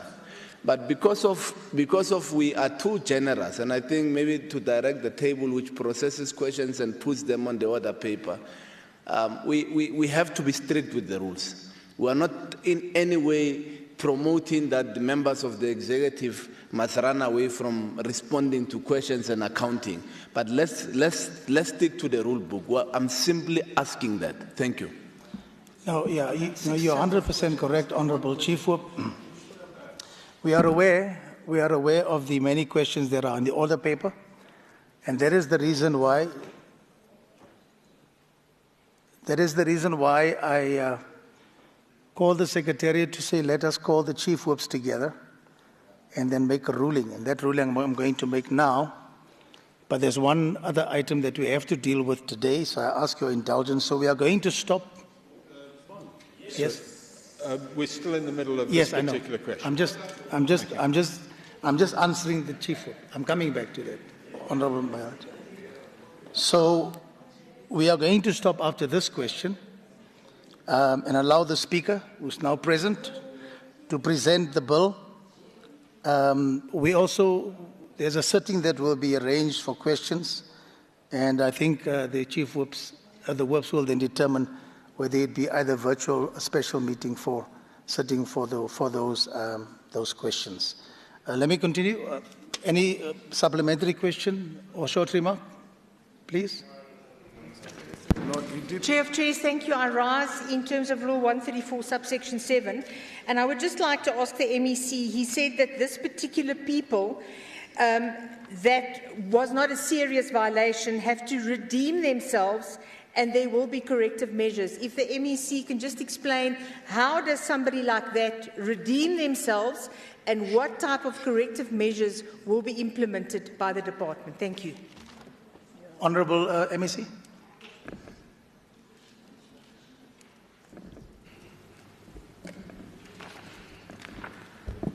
I want to put a disclaimer here and say that the department does not protect predators, because I'm worried about the narrative that's trying to be pushed here.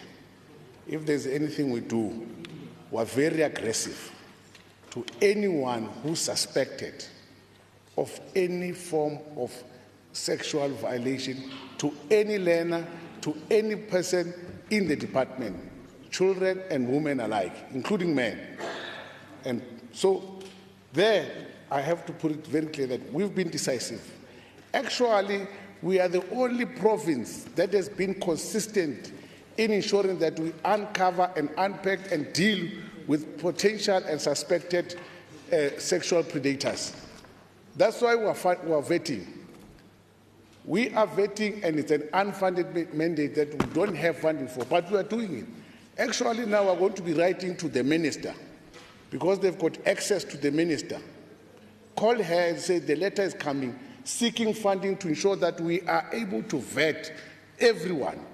Because now, because of budget constraints, we're taking it in steps, phases and phases. That's why we're actually able to uncover this particular information that is being debated today. So it needs to be very clear. Corrective measures range from depending on the gravity of the offense.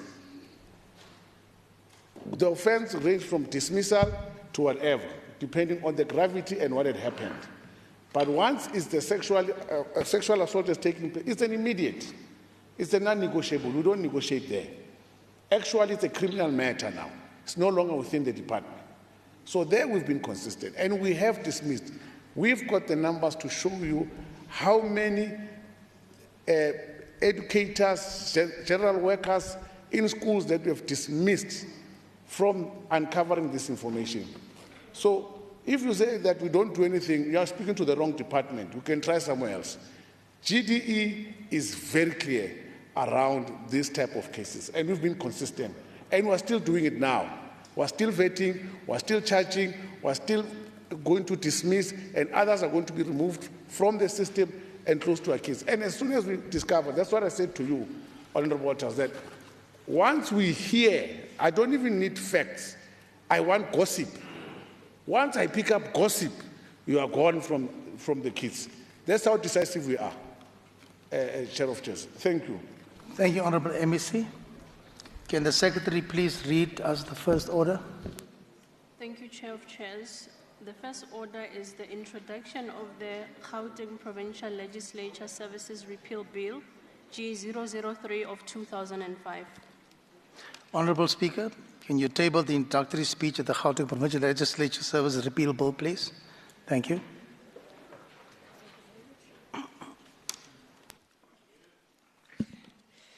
Thank you very much, Honourable Chairperson of Committees. Let me also acknowledge the Deputy Chair of Committees and all the members in the House. Today, I rise to introduce the Gauteng Provincial Legislature Services Repeal Bill 2025. This is a moment of both legislative responsibility and constitutional alignment, a necessary step to uphold the supremacy of our constitutional order and ensure the integrity of the laws governing this institution. So in terms of background, Honourable Members, the Gauteng Provincial Legislature Services Act No. 5 of 1996 was enacted during the transitional period under the interim constitution of 1993. It served its purpose during the early formation of our democratic structures by establishing the Legislature Services and the Legislature Services Board.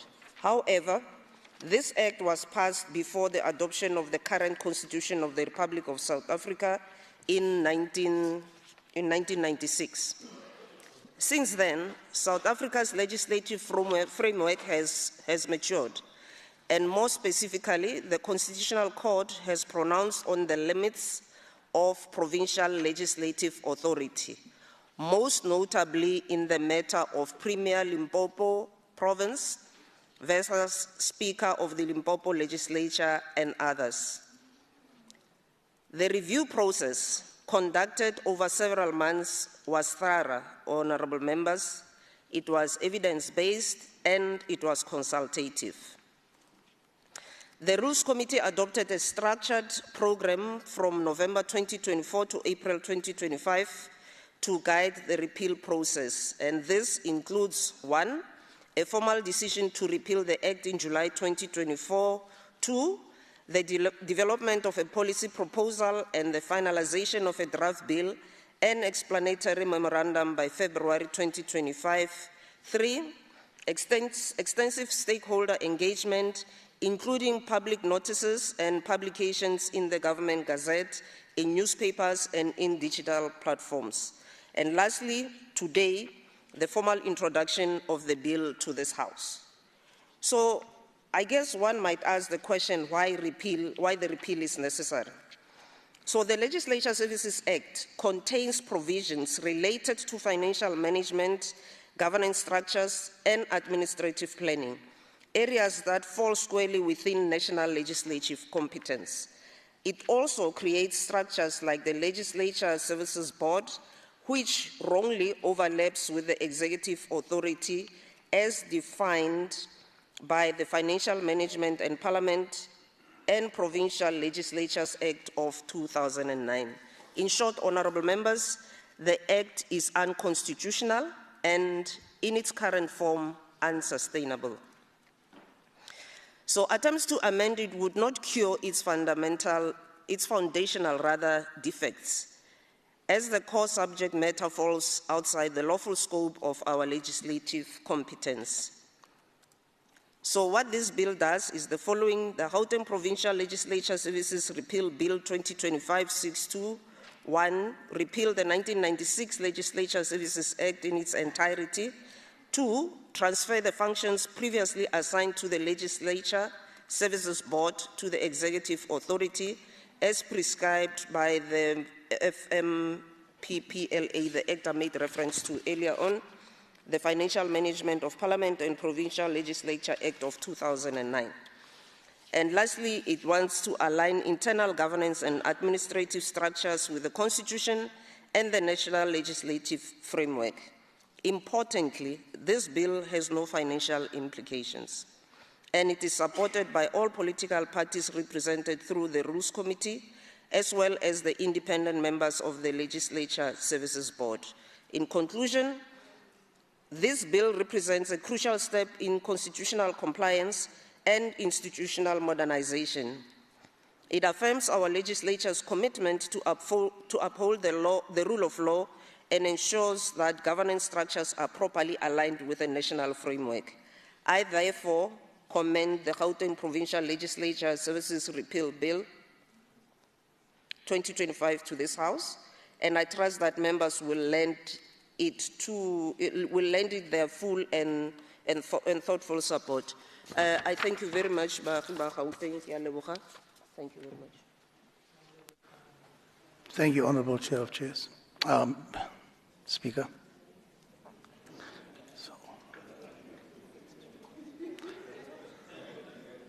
It's a long day. It was a long day. It was a long day. Today was a baptism of fire, I think, but it's fine. It is well. Thank you so much. It will be referred to the committee, honourable members, and then we will take it forward from there. That concludes the sitting and the business for the day. The next sitting will be on Tuesday, the 27th of May 2025. Thank you very much. God bless everybody. Thank you so much. Shall we rise, please?